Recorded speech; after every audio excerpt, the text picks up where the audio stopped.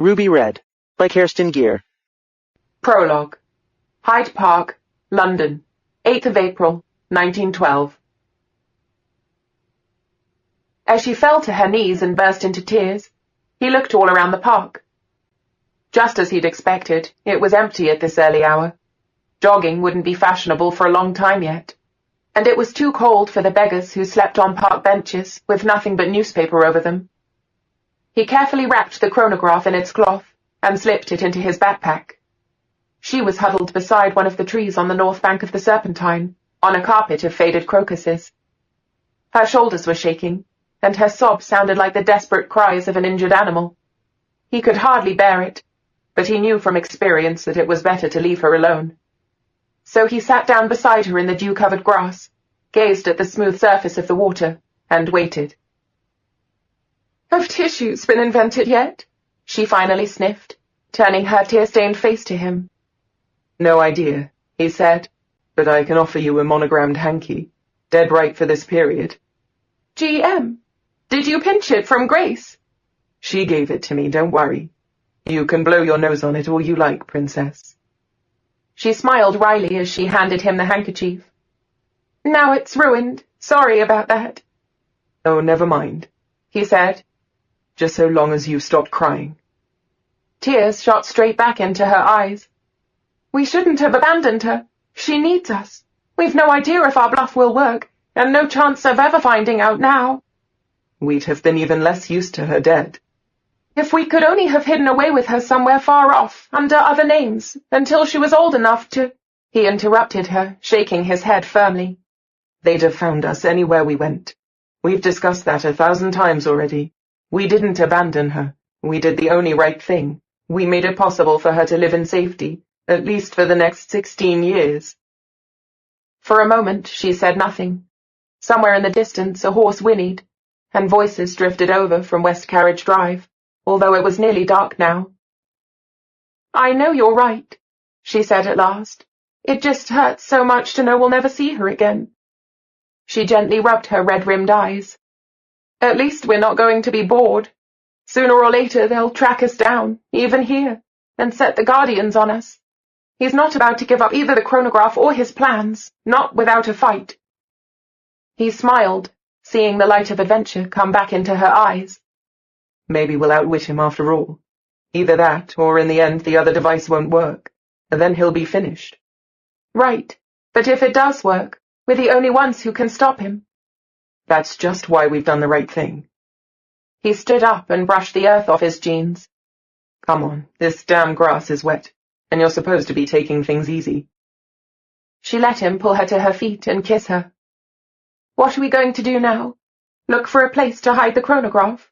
she asked, looking undecidedly at the bridge separating Hyde Park from Kensington Gardens. "Yes, but first let's raid the Guardian's deposits and stock up with cash. Then we could take the train to Southampton. The Titanic leaves on Wednesday, for her maiden voyage." She laughed. "So that's your idea of taking things easy? But right, I'm with you." He was so glad she could laugh again that he kissed her once more.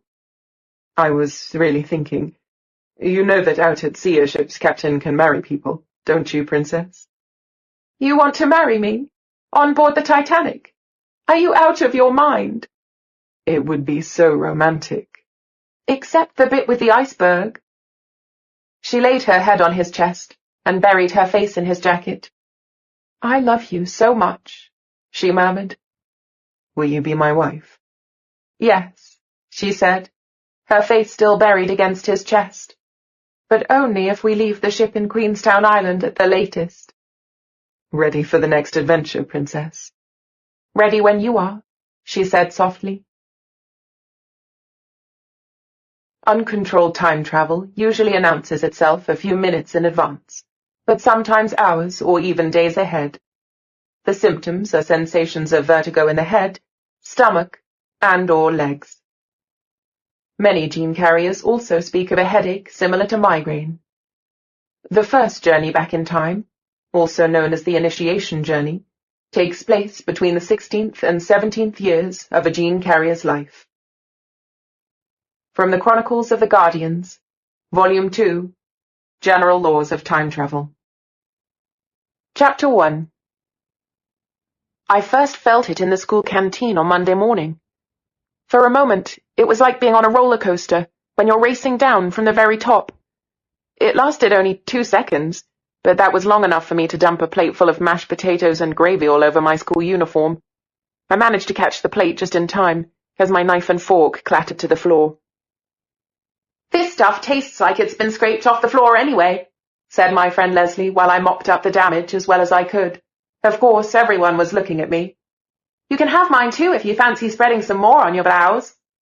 "No, thanks." As it happens, the blouse of the St. Lennox High School uniform was pretty much the color of mashed potatoes anyway, but you still couldn't miss seeing the remaining globs of my lunch. I buttoned up my dark blue blazer over it. "There goes Gwynnie playing with her food again," said Cynthia Dale. "Don't sit next to me, you mucky pup." As if I'd ever sit next to you of my own free will, Sin. It's a fact, I'm afraid, that I did quite often have little accidents with school lunches.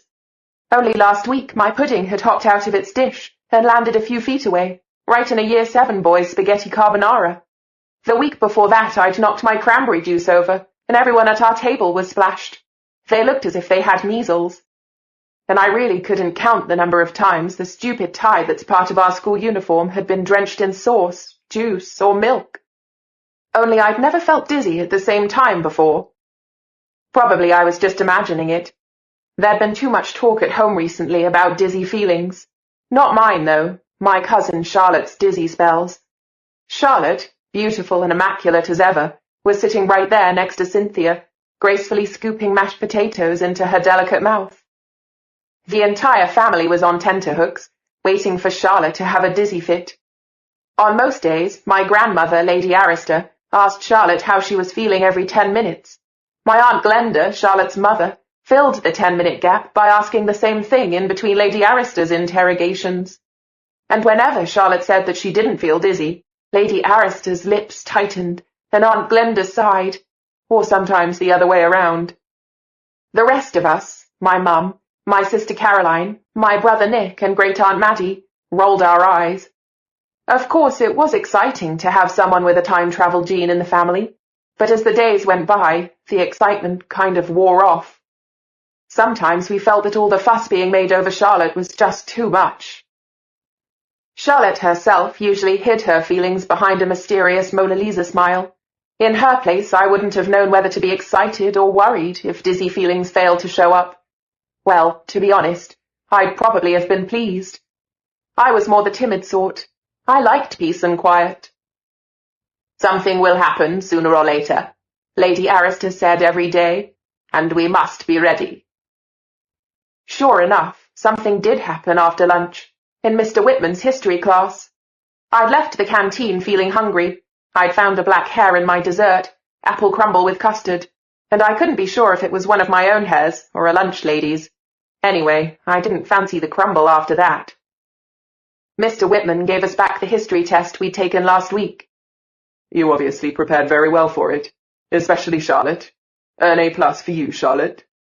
Charlotte stroked a strand of glossy red hair back from her face and said, "Oh my," as if the result came as a surprise to her, even though she always had top marks in everything. But Lesley and I were pleased with our own grades this time too. We each had an A-, although our preparation had consisted of eating crisps and ice cream while watching Kate Blanchett in Elizabeth, and then Elizabeth the Golden Age on DVD. We did pay attention in our history class, though, which I'm afraid couldn't be said for all our other courses. Mr. Whitman's classes were so intriguing that you couldn't help listening. Mr. Whitman himself was also very interesting. Most of the girls were secretly, or not so secretly, in love with him. So was our geography teacher, Mrs. Counter. She went bright red whenever Mr. Whitman passed her. And he was terribly good-looking. All the girls thought so, except Lesley. She thought Mr. Whitman looked like a cartoon squirrel. "Whenever he looks at me with those big brown eyes, I feel like giving him a nut," she said. She even started calling the squirrels running around the park Mr. Whitmans. The silly thing is that somehow it was infectious, and now whenever a squirrel scuttled past me, I always said, "Oh, look at that cute fat little Mr. Whitman." I'm sure it was the squirrel business that made Lesley and me the only girls in the class who weren't crazy about Mr. Whitman. I kept trying to fall in love with him, if only because the boys in our class were all somehow totally childish, but it was no good. The squirrel comparison had lodged itself in my mind and wouldn't go away. I mean, how can you feel romantic about a squirrel? Cynthia had started the rumor that when he was studying, Mr. Whitman had worked as a male model on the side. By way of evidence, she'd cut an ad out of a glossy magazine with a picture showing a man, not unlike Mr. Whitman, lathering himself with shower gel. Apart from Cynthia, however, no one thought Mr. Whitman was the man in the shower gel ad. The model had a dimple in his chin, and Mr. Whitman didn't. The boys in our class didn't think Mr. Whitman was so great. Gordon Gelderman, in particular, couldn't stand him. Because before Mr. Whitman came to teach in our school, all the girls in our class were in love with Gordon, including me, I have to admit. But I was only 11 at the time, and Gordon was still quite cute. Now at 16, he was just stupid. And his voice had been in a permanent state of breaking for the last 2 years. Unfortunately, the mixture of squealing and growling still didn't keep him from spewing nonsense all the time. He got very upset about an F on the history test. "That's discrimination, Mr. Whitman. I deserve a B at the least. You can't give me bad marks just because I'm a boy." Mr. Whitman took Gordon's test back from him, turned a page and read out, "Elizabeth I was so ugly that she couldn't get a husband, so everyone called her the Ugly Virgin." The class giggled. "Well, I'm right, aren't I?" Gordon defended himself. "I mean, look at her pop eyes and her thin lips and that weird hairstyle." We'd gone to study the pictures of the Tudors in the National Portrait Gallery, and in those paintings, sure enough, Queen Elizabeth I didn't look much like Kate Blanchett. But first, maybe people in those days thought thin lips and big noses were the last word in chic. And second, her clothes were really wonderful. Third, no, Elizabeth I didn't have a husband, but she had a lot of affairs. Among them with what was his name? Anyway, Clive Owen played him in the second film with Kate Blanchett. "She was known as the Virgin Queen," Mr. Whitman told Gordon, "because—" He paused and looked anxiously at Charlotte. "Are you feeling all right, Charlotte? Do you have a headache?" Everyone looked at Charlotte, who had her head in her hands. I just feel dizzy," she said, looking at me. "Everything's going round and round." I took a deep breath. So here we go, I thought. Lady Arrester and Aunt Glenda would be over the moon. "Wow, cool," whispered Lesley. "Is she going to turn all transparent now?" Although Lady Arrester had repeatedly told us that under no circumstances were we ever to tell any outsider what was special about our family, I'd decided to ignore the ban when it came to Lesley. After all, she was my very best friend, and best friends don't have secrets from each other. Since I'd known Charlotte, which in fact was all my life, she'd always seemed somewhat helpless. But I knew what to do. Goodness knows Aunt Glenda had told me often enough. "I'll take Charlotte home," I told Mr. Whitman as I stood up. "If that's okay." Mr. Whitman's gaze was fixed on Charlotte. "I think that's a good idea, Gwyneth," he said. "I hope you feel better soon, Charlotte." "Thanks," said Charlotte. On the way to the door, she swayed slightly. "Coming, Gwynnie?" I grabbed her arm. For the first time, I felt quite important to Charlotte. It was a nice feeling to be needed for a change. "Don't forget to phone and tell me all about it," Lesley whispered as we passed her. Feeling slightly better outside the classroom, Charlotte wanted to fetch some things from her locker, but I held her firmly by the sleeve. "Not now, Charlotte. We have to get home as fast as possible. Lady Arrester says—" "It's gone again," said Charlotte. "So, it could come back any moment." Charlotte let me steer her the other way. "Where did I put that chalk?" As we walked on, I searched my jacket pocket. "Oh, good, here it is. And my mobile. Shall I call home? Are you scared?" "Silly question, sorry. I'm so excited." "It's okay. No, I'm not scared." I glanced sideways at her to check whether she was telling the truth. She had that snooty little Mona Lisa smile on her face. You could never tell what she was hiding behind it. "Well, shall I call home?" "What use would that be?" Charlotte replied. "I just figured—" You can leave the thinking to me, don't worry, said Charlotte. We went down the stone steps to the place where James always sat. He rose to his feet when he saw us, but I just smiled at him. The trouble with James was that no one else could see or hear him, only me. James was a ghost, which is why I avoided talking to him when other people were around, except for Lesley. She'd never doubted James's existence for a second. Lesley believed everything I said, and that was one of the reasons she was my best friend. She was only sorry she couldn't see and hear James herself. But I was glad of it, because when James first set eyes on Lesley, he said, "Good heavens above, the poor child has more freckles than there are stars in the sky. If she doesn't start using a good bleaching lotion at once, she'll never catch herself a husband." Whereas the first thing Lesley said when I introduced them to each other was, "Ask him if he ever buried treasure anywhere." Unfortunately, James was not the treasure-burying type, and he was rather insulted that Lesley thought he might be. He was easily insulted. "Is he transparent?" Lesley had asked at that first meeting. "Or kind of black and white?" James looked just like anyone I'd ever met, except for his clothes, of course. "Can you walk through him?" "I don't know. I've never tried." "Then try now," Lesley suggested. James was not about to let me try that. "What does she mean, a ghost? The Honourable James Augustus Peregrine Pimple Botham, heir to the 14th Earl of Hartsdale, is taking no insults from young girls." Like so many ghosts, he refused to accept that he wasn't alive anymore. Try as he might, he couldn't remember dying. James and I had met 5 years ago on my first day at St. Lennox High School. But to James it seemed only a few days ago that he was sitting in his club playing cards with friends and talking about horses, beauty spots and wigs. He wore both a beauty spot and a wig, but they looked better on him than you might think.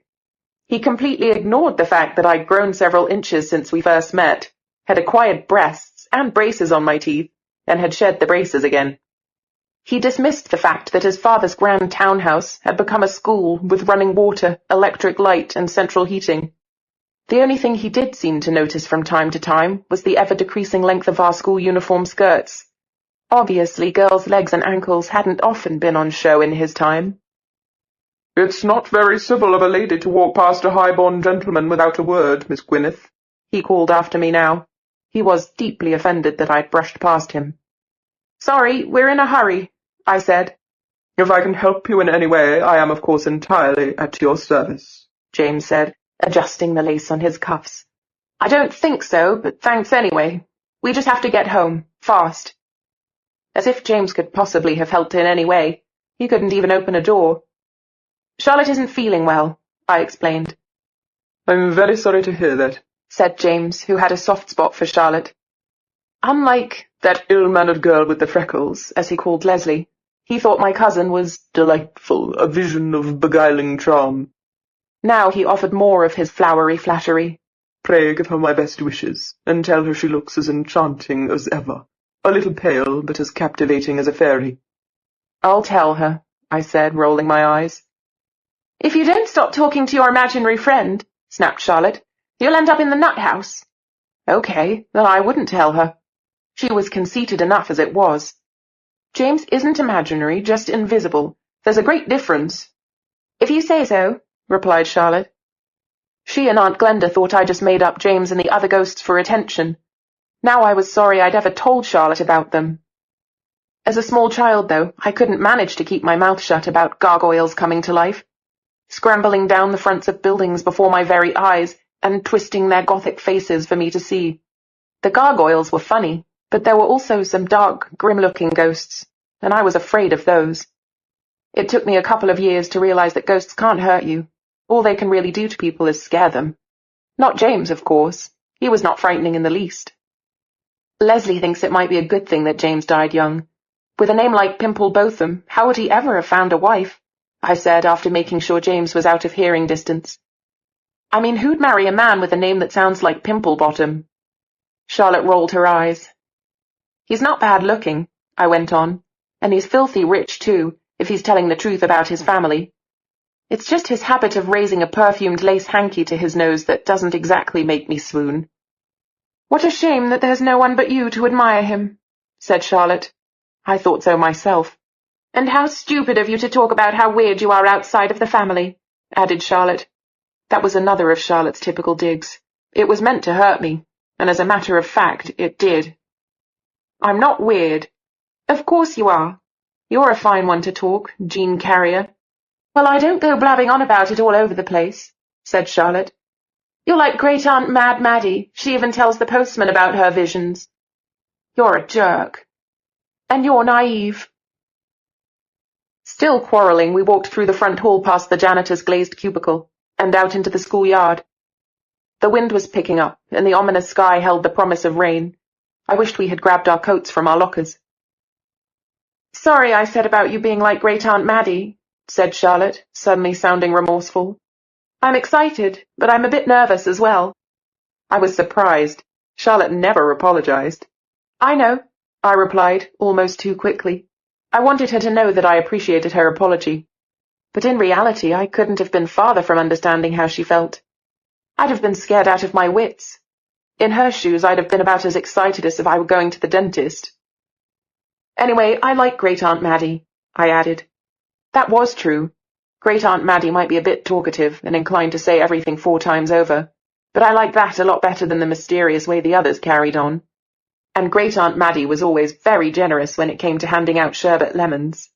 But of course, Charlotte didn't like sweets. We crossed the road and hurried on along the pavement. "Don't keep glancing at me sideways like that," said Charlotte. "You'll notice if I disappear, don't worry. Then you'll have to make your silly chalk mark on the pavement and hurry on home. But it's not going to happen, not today." "How can you know? And don't you wonder where you'll end up? I mean when you'll end up?" "Yes, of course I do," said Charlotte. "Let's hope it's not in the middle of the Great Fire of 1664. "The Great Fire of London was in 1666, said Charlotte. "That's easy to remember. And at the time this part of the city wasn't built up yet, so there'd have been hardly anything to burn here." Did I say that Charlotte was also known as Spoilsport and Miss Know-It-All? But I wasn't dropping the subject. It may have been mean of me, but I wanted to wipe the cheeky grin off her face, if only for a couple of seconds. "These school uniforms would probably burn like tinder," I said casually. "I'd know what to do," was all Charlotte said, still smiling. I hated myself for admiring how cool she was right now. To me, the idea of suddenly landing in the past was totally terrifying. The past would have been awful no matter what period you landed in. There was always some horrible thing lurking in the past. War, smallpox, the plague. If you said the wrong thing, you could be burnt as a witch. Plus, everyone had fleas, and you had to use chamber pots, which were tipped out of upstairs windows in the morning, even if someone was walking along the street below. But Charlotte had been carefully prepared to find her way around in the past, from the time she should have been rocking dolls in her elegant arms. She never had time to play or make friends, go shopping, go to the cinema, or date boys. Instead, she'd been taught dancing, fencing and riding, foreign languages and history. And since last year, she'd been going out every Wednesday afternoon with Lady Arista and Aunt Glenda, and they didn't come home until late in the evening. They called it an introduction to the mysteries, but no one, especially not Charlotte, would say what kind of mysteries. Her first sentence when she learned to talk had probably been, "It's a secret," closely followed by, "That's none of your business." Lesley always said our family must have more secrets than MI5 and MI6 put together. She was probably right. Normally we took the bus home from school. The number 8 stopped in Berkeley Square, and it wasn't far from there to our house. Today we went 4 stops on foot, as Aunt Glenda had told us we should when Charlotte had a dizzy spell. I kept my bit of chalk at the ready the whole time, but Charlotte never disappeared. As we went up the steps to our front door, I was somewhat disappointed, because this is where my part in the ordeal came to an end. Now my grandmother would take over, and I would once again be exiled from the world of mysteries. I tugged at Charlotte's sleeve. "Look, the man in the back is there again." "So?" Charlotte didn't even look around. The man was standing in the entrance of number 18, opposite. As usual, he wore a black trench coat and hat pulled right down over his face. I'd taken him for a ghost until I realized that Nick, Caroline, and Lesley could see him too. He'd been keeping watch on our house almost around the clock for months. Or maybe there were several men who looked exactly the same, taking turns. We argued about whether the man was a burglar casing the joint, a private detective, or a wicked magician. The last one was my sister Caroline's theory, and she firmly believed in it. She was 9 and loved stories about wicked magicians and good fairies. My brother Nick was 12 and thought stories about magicians and fairies were silly, so he figured the man must be a burglar. Lesley and I backed the private detective. If we tried to cross the road for a closer look at the man, he would either disappear into the building behind him or slip into a black Bentley, which was always parked by the curb, and drive away. "It's a magic car," Caroline claimed. "It turns into a raven when no one's looking, and the magician turns into a tiny little man and rides through the air on the raven's back." Nick had made a note of the Bentley's license plate just in case. "Although they're sure to paint the car after the burglary and fit a new license plate," he said. The grown-ups acted as if they saw nothing suspicious about being watched day and night by a man wearing a hat and dressed entirely in black. Nor did Charlotte. "What's biting you lot about the poor man? He's just standing there to smoke a cigarette, that's all." "Oh, really?" I was more likely to believe the story about the enchanted raven. It had started raining. We reached home not a moment too soon. "Do you at least feel dizzy again?" I asked as we waited for the door to be opened. We didn't have our own front door keys. "Just leave me alone," said Charlotte. "It will happen when the time comes." Mr. Bernard opened the door for us. Lesley said Mr. Bernard was our butler, and the ultimate proof that we were almost as rich as the Queen, or Madonna. But I didn't know exactly who or what Mr. Bernard really was. To Mum he was grandmother's lackey, but Lady Arista called him an old family friend.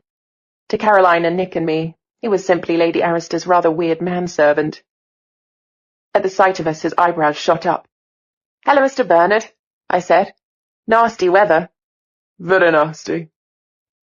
With his hooked nose and brown eyes behind his round, gold-rimmed glasses, Mr. Bernard always reminded me of an owl. "You really ought to wear your coats when you leave the house on a day like this." Yes, we ought to," I said. "Where's Lady Arista?"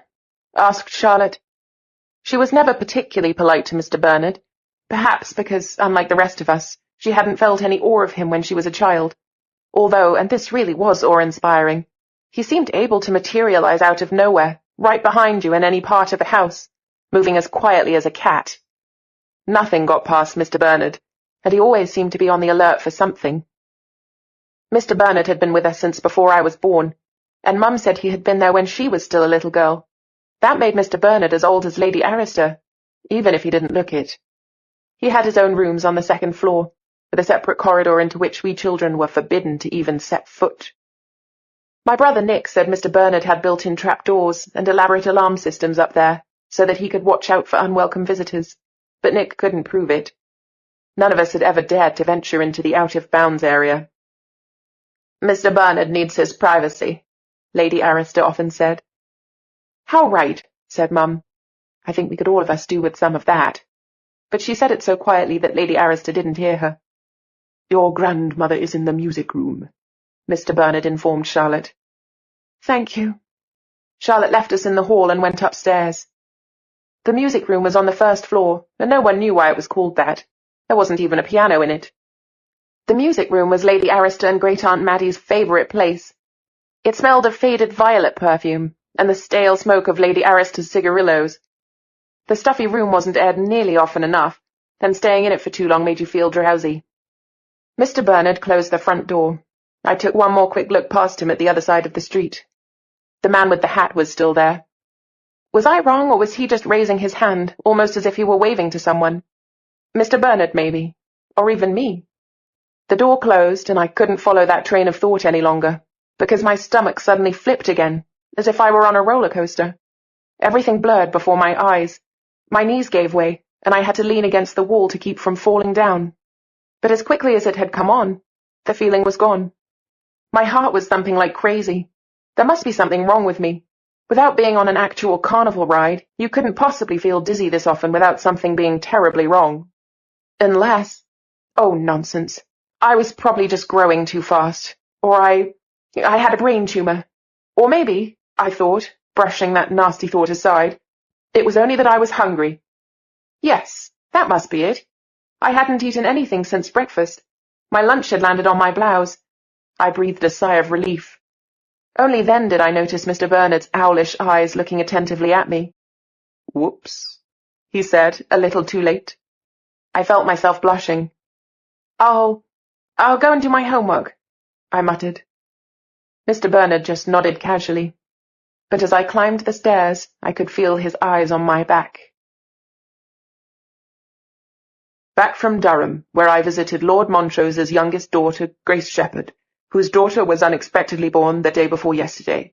We are all delighted to record the birth of Gwyneth Sophie Elizabeth Shepherd, 5 pounds, 8 ounces, 20 inches. Mother and child are both doing well. Heartfelt congratulations to our Grand Master on the birth of his 5th grandchild.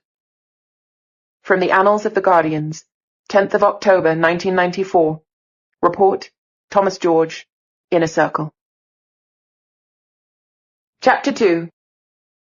Lesley said our house was posh as a palace because it was so big and full of paintings, wooden panelling, and antique furniture. She suspected that there was a secret passage behind every wall, and at least one hidden compartment in every cupboard. When we were younger, we went on journeys of exploration through the house whenever Lesley came to visit. We were strictly forbidden to snoop around, which made it even more exciting. We worked out increasingly crafty strategies for not getting caught. In the course of time, we really did find some secret compartments, and even a secret door. It was in the stairwell behind an oil painting of a fierce-looking, fat, bearded man who was sitting with his sword drawn atop a great white horse. According to Great-Aunt Maddie, the fierce man was my great-great-great-great-great-uncle Hugh, sitting on his bay mare, Fat Annie. The door behind the picture hid only a few steps that led down to a rather unimpressive bathroom, but the fact that it was a secret passage made it exciting. "You're just so lucky to live here," Lesley always said. Personally, I thought Lesley was the lucky one. She lived with her mother and father and a shaggy dog called Bertie in a comfortable house with a cosy garden in North Kensington. There were no secrets there, no mysterious servants, and no one to get on your nerves all the time. We used to live in a house like that ourselves, my mum, my dad, Nick, Caroline and me. A little house in Durham, in the north of England. But then my dad died. Caroline was just 6 months old when Mum decided to move us all to London, probably because she felt lonely, and maybe she was short of money as well. Mum had grown up in this house herself, along with her sister Glenda and her brother Harry. Uncle Harry was the only one who didn't live in London now. He lived in Gloucestershire with his wife. At first the house had looked like a palace to me too, but when you have to share a palace with a big, annoying family, it doesn't seem quite so big after a while, even though there were lots of unnecessary rooms that didn't get used, like the ballroom on the first floor stretching the entire breadth of the house. The ballroom would have been a great place for roller skating, only we weren't allowed to. It was lovely with its tall windows, stucco ceiling and all those chandeliers, but there's never been a ball there, or not in my lifetime, not even a big party. The only things that did happen in the ballroom were Charlotte's dancing and fencing lessons. The musicians' gallery, which you reached by climbing up steps from the front hall, was also totally useless, except maybe for Caroline and her friends, who used the dark corner under the stairs when they were playing hide-and-seek.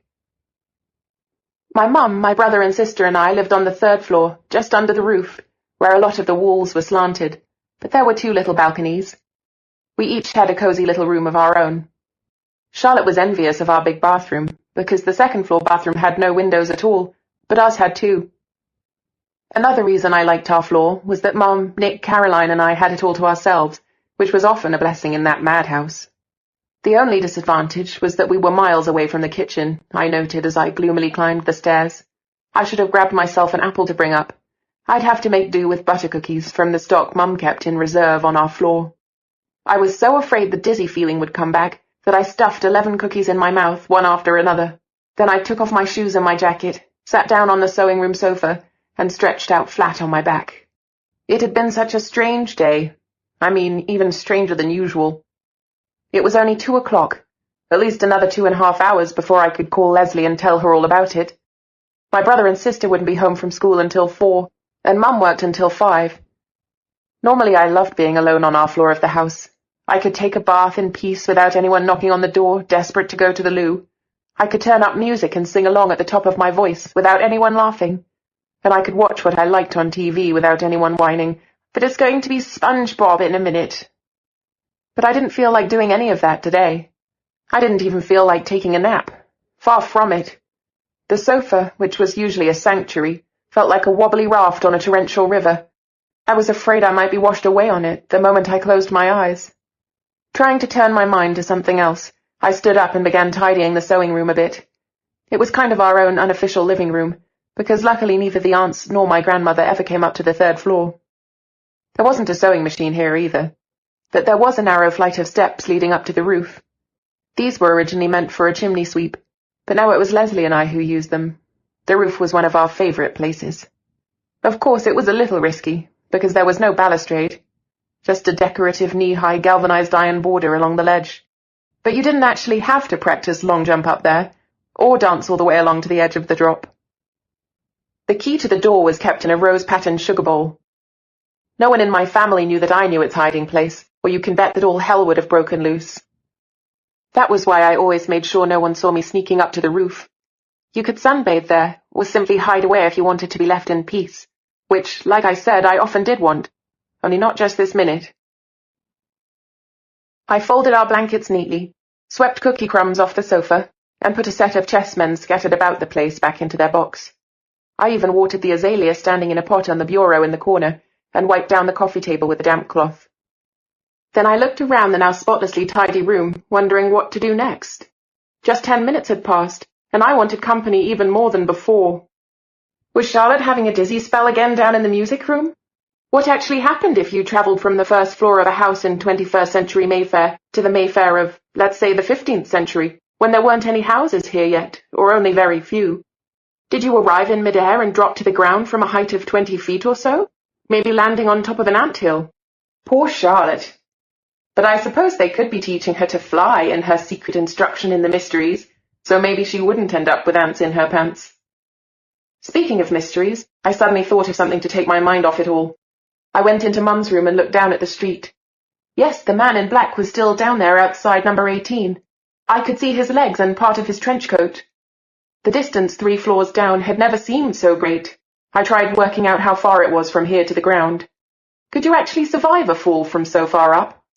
Well, maybe if you were lucky and landed in the middle of a marsh. Apparently all London had once been marshland. Well, that's what Mrs. Counter, our geography teacher, said. A marsh was okay. At least you'd have a soft landing, but only to drown horribly in mud. I swallowed. I didn't like the turn my own thoughts were taking. I really didn't want to be on my own any longer. So I decided to pay a visit to my family down in the music room, even if I risked being sent straight out again, because there were top-secret discussions going on.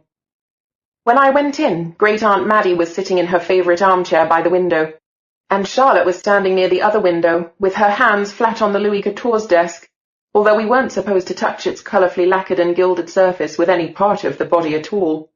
How anything as hideous as that desk could be as valuable as Lady Arista always said, I didn't know. It didn't even have any secret drawers. Lesley and I had checked that out years ago. Charlotte had gotten changed, and instead of her school uniform, she was wearing a dress that looked like a cross between a nightie, a dressing gown, and a nun's habit. "I'm still here," she said. "As you can see." Well, that's nice," I said, trying not to stare at her dress with a noticeable expression of horror. "This is intolerable," said Aunt Glenda, who was pacing up and down between the windows.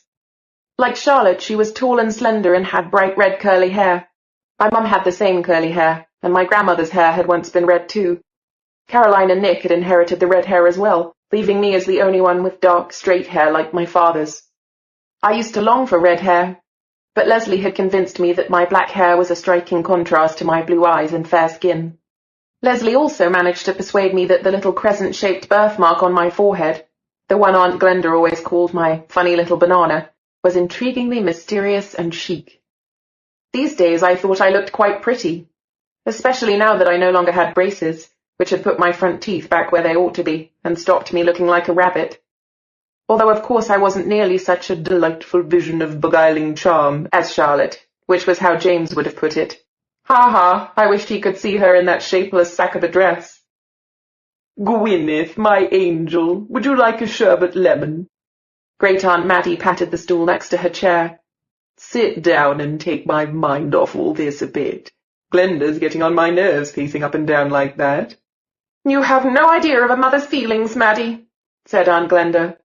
"No, I don't suppose I do," sighed Great Aunt Maddie.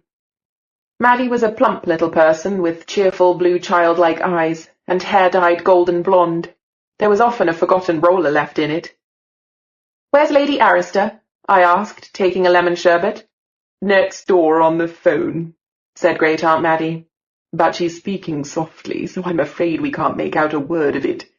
By the way, those were the last sherbet lemons. You wouldn't by any chance have time to pop around to Selfridge's and get some more, would you?"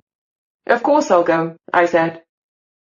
Charlotte shifted her weight from one leg to the other, and Aunt Glenda instantly spun around. "Charlotte?" "No, it's nothing," said Charlotte. Aunt Glenda's lips tightened. "Shouldn't you be waiting on the ground floor?" I asked Charlotte. "Then you wouldn't have so far to fall." "Shouldn't you just shut up when you've no idea what this is all about?" said Charlotte. "Really, the last thing Charlotte can do with right now is silly remarks," said Aunt Glenda. I was already beginning to regret coming downstairs. "On the first occasion, the gene carrier never travels back farther than 150 years, explained Great Aunt Maddie kindly. "This house was finished in 1781, so Charlotte is perfectly safe here in the music room. At worst, she might scare a couple of ladies playing the harpsichord." "You bet she would in that dress," I said so quietly that only my great-aunt could hear me. She giggled. The door swung open and Lady Arista came in. As usual, she looked as if she'd swallowed a ramrod, or several, one for each arm, one for each leg, and one holding it all together in the middle. Her white hair was combed severely back from her face, and pinned into a bun at the back of her neck like a ballet teacher, the strict sort you wouldn't want to tangle with. "There's a driver on his way. The de Villiers family are expecting us at the temple. Then Charlotte can be read into the chronograph the moment she returns." I didn't understand a word of this. "But suppose it doesn't happen today after all?" asked Charlotte. "Charlotte, darling, you've felt dizzy 3 times already," said Aunt Glenda. "It will happen sooner or later," said Lady Arista. "Come along, the driver will be here any minute now." Aunt Glenda took Charlotte's arm, and together with Lady Arista they left the room. As the door closed behind them, Great Aunt Maddie and I looked at each other. "Some people might think a person was invisible, don't you agree?" said Great Aunt Maddie. "At least a goodbye or hello now and then would be nice. Or something really clever like, 'Dear Maddie, did you by any chance have one of your visions that might help us?'" "And did you?" "No," said Great Aunt Maddie. "Thank God I didn't. I'm always ravenously hungry after those visions, and I need to lose weight as it is." She patted her middle.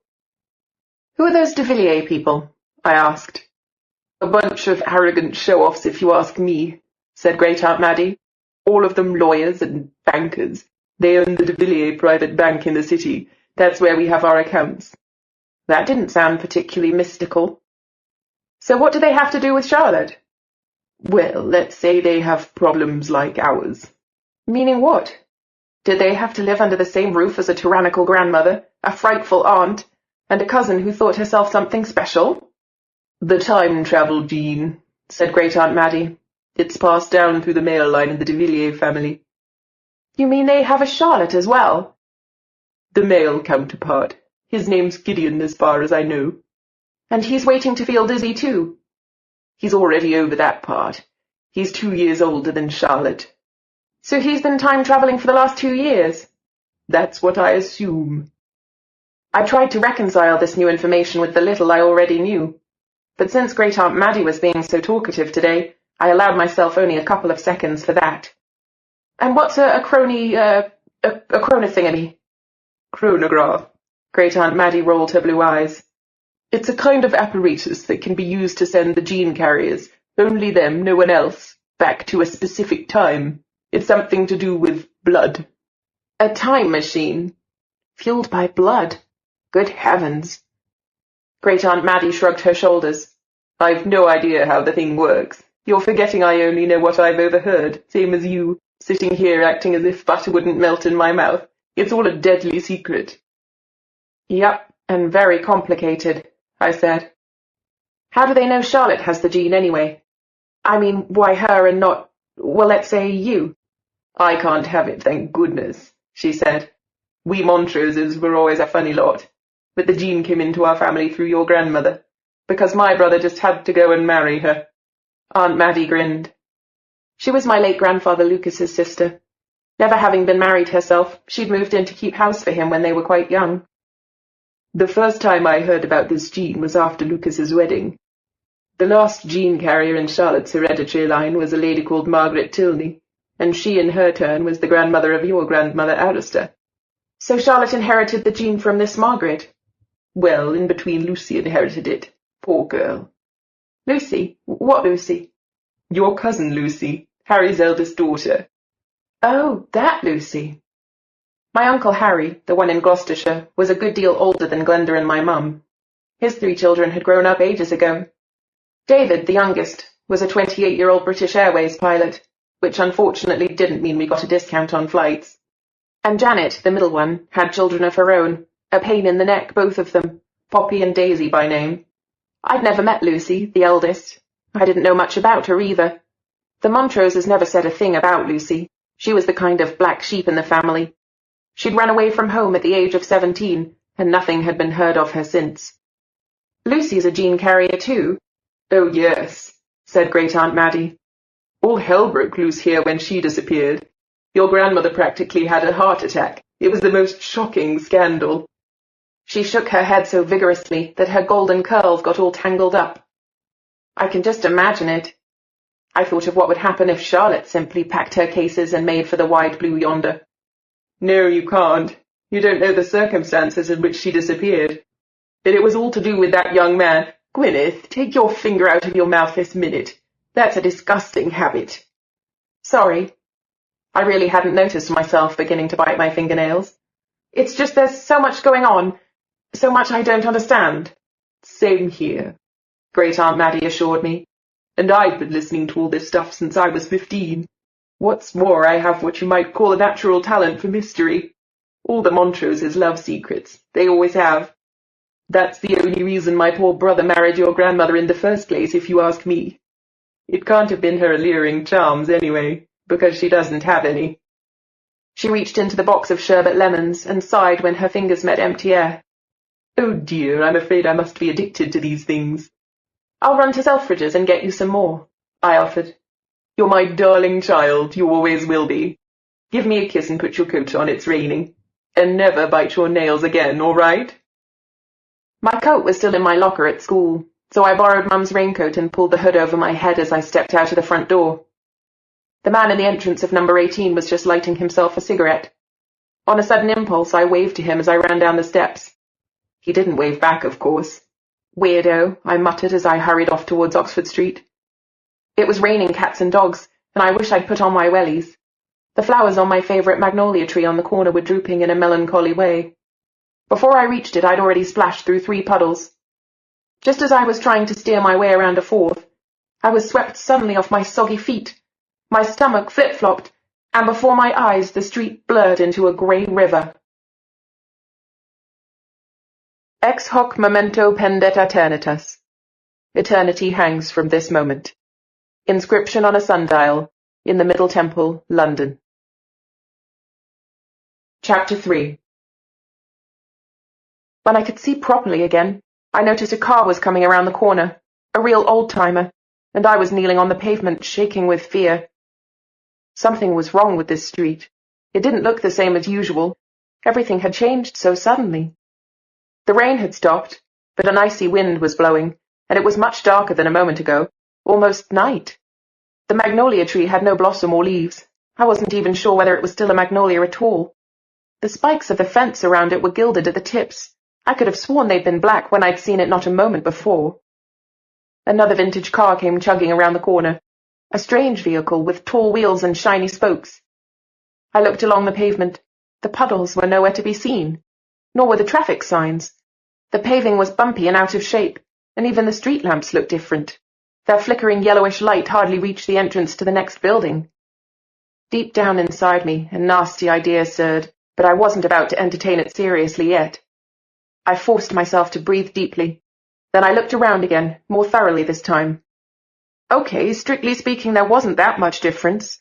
Most of the buildings really looked the same as usual. But still, the tea shop where Mum bought the delicious Dutchy originals made by the Prince of Wales had disappeared, and I'd never set eyes on the colossal columned building on the corner. A man wearing a hat and a dark coat looked at me with a touch of curiosity as he passed, but he didn't try talking to me, or even helping me to stand up. Finally, I did it myself and brushed the dirt off my knees. The nasty thought that had occurred to me was slowly but surely becoming a ghastly certainty. Who did I think I was kidding? I hadn't run into a vintage car rally, and the magnolia hadn't suddenly lost all its leaves. And although I'd have given anything to see Nicole Kidman suddenly come around the corner, this was not, unfortunately, the set of a film from a Henry James novel. I knew exactly what had happened. I simply knew. And I also knew that there must be some mistake. I'd landed in another time. Not Charlotte. Me. Someone or other had gotten the whole thing wrong. My teeth immediately began chattering, not just from nerves but with cold as well. There was a bitter chill in the air. I'd know what to do. Charlotte's words were still echoing in my ears. Of course Charlotte would know what to do, but no one had told me. So I stood there, shivering, teeth chattering, at the corner of my own street while people gaped at me. Not that there were many of them out and about. A young woman in an ankle-length coat with a basket over her arm passed me, and behind her came a man in a hat with his collar turned up. "Excuse me," I said. "Can you by any chance tell me what year this is?" The woman acted as if she hadn't heard me, and walked faster. The man shook his head. "What impertinence," he growled. I sighed, although the information wouldn't really have helped me much anyway. Basically, it didn't make much difference whether this was 1899 or 1923. At least I knew where I was. I lived less than 100 yards away. The obvious thing to do was just go inside my house. I had to do something, after all. The street seemed calm and peaceful in the twilight as I slowly walked back, looking all around me. What was different? What hadn't changed? The buildings looked very like those of my own time, even on closer examination. I did have the feeling that I'd not seen certain details before, but perhaps it was just that so far I hadn't noticed them. Automatically I glanced at number 18, but the entrance to it was empty. No man in black anywhere in sight. I stopped. Our house looked just as it did in my own time. The windows on the ground floor and the first floor were brightly lit, and there was a light on in Mum's room up at the top of the house as well. I felt really homesick as I looked up. Icicles hung from the dormer windows. I'd know what to do. So what would Charlotte do? It would soon be dark, and it was already bitterly cold. Where would Charlotte go to keep from freezing? Home? I stared up at the windows. Maybe my grandfather was still alive in there. Maybe he'd even recognize me. After all, he used to let me ride on his knees when I was little. Oh, don't be stupid, I thought. Even if he were alive now, he could hardly recognize me when he hadn't met me yet.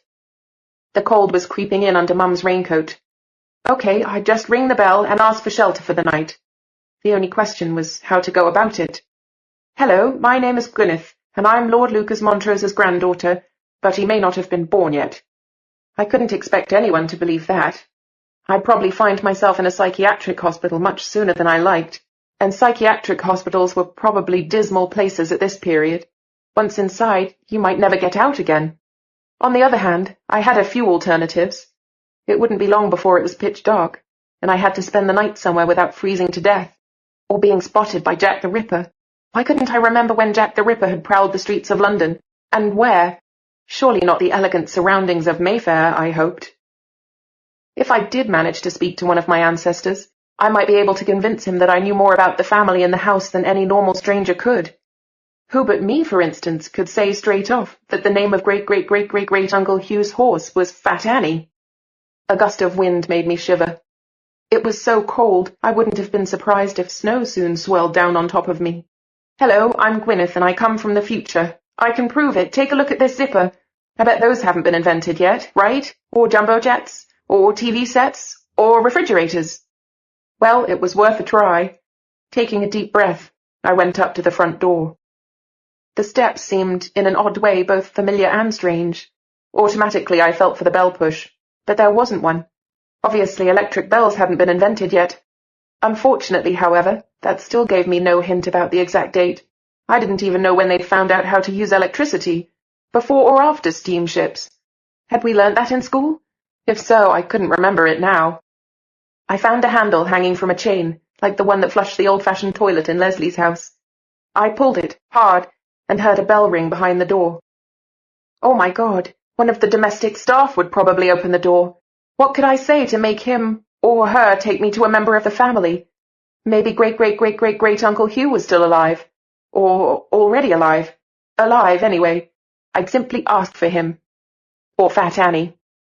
Footsteps were coming closer, and I plucked up all my courage.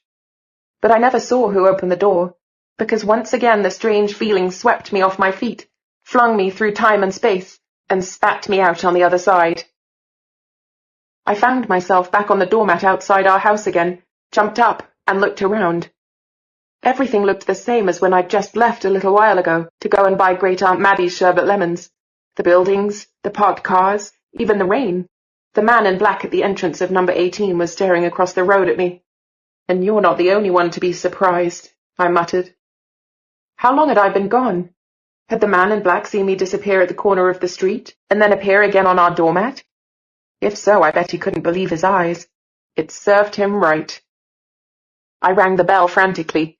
Mr. Bernard opened the door. "In a hurry, are we?" he asked. "Maybe not you, but I am." Mr. Bernard raised his eyebrows. "Excuse me, I forgot something important." I made my way past him and ran upstairs 2 steps at a time. Great Aunt Maddie looked at me in surprise when I raced through the door. "I thought you'd already left, my love." Out of breath, I stared at the clock on the wall. It was now exactly 20 minutes since I'd left the room. "I'm glad you're here, though. There's something I forgot to tell you. They have the same sherbet lemons at Selfridge's, but sugar-free, and the packaging looks just the same. But don't buy the sugar-free sherbet lemons, whatever you do, because those give me, well, diarrhea." "Aunt Maddie, why is everyone so sure that Charlotte has the gene?" "Because, oh, ask me something simpler, could you?" Great Aunt Maddie was looking rather confused. "Have they tested her blood? Couldn't someone else have the same gene too?" My breathing was slowly calming down. "Oh, Charlotte is definitely a gene carrier." "Because it's been found in her DNA?" "My little angel, you're asking the wrong person. I was always useless at biology. In fact, I don't even know what DNA is. I was no good at maths either. Anything about numbers and formulas goes straight in one ear and out the other. I can only tell you that Charlotte came into the world on the very day worked out for her, hundreds of years ago." "So your date of birth decides whether you have this gene or not?" I bit my lower lip. Charlotte had been born on the 7th of October, and I'd been born on the 8th. We were only a single day apart. "More like the other way around," said Great Aunt Maddie. "The gene decides the time of the carrier's birth. They've worked it all out." "Well, suppose they made a mistake. 1 day's difference. It was that simple. Someone had mixed up the dates. It wasn't Charlotte who had this wretched gene. It was me. Or maybe we both had it. Or else—" I sat down on the stool. Great Aunt Maddie shook her head. "They didn't make a mistake, my dearest angel. If there's one thing these people are really good at, you can bet it's arithmetic." "Who were these people, anyway? Anyone can make a mistake now and then," I said. Great Aunt Maddie laughed. "Not Sir Isaac Newton, I'm afraid." "Newton worked out the date of Charlotte's birth." "My dear child, I understand your curiosity. When I was your age, I was just the same. But for one thing, it's sometimes better not to know all the answers, and for another, I really, really would like my sherbet lemons." "None of this makes any sense," I said. "That's only how it looks." Great Aunt Maddie patted my hand. "Even if you're no wiser now than you were before, this conversation must stay private. If your grandmother finds out I've told you, she'll be furious. And when she's furious, she's even worse than usual." "I won't say anything, Aunt Maddie, and I'll go and get your sherbet lemons right now." "You're a good child." "Just one more question. How long after gene carriers have first travelled in time do they do it again?" Great Aunt Maddie sighed. "Please," I said. "I don't think there are any rules," said Great Aunt Maddie. "Every gene carrier is probably different. But none of them can fix the times for themselves. If the travel is uncontrolled, it can happen every day, sometimes several times a day. That's why the chronograph is so important. With its help, as I understand, Charlotte won't be flung around helplessly in time. She can be sent to times that aren't very dangerous, where nothing can harm her. So don't worry about your cousin." To be honest, I was much more worried about myself. "Then when a gene carrier is in the past, how long has she been gone in the present?" I asked breathlessly. "And the second time a traveller goes back in time, could it be all the way to the dinosaurs, when there's nothing but swamps around here?" My great-aunt cut me short. "That's enough, Gwyneth. I've no more idea than you have." I got to my feet. "Thanks for answering my questions anyway," I said. "You've been a great help." "I don't think so. I have a dreadfully guilty conscience. I really shouldn't be satisfying your curiosity, particularly since I'm not supposed to know about any of it myself. In the old days, when I used to ask my brother, that's your dear grandfather, about all these secrets, he always told me the same thing. 'The less you know,' he said, 'the better for your health.' Now are you going to get me my sherbet lemons? And not the sugar-free kind, remember?" Great Aunt Maddie waved as I left. How could secrets be bad for anyone's health? And how much had my grandfather known about it all? "Sir Isaac Newton?" repeated Lesley, baffled. "Wasn't that the force of gravity guy?" "That's him, all right, but he also calculated the date of Charlotte's birth." I was standing in front of the yogurts in Selfridge's food hall, holding my mobile to one ear with my right hand and covering the other ear with my left hand. Only the crazy thing is that no one will believe he made a mistake. Who'd expect Newton to get his sums wrong? But he must have been wrong, Lesley. I was born one day after Charlotte, and I travel back in time, not her. That's more than a mystery. "Oh, this stupid thing is taking forever to start up. Come on, will you?" Lesley shouted at her computer. Lesley, it was so weird. I almost spoke to one of my ancestors. Maybe that fat man on the painting in front of the secret door, great-great-great-great-great-uncle Hugh, for instance. Well, if it was in his time and not some other period, they could have had me sent off to a loony bin. "I hate to think what could have happened to you," said Lesley. "I still can't get my mind around this. So much fuss made of Charlotte all these years, and now this happens. Look, you have to tell your mum right away. You'd better get straight back home. It could happen again any moment." Scary, right? Very. Okay, I'm online now. First off, I'll Google Newton, and you just go home. Any idea how long Selfridge's has been there in Oxford Street? Could have been a deep pit in the old days, and you'd fall 12 yards down. My grandmother will freak right out when she hears about this, I said. Yes, and then there's poor Charlotte. Well, just think, all these years she's had to give up everything, and now she gets nothing in return. Ah, here we are, Newton. Born 1643 in Woolsthorpe. Where on earth is that? Died 1727 in London, blah, blah, blah. Nothing about time travel here. Just stuff about infinitesimal calculus. Never heard of it. How about you? Transcendence of all spirals. Quadratics, optics, sky mechanics, blah, blah. Ah, here we are. Here's the law of gravity. Tell you what, that bit about transcendal spirals sounds kind of closest to time travel, don't you think? To be honest, no, I said. A couple standing next to me were discussing the yogurt variety they were going to buy at the tops of their voices. Are you by any chance still in Selfridge's? Shouted Lesley, who had obviously overheard the yogurt orders. Go home. On my way, I said, waving the yellow paper bag containing Great Aunt Maddie's sherbet lemons in the direction of the exit. But Lesley, I can't tell them this at home. They'll think I'm crazy. Lesley sputtered down the phone. Gwen, any other family might well send you to the loony bin, but not yours. They're always talking about time travel genes and chronometers and instructions in mysteries. It's a chronograph, I corrected her. The thing runs on blood. Is that gross or what? Chronograph. Okay, I've Googled it. I made my way through the crowds in Oxford Street to the next traffic lights. Aunt Glenda will say I'm just making it all up to look important and steal the show from Charlotte.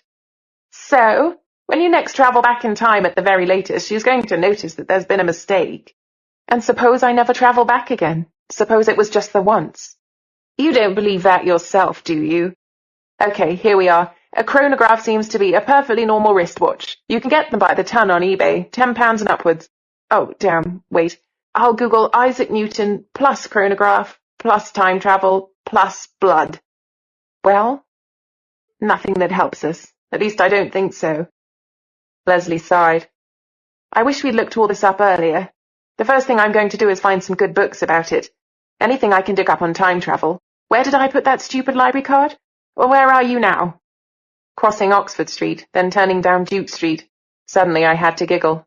Why, are you planning to come here and draw a chalk circle just in case our connection suddenly breaks? But now I'm wondering what good the silly chalk circle was supposed to do Charlotte. Maybe they'd have sent that other time traveller after her. What was his name again? Gideon de Villiers. Cool name. I'll Google it. Gideon de Villiers. How do you spell it? How should I know? Back to the chalk circle. Where would they have sent this Gideon guy? I mean, what period? Charlotte could have been anywhere. In any minute, any hour, any year, any century. No, that chalk circle makes no sense. Lesley screeched down my ear so loud that I almost dropped my mobile. Gideon de Villiers! Got him! Really? Yep, it says here, the polo team of the Vincent School Greenwich has won the All England Schools Polo Championship again this year, celebrating with the cup from left to right, Headmaster William Henderson, team manager John Carpenter, team captain Gideon de Villiers, and so on and so forth. Wow, so he's the captain too. Only it's such a tiny picture you can't make out where the horses leave off and the team members begin. Where are you now, Gwen? Still in Duke Street. That figures. School in Greenwich, polo. Yeah, that must be him. And does it say he sometimes disappears? Maybe straight off his horse. Oh, I've just noticed this report is 3 years old. He must have left school by now. Are you feeling dizzy again? Not so far. Where are you now? Oh, Lesley, still in Duke Street. I'm walking as fast as I can. Okay, we'll stay on the phone until you get to your front door, and the moment you're home, you have to talk to your mum. I looked at my watch. She won't be back from work yet. Then wait until she is, but you really must talk to her, okay? She'll know what to do to keep you out of harm's way. Are you still there? Did you hear what I said? Yes, I'm here, and yes, I did. Lesley? I'm so glad I have you. You're the best friend in the world. You're not so bad as a friend yourself, said Lesley. I mean, you'll soon be able to bring me back cool stuff from the past. What other friend can do that? And next time we have a history test, you can research the whole thing on the spot. I don't know what I'd do if I didn't have you. Listening to myself, I realized how pathetic I sounded. But what the hell, I was feeling pretty pathetic right now. Can time travelers bring stuff back from the past? Asked Lesley. No idea, not the faintest. I'll try it next time. I'm in Grosvenor Square now. Nearly home then, said Lesley, relieved. Apart from the polo business, Google hasn't found anything more about any Gideon de Villiers. But there's a whole lot about the de Villiers private bank and the de Villiers legal chambers in the temple. That must be them. Any dizzy feelings? No, but thanks for asking all the same. Lesley cleared her throat. I know you're scared of it, but all this is kind of cool. I mean, it's a real adventure, Gwen, and you're right in the middle of it. Oh yes, I was certainly right in the middle of it. Just my luck. Lesley was right. There was no reason to think that Mum wouldn't believe me. She had always listened to my ghost stories as seriously as they deserved. I'd always been able to go to her with anything, so why should this time be any different? When we were still living in Durham, I'd been followed about for months on end by a ghost of a demon who was supposed to be haunting the cathedral roof in the form of a stone gargoyle. His name was Azrael, and he looked like a cross between a human, a cat, and an eagle. When he realized that I could see him, he'd been so pleased to be able to talk to someone at last that he followed me everywhere, even wanting to sleep in my bed at night. After I got over my first fright, like all gargoyles, he had a rather scary face. We slowly became friends. Sadly, Azrael hadn't been able to move from Durham to London with me, and I still missed him. The few gargoyle demons I'd seen here were not very nice creatures. So far I hadn't met one who was as sweet as Azrael. If Mum had believed me about Azrael, then she'd probably believed me about the time travel gene as well. I waited for a good moment to talk to her, but somehow the right moment never seemed to come. As soon as she was home from work, she had to discuss something with Caroline, who had put her name down to look after the class's terranium in the summer, particularly the class mascot, a chameleon called Mr. Bean. The summer break was still months away, but it seemed that the discussion couldn't wait. You can't look after Mr. Bean, Caroline. You know perfectly well that your grandmother won't have pets in the house, said Mum, and Aunt Glenda is allergic. But Mr. Bean doesn't have any fur, said Caroline, and he'll be in his terranium the whole time. He won't be in anyone's way. He'll be in your grandmother's way. Then my grandmother's just silly. Caroline, we can't keep him this summer. No one here knows the first thing about chameleons. Suppose we did something wrong, and Mr. Bean got sick and died. He wouldn't, and I do know how to look after him. Please, Mummy. If I don't bring him home, then Tess will have him again, and she's always saying that she's Mr. Bean's favourite in the class. Caroline, I said no. Quarter of an hour later they were still arguing, even when Mum went into the bathroom and closed the door behind her. Caroline stood outside the door and said, Lady Arista wouldn't need to know. We could smuggle the terranium into the house while she wasn't there, and she almost never goes into my room. Can't a person get any peace around here, at least when she's in the loo? My mum called back. No, said Caroline. She could be a terrible pain. She didn't stop going on about it until Mum promised that she personally would plead with Lady Arista to let Mr. Bean spend the summer with us. I spent the time that Caroline and Mum were wasting on their argument, getting chewing gum out of Nick's hair. We were sitting in the sewing room. He had about half a pound of the stuff sticking to his head, and couldn't remember how it got there. You must have some idea, I said. I'm going to have to cut some of these strands of hair off. Doesn't matter, said Nick. You can cut it all off. Lady Arista said I looked like a girl the other day. Lady Arista thinks everyone with hair longer than stubble looks like a girl. It would be a real shame to cut your lovely curls so short. They'll grow back. Cut it all off, okay? Not with nail scissors. You'll have to go to the barber's. Oh, go on. You can do it, said Nick confidently.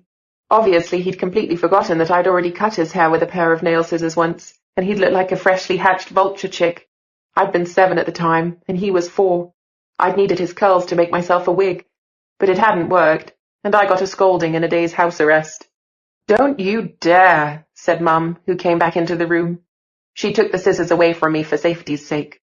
If it has to be done, it'll be done by a barber. Tomorrow. We must go down to supper now. Nick groaned. Don't worry. Lady Arista's out today. I grinned at him. No one will scold you for the chewing gum, or the dirty mark on your sweatshirt. What dirty mark? Nick looked down at himself. Oh, darn. That must be pomegranate juice. Like I said, you won't get in trouble. But it isn't even Wednesday, said Nick. Well, they're not here today either. Cool.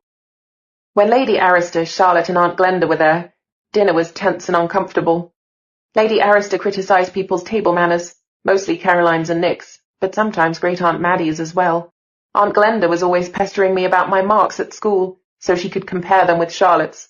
Then Charlotte would smile like Mona Lisa and say, "None of your business," if anyone asked her anything. All things considered, we could have done without these cosy get-togethers, but our grandmother insisted on having all of us there. The only way you could get out of a family dinner was if you had a note from the doctor, or a noticeably infectious disease like the plague. Mrs. Brompton, who was the housekeeper during the week, cooked all our meals.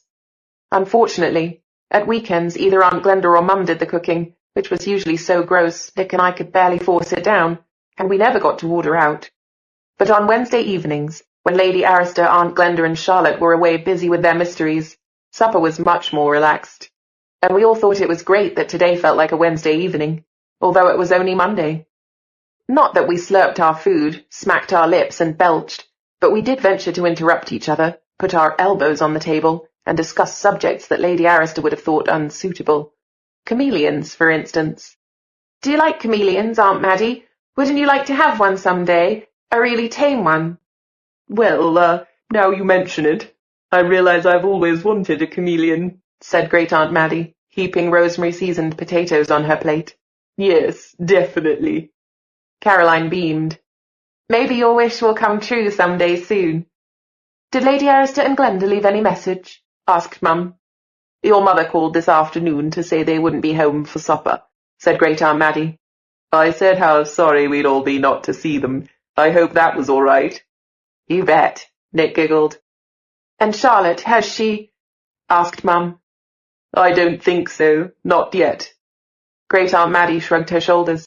But they're expecting it any moment now. The poor girl keeps feeling dizzy, and now she's had a migraine as well.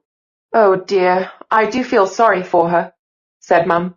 She put her fork down and stared absent-mindedly at the dark panelling of the dining room, which looked as if someone had confused the walls and the floor and covered them with wooden parquet. Suppose Charlotte doesn't travel back in time at all? I asked. It will happen sooner or later, said Nick, imitating our grandmother's confident tones. Everyone laughed, except for Mum and me. But suppose it doesn't? Suppose they've made a mistake and Charlotte doesn't have this gene after all? I persisted. This time Nick imitated Aunt Glenda's voice. Even when she was a baby, everyone could see that Charlotte was born to higher things. She can't be compared with ordinary people. Once again everyone laughed, except for Mum. What makes you think that, Gwyneth? I hesitated. I told you why there can't possibly be any mistake, dear, said Great Aunt Maddie. Yes, because Sir Isaac Newton was a genius, and a genius can't get his sums wrong, I said. I know, but why did Newton work out Charlotte's date of birth in the first place? Aunt Maddie. Mum looked reproachfully at Great-Aunt Maddie. Great-Aunt Maddie tut-tutted. Oh, dear, she went on and on at me, asking questions. What was I to do? She's just like you when you were little, Grace. And apart from that, she promised to keep quiet as a mouse about it. Only to grandmother, I said. Did Isaac Newton invent that chronograph thing as well? You little telltale, said Great-Aunt Maddie. I'm not saying any more. What chronograph thing? Asked Nick. It's a time machine for sending Charlotte back into the past, I explained. And it uses Charlotte's blood for fuel. Gross, said Nick, and Caroline screeched, Yuck, blood! Can you travel into the future with the chronograph as well? Asked Nick. Mum groaned. Now look what you've done, Aunt Maddie. They're your children, Grace, said Great-Aunt Maddie, smiling. It's only natural for them to want to know what's going on. Yes, Mum looked at us one by one, but you must never ask your grandmother such questions. Do you understand? Although she's probably the only one who knows the answers, I said. But she wouldn't give them to you. And how much do you know about it all, Mum? More than I like. Mum was smiling as she said that, but I thought it was a sad smile. And no, you can't travel into the future, Nick, for the simple reason that the future hasn't happened yet. Huh? Said Nick. What sort of sense does that make? There was a knock, and Mr. Bernard came in with the telephone. Lesley would probably have freaked out if she'd seen the phone lying on a silver platter. Sometimes Mr. Bernard overdid the butler thing a bit. A telephone call for Miss Grace, he said. Mum picked up the phone, and Mr. Bernard turned around to leave the dining room. He didn't eat with us unless Lady Arista invited him to, which was about twice a year. Nick and I suspected that he ordered out from Italian or Chinese meals and enjoyed them in the comfort of his own room. Yes? Oh, Mother, it's you. Great-Aunt Maddie's eyes twinkled. Your grandmother can read thoughts, she whispered. She guesses we're discussing forbidden subjects here. Who's going to clear these plates away? We must make room for Mrs. Brompton's apple cake. And the vanilla custard. I'd eaten a huge mound of rosemary potatoes, with glazed carrots and pork medallions, but I wasn't full yet. All the excitement had made me extra hungry. I stood up and began clearing the dirty dishes into the dumbwaiter. If Charlotte goes back in time far enough, could she bring me back a baby dinosaur? Asked Caroline. Great-Aunt Maddie shook her head. Animals and humans without the gene can't move through time, and no one can travel that far back anyway. Oh, said Caroline, looking rather disappointed. Just as well, if you ask me, I said. Imagine what would happen if time travelers were always bringing back dinosaurs and saber-toothed tigers, or Attila the Hun, or Adolf Hitler. Mum had finished talking on the phone. They're staying the night there, she said, to be on the safe side. Staying the night where? Asked Nick. Mum didn't answer. Aunt Maddie, she said, are you all right? 12 pillars the castle of time will bear, 12 creatures rule land and sea. The eagle is ready to soar in the air, 5's the foundation and also the key. In the circle of 12, number 12 becomes 2. The hawk hatches 7th, yet 3 is the clue. From the Secret Writings of Count Saint-Germain. Chapter 4. Great-Aunt Maddie looked curiously rigid. She sat staring into space, her hands clutching the arms of the chair. All the colour had drained from her face. Aunt Maddie? Oh, Mum, has she had a stroke? Aunt Maddie, can you hear me? Aunt Maddie! I tried to take her hand, but Mum stopped me. Don't do that. Don't touch her. Caroline started crying. What's the matter with her? Asked Nick. Is something stuck in her throat? We'll have to call a doctor, I said. Mum, do something. She hasn't had a stroke, and there isn't anything in her throat. She's seeing a vision, said Mum. It will be over soon. Are you sure? Great-Aunt Maddie's rigid glance frightened me. Her pupils were hugely dilated, and she wasn't blinking at all. It's so cold in here all of a sudden, whispered Nick. Don't you feel it too? Caroline was whimpering quietly to herself. Make it stop, Lucy, someone cried. We jumped in alarm and then realized that it was Great Aunt Maddie's voice. The temperature really had dropped. I looked around, but there were no ghosts in the room. Lucy, oh dear child. She's leading me to a tree covered with red berries. Oh, where's she gone? I can't see her anymore. There's something lying between the roots of the tree, a huge jewel, a sapphire cut in the shape of an egg, a sapphire egg. It's so beautiful and valuable, but it's cracking. Oh, it'll break. But there's something inside it, a little chick hatching, a raven chick hopping over to the tree. Great Aunt Maddie laughed, but her eyes were still fixed. Her shaky hands grappled for the arms of the chair. The wind's rising. Great Aunt Maddie's laughter died away. A stormy wind. Everything's going around and around. I'm flying to the stars with the raven. A tower, a huge clock high up on the tower. There's someone sitting up there on the clock, dangling her legs. Come down at once, you silly girl. Suddenly there was fear in her voice. She began to scream. The wind will blow her down. She's gone much too high. What's she doing there? A shadow. A big bird circling in the sky. There, it's swooping down on her. Gwyneth! Gwyneth! I couldn't stand this any longer. I pushed Mum aside, took Great Aunt Maddie's shoulder, and shook her gently. I'm here, Aunt Maddie. Please, look at me. Great Aunt Maddie turned her head. She did look at me. Gradually, some colour came back into her face.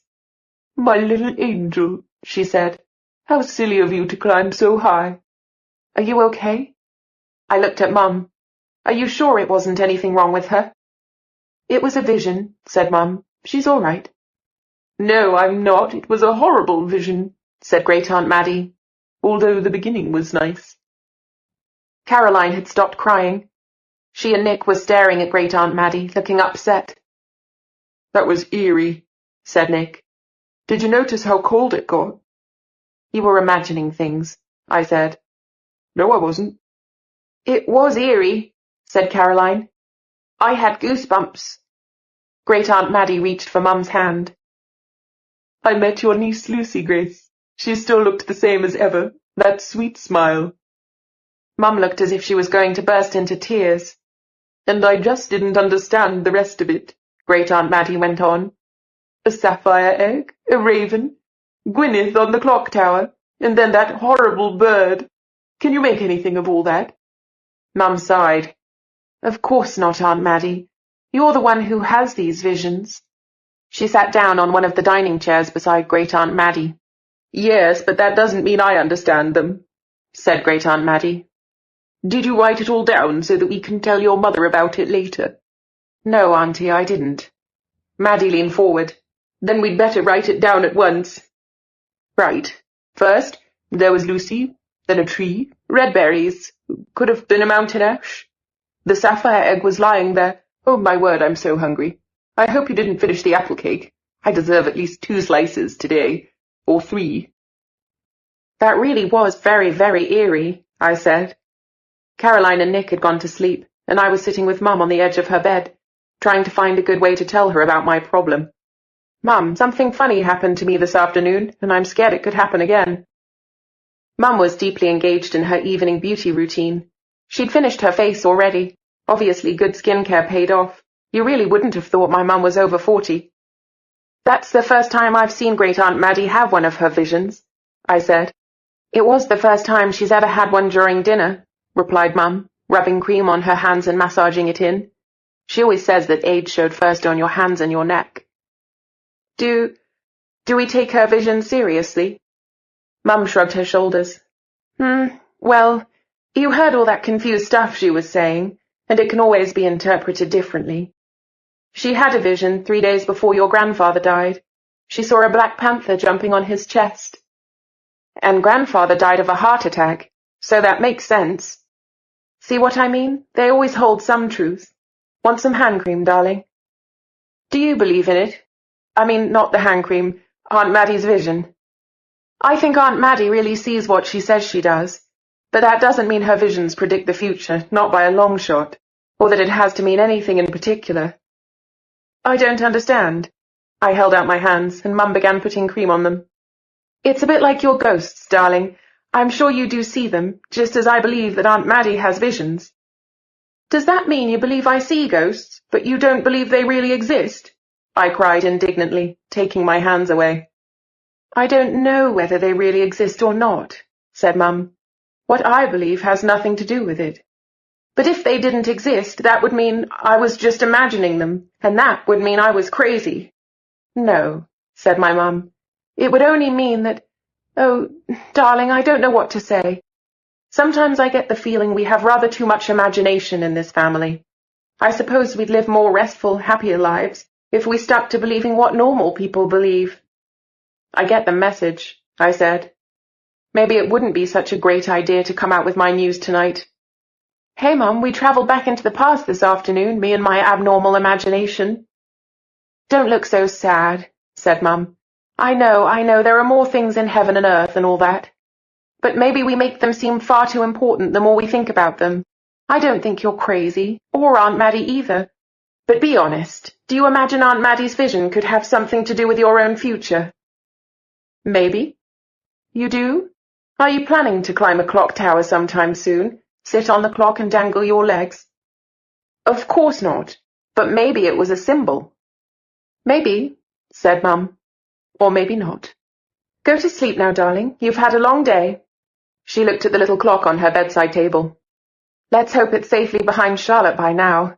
Oh, I do hope she's finally done it. But maybe Charlotte just has too much imagination as well, I said. I stood up and gave Mum a kiss. I'd try again tomorrow. Maybe. Good night. Good night, sweetie. I love you.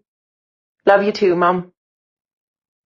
When I'd closed my bedroom door behind me and climbed into bed, I felt guilty. I should have told my mum all about it. But what she had said had made me think. Yeah, sure, I did have a big imagination. But daydreaming is one thing. Imagining you're travelling through time is quite another. People who imagine that kind of thing got psychiatric treatment. And they should, if you asked me. Maybe I was like those weirdos who claim to have been abducted by aliens. Completely out of my mind. I switched off my bedside lamp and snuggled down under the duvet. Which was worse, being crazy or actually travelling back in time? Probably the second, I thought. Maybe you could take tablets for the first. In the dark, my fears came back. Once again, I was wondering how far I would fall from here to the ground floor, so I switched the bedside light on again and turned my face to the wall. Hoping to go to sleep, I tried thinking of something harmless and soothing. But I just couldn't do it. In the end, I counted backward from 1,000. I must have fallen asleep at some point, because I'd been dreaming of a big bird when I woke up and sat up in bed, heart pounding. There it was again, that horrible sensation in my stomach. I jumped out of bed in a panic and ran to Mum's room as fast as my trembling legs would carry me. I didn't care if she thought I was crazy. I just wanted it to stop, and I did not want to fall 3 floors down and land in a swamp.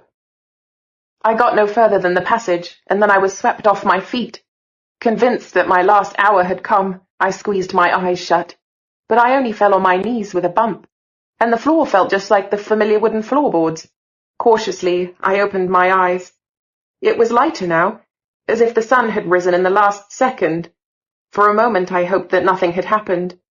Then I saw that I had indeed landed in our corridor. But it looked different. The walls were painted dark olive green, and there were no ceiling lights. I heard voices coming from Nick's room, female voices. I stood up quickly. If anyone saw me now, how was I going to explain where I'd suddenly come from, in my Hello Kitty pajamas? I'm so tired of getting up at the crack of dawn, one voice was saying. Walter can sleep until 9 in the morning, not us. I should have stayed on the farm milking cows. Walter's on duty half the night, Clary. Your cap's crooked, said the second voice. Tuck your hair neatly under it, or Mrs. Mason will be cross. She's always cross anyway, grumbled the first voice. There are much stricter housekeepers, Clary dear. Come on, or we'll be late. Mary went downstairs 15 minutes ago. Yes, and she made her bed first. Always busy, always neat, just the way Mrs. Mason likes her housemaids. Mary does it on purpose. Have you felt her blanket? It's ever so soft. That's not fair. I had to get out of here fast. But where could I go? Good thing I knew my way around the house. I've been given a horrid scratchy blanket, Clary's voice complained. You'll be glad of it in winter. Come along. The door handle was pressed down. I raced over to the built-in cupboard, flung the door open, and shut it again after me, just as the door of Nick's room opened. I don't see why I have to have a scratchy blanket and Mary gets a nice soft one, Clary's voice went on. It's so unfair. Betty can go out into the country with Lady Montrose, and we have to spend all summer in this stuffy city air. You really should try not to complain so much, Clary. I agreed with the other woman. This girl Clary was a real moaning Minnie. I heard the two of them go downstairs and breathed a sigh of relief. That was a close one. But now what? Should I just wait in the cupboard until I travelled back again? That was probably the safest thing to do. Sighing, I crossed my arms. Behind me in the darkness, someone grunted. I froze with horror. What for heaven's sake was that? Is that you, Clary? Asked a voice from the shelf where the clean sheets were stacked. It was a male voice. Did I oversleep? Heavens above! Someone actually slept in this cupboard? What a way to treat someone! Clary? Mary? Who's that? Asked the voice. Its owner sounded more awake now.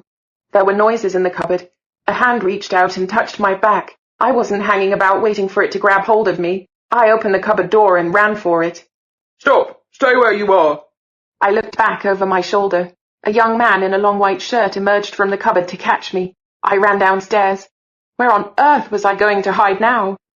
The footsteps of the man from the cupboard came closer, and he was shouting, "Stop! Thief!" Thief? I couldn't believe my ears. What was I supposed to have stolen? His nightcap or something? Luckily, I could have run down these stairs even in my sleep. I was already familiar with every single step. I raced down 2 flights of stairs at the speed of light, and then past Great-Great-Great-Great-Great-Uncle Hugh's portrait, leaving it behind me on my left with some regret, because the secret door behind it would have been a great way to get out of this stupid situation. But the doorknob always jammed slightly, and in the time I'd have needed to get the door open, the man in the nightshirt would have caught up with me. No, I needed a better place to hide. On the first floor, I almost collided with a housemaid carrying a big jug. She squealed as I raced past, and dropped the jug just like in a scene from a film. Water splashed to the floor, along with broken china. I hoped my pursuer would slip and fall on it. He couldn't get past the water and broken china too quickly anyway. I made use of my start on him to run down the steps to the musicians' gallery, open the door to the little storage space under it, and crouch inside. It was dusty and untidy in here, the same as in my own time, and full of cobwebs. A little light fell through the gaps between the steps, enough for me to see that at least there wasn't anyone sleeping in this cupboard. It was crammed with old junk, like in the 21st century. Above me, I heard loud voices. The man in the nightshirt was talking to the poor housemaid who dropped the jug. The girl must be a thief. I never saw her here in the house before. Other voices joined in.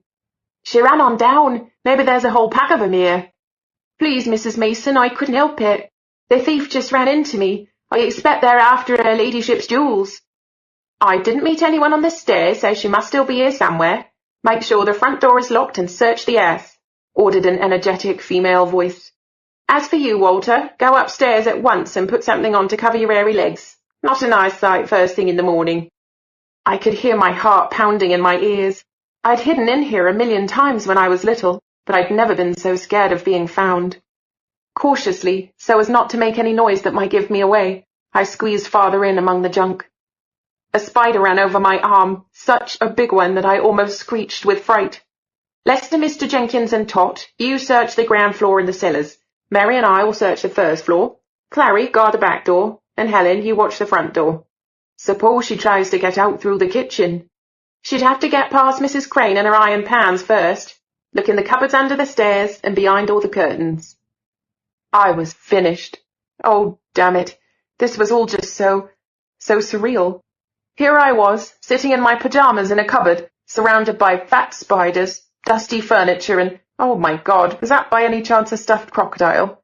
And waiting to be arrested for theft. And all because Sir Isaac Newton got his sums wrong. I felt so angry and helpless that I started crying. Maybe these people would feel sorry for me when they found me. The crocodile's glass eyes sparkled mockingly in the dim light. There were footsteps to be heard all over the house now.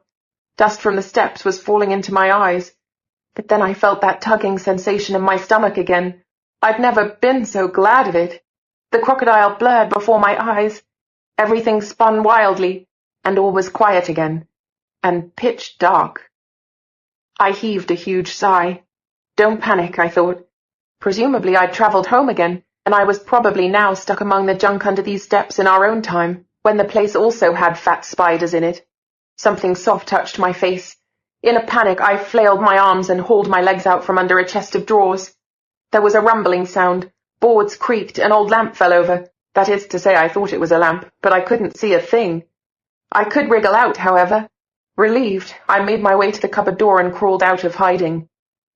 It was still dark outside the cupboard as well, but I could just about see the outline of the banisters, the tall windows, the sparkling chandeliers, and a figure coming toward me. The beam of a flashlight dazzled me.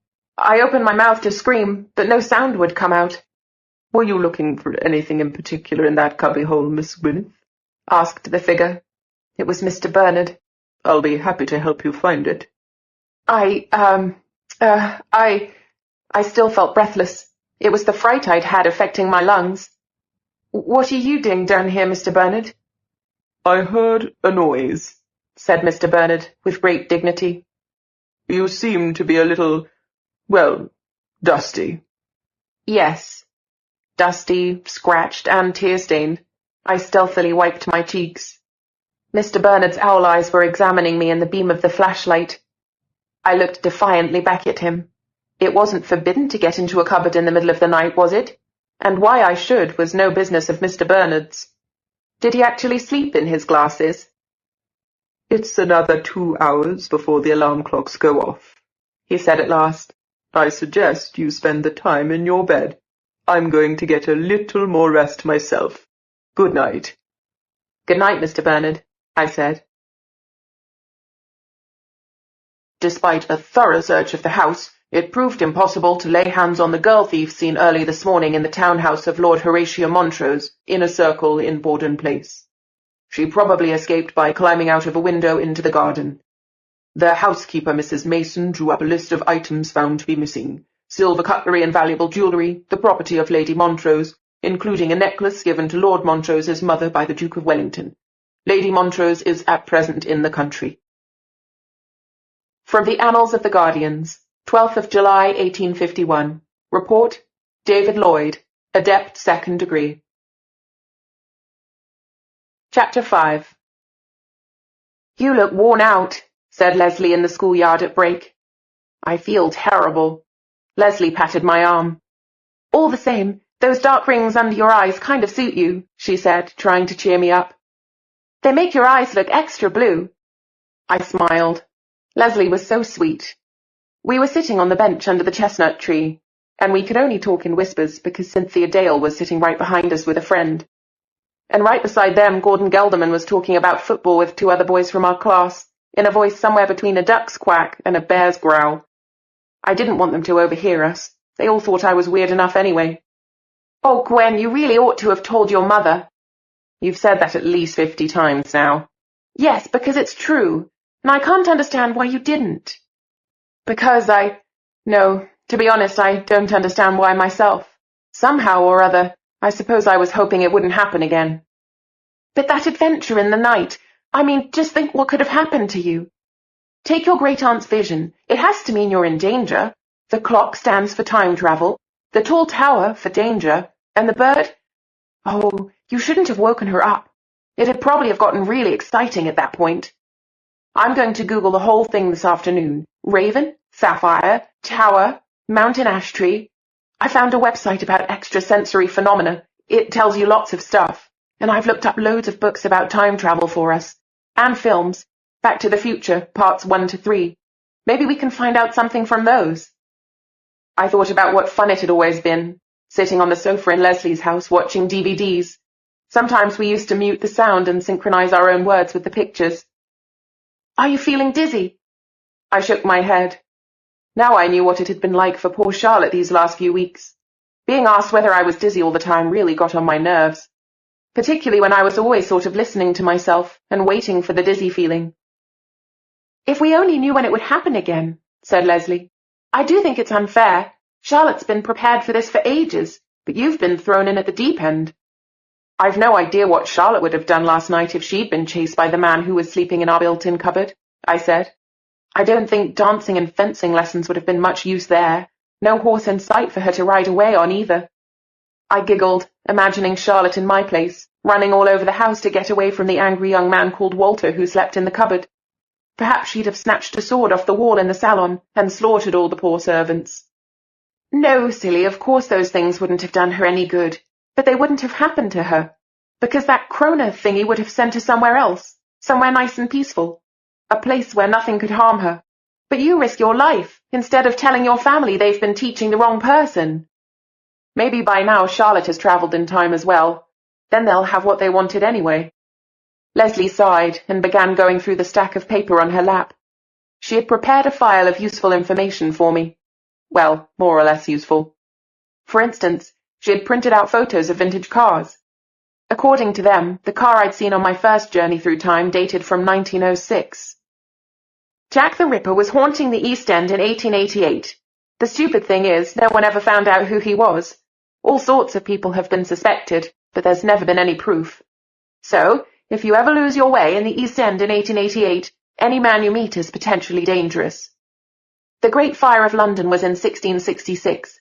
There was a plague in the city practically all the time, but 1348, 1528, and 1665 were particularly bad years. Then there's the Blitz and the Second World War. The air raids began in 1940 and left almost all of London in ruins. You better find out if your house escaped being hit. If so, you'll be safe there. Otherwise, St. Paul's Cathedral would be a good place, because it did get hit once, but almost miraculously it stayed standing, so you could hide there. It all sounds dreadfully dangerous, I said. Yes, I always thought of time travel as more romantic. I mean, I kind of imagined Charlotte in her own historical films, dancing with Mr. Darcy at a ball, falling in love with some sexy Highlander, telling Anne Boleyn it would be a really, really bad idea to marry Henry VIII. That kind of thing. Anne Boleyn's the one they beheaded. Lesley nodded. There's a great film with Natalie Portman. I could borrow us the DVD. Gwen, please promise me you'll talk to your mum today. I promise. I'll do it tonight. Where's Charlotte? Cynthia craned her neck to look around the tree trunk. I wanted to copy her Shakespeare essay. I wanted to get a few ideas from it. Charlotte's not well, I said. What's the matter with her? Diarrhea, said Lesley. Very bad. Spends all her time sitting on the loo. Ew, spare us the details, said Cynthia. Can I look at your essays then, you two? We haven't finished them yet, said Lesley.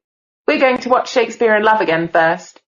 You can read my essay, Gordon Gelderman said in his deepest bass voice. His head appeared on the other side of the tree trunk. All out of Wikipedia. I might just as well look up Wikipedia for myself, said Cynthia. The bell rang and break was over. Double English, groaned Gordon. For a man, that's torture. But I can see Cynthia slobbering already when she thinks of Prince Charming. Shut up, Gordon. Everyone knew that Gordon never shut up. I can't imagine why you all think Mr. Whitman's so great. I mean, he's such a puff. He is not, Cynthia said indignantly, standing up. He's definitely gay. Gordon followed her to the entrance. He'd been needling Cynthia all the way up to the second floor. Lesley rolled her eyes. Come on, she said, and gave me her hand to pull me up from the bench. Off we go for our date with Prince Charming Squirrel. We caught up with Cynthia and Gordon on the stairs up to the second floor. They were still talking about Mr. Whitman. You can tell from that weird signet ring he wears, said Gordon. Only gay guys wear that sort of thing. My grandfather always wore a signet ring, I said, although I didn't really want to get mixed up in this. Then your grandfather's gay too, said Gordon. You're just jealous, said Cynthia. Jealous? Me? Of course you are, because Mr. Whitman is the best-looking, most masculine, cleverest, straightest guy ever. Next to him, you look like a silly, weedy little boy.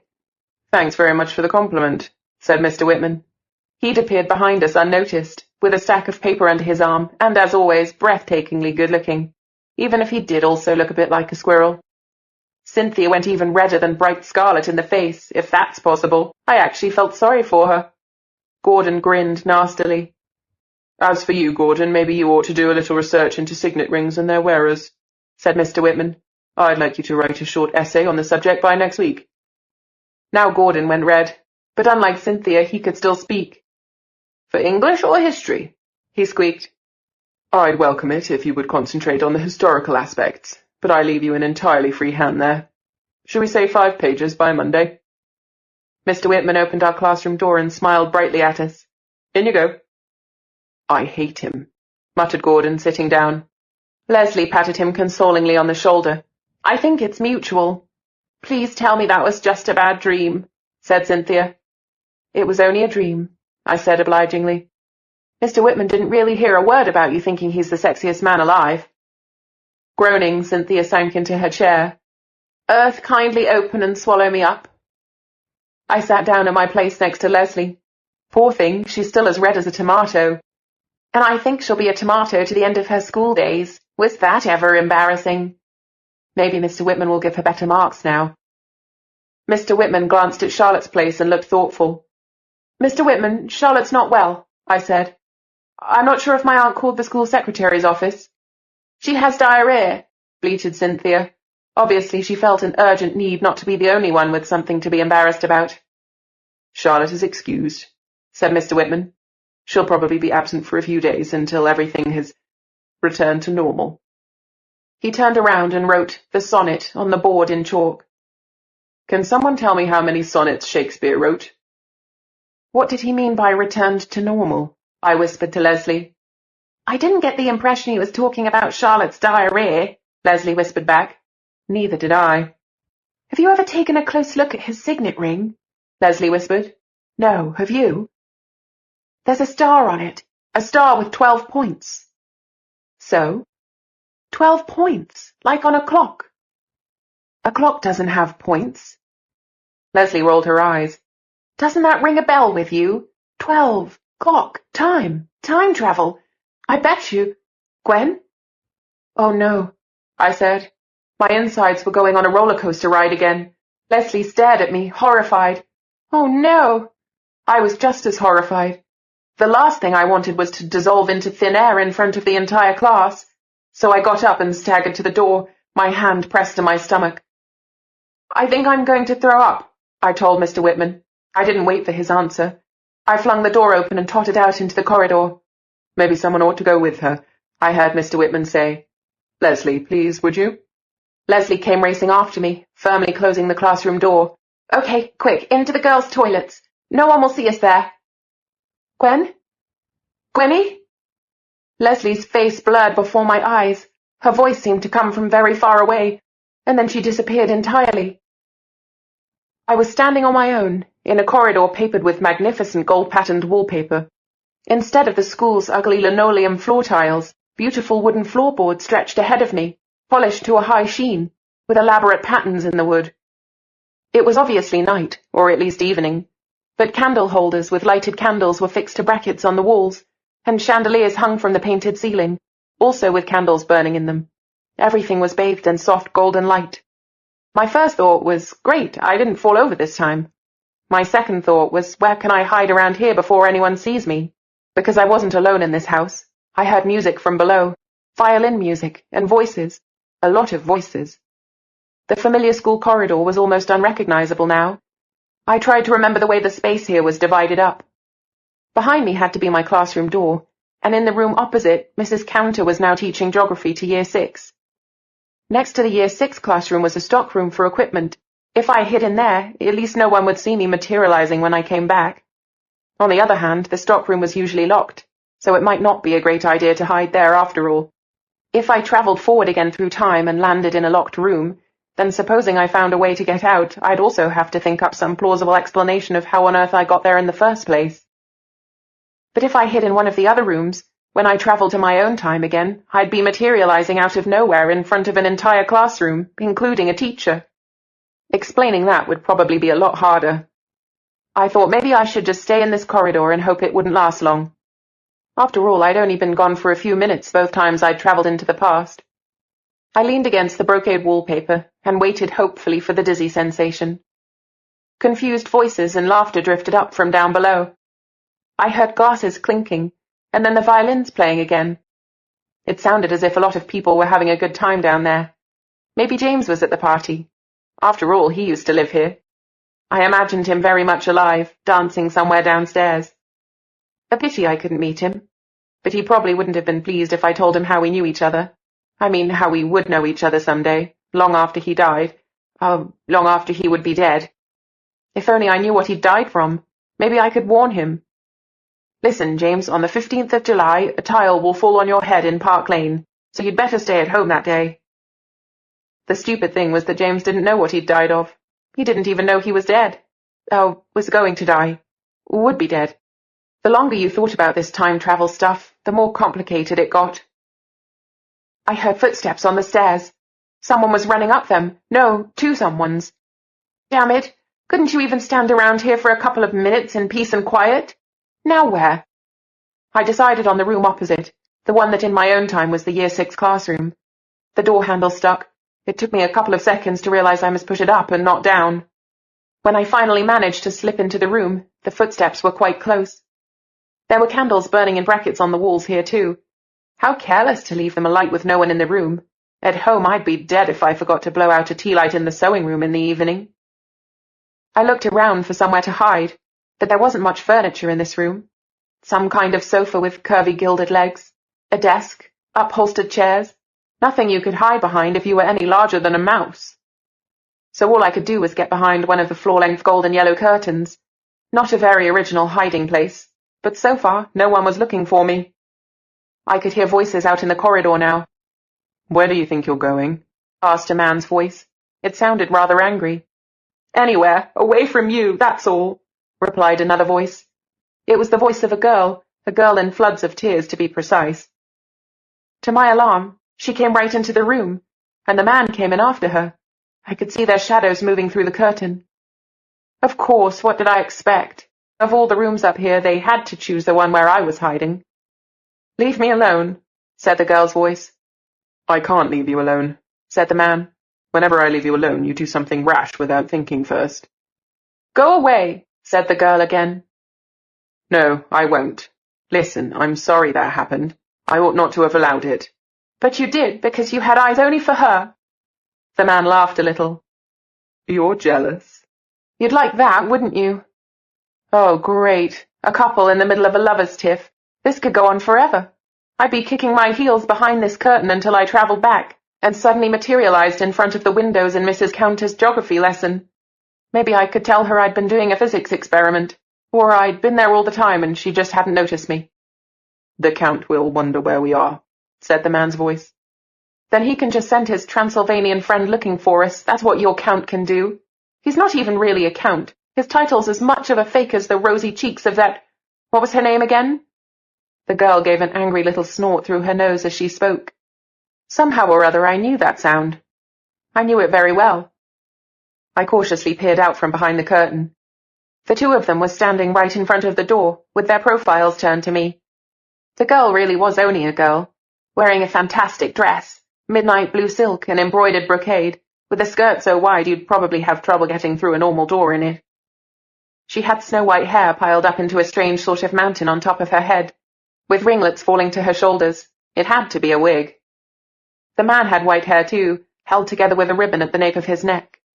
In spite of having hair like senior citizens, they both looked very young and very attractive, especially the man. He was more of a boy, really, maybe 18 or 19 years old, but staggeringly good-looking. A perfect masculine profile. I couldn't take my eyes off him. I leaned much farther out of my hiding place than I really meant to. "I've forgotten her name already," said the boy, still laughing. "Liar." "The Count's not responsible for Ricosi's behaviour," said the boy, serious again now. "He'll certainly be reprimanded for that. You don't have to like the Count, you only have to respect him." The girl snorted scornfully again, and again it sounded strangely familiar. "I don't have to do anything," she said, abruptly turning toward the window. That meant turning to me. I wanted to disappear right behind the curtain, but I froze mid-movement. This was impossible. The girl had my face. I was looking into my own startled eyes. She seemed as surprised as I was, but she got over her shock faster. She made a movement with her hand. "Hide," Her gesture clearly said, "Disappear." Breathing hard, I put my head behind the curtain. Who was she? There just couldn't be such a likeness between us. I simply had to look again. "What was that?" I heard the boy saying. "Nothing," said the girl. Was that by any chance also my voice? "At the window?" "Nothing," I said. "There could be someone standing behind the curtain listening to—" Whatever he was saying was cut short by his sound of surprise. Suddenly there was silence. Now what had happened? Without thinking, I pushed the curtain aside. The girl who looked like me had planted her lips right on the boy's mouth. He took it passively at first. Then he put his arms around her waist and pulled her closer. The girl shut her eyes. Suddenly there were butterflies dancing in my stomach. It was odd watching yourself kiss someone. I thought I did it pretty well. I realized that the girl was kissing the boy only to take his mind off me. Nice of her, but why was she doing it? And how was I going to get past them unnoticed? The butterflies in my stomach turned to a flock of birds in flight, and the picture of the couple kissing blurred before my eyes, and then suddenly, I was in the Year 6 classroom with my nerves in shreds. All was still. I'd expected an outcry from all the students when I suddenly appeared, and someone, maybe Mrs. Counter, falling down in a faint with the shock of it. But the classroom was empty. I groaned with relief. At least I'd been lucky this time. I dropped into a chair and put my head down on the desk in front of it. What had just happened was more than I could take in for the moment. The girl, the gorgeous guy, the kiss. The girl hadn't just looked like me. The girl was me. There was no possible mistake. I'd recognize myself beyond any shadow of doubt by the little birthmark in the shape of a half moon on my temple, the one Aunt Glenda always called Gwenny's funny little banana. There couldn't be two different people who looked so much alike. The first pair opal and amber are, Agate sings in B-flat, the wolf avatar, a duet, Salutio, with aquamarine, mighty emerald next, with the lovely citrine. The carnelian twins of the Scorpio sign, number 8 is Digestio, her stone is jade fine. E major is the key of the black tourmaline. Sapphire sings in F major, and bright is her sheen. Then almost at once comes Diamond alone, whose sign of the lion as Leo is known. Projectio, time flows on, both present and past. Ruby red is the first, and is also the last. From the Secret Writings of Count Saint-Germain. Chapter 6. No, it couldn't have been me. For one thing, I'd never kissed a boy. Well, not really, not like that. There was that boy Miles in the year above ours. I'd gone out with him last summer, not so much because I was in love with him, as because he was best friends with Max, Lesley's boyfriend at the time, so it seemed kind of convenient. But Miles wasn't really into kissing. What he liked was leaving love bites on my throat to distract my attention from his creeping hand. I had to go about with a scarf around my neck when the temperature was 90 degrees in the shade, and I was constantly trying to keep Miles's hands out of my shirt, especially in the darkness of the cinema, where he seemed to grow at least 3 extra. After 2 weeks and a half day, our so-called relationship was terminated by mutual consent. I was too immature for Miles, and Miles was too, well, let's say affectionate for me. Apart from him, I'd only kissed Gordon on our class outing to the Isle of Wight. But that didn't count because it was A, part of a game called Truth or Kiss. I told the truth, but Gordon had insisted it was a lie. And B, not a real kiss. Gordon hadn't even taken his chewing gum out of his mouth first. So except for the love bite affair, as Lesley called it, and Gordon's pepperminty performance, I was entirely unkissed. And possibly also immature, as Miles claimed. I knew that at 16 and a half it was getting late, but Lesley, who had stayed with Max for a whole year, thought kissing in general was overrated. Maybe she just had bad luck, she said, but the boys she'd kissed so far definitely did not have the knack for it.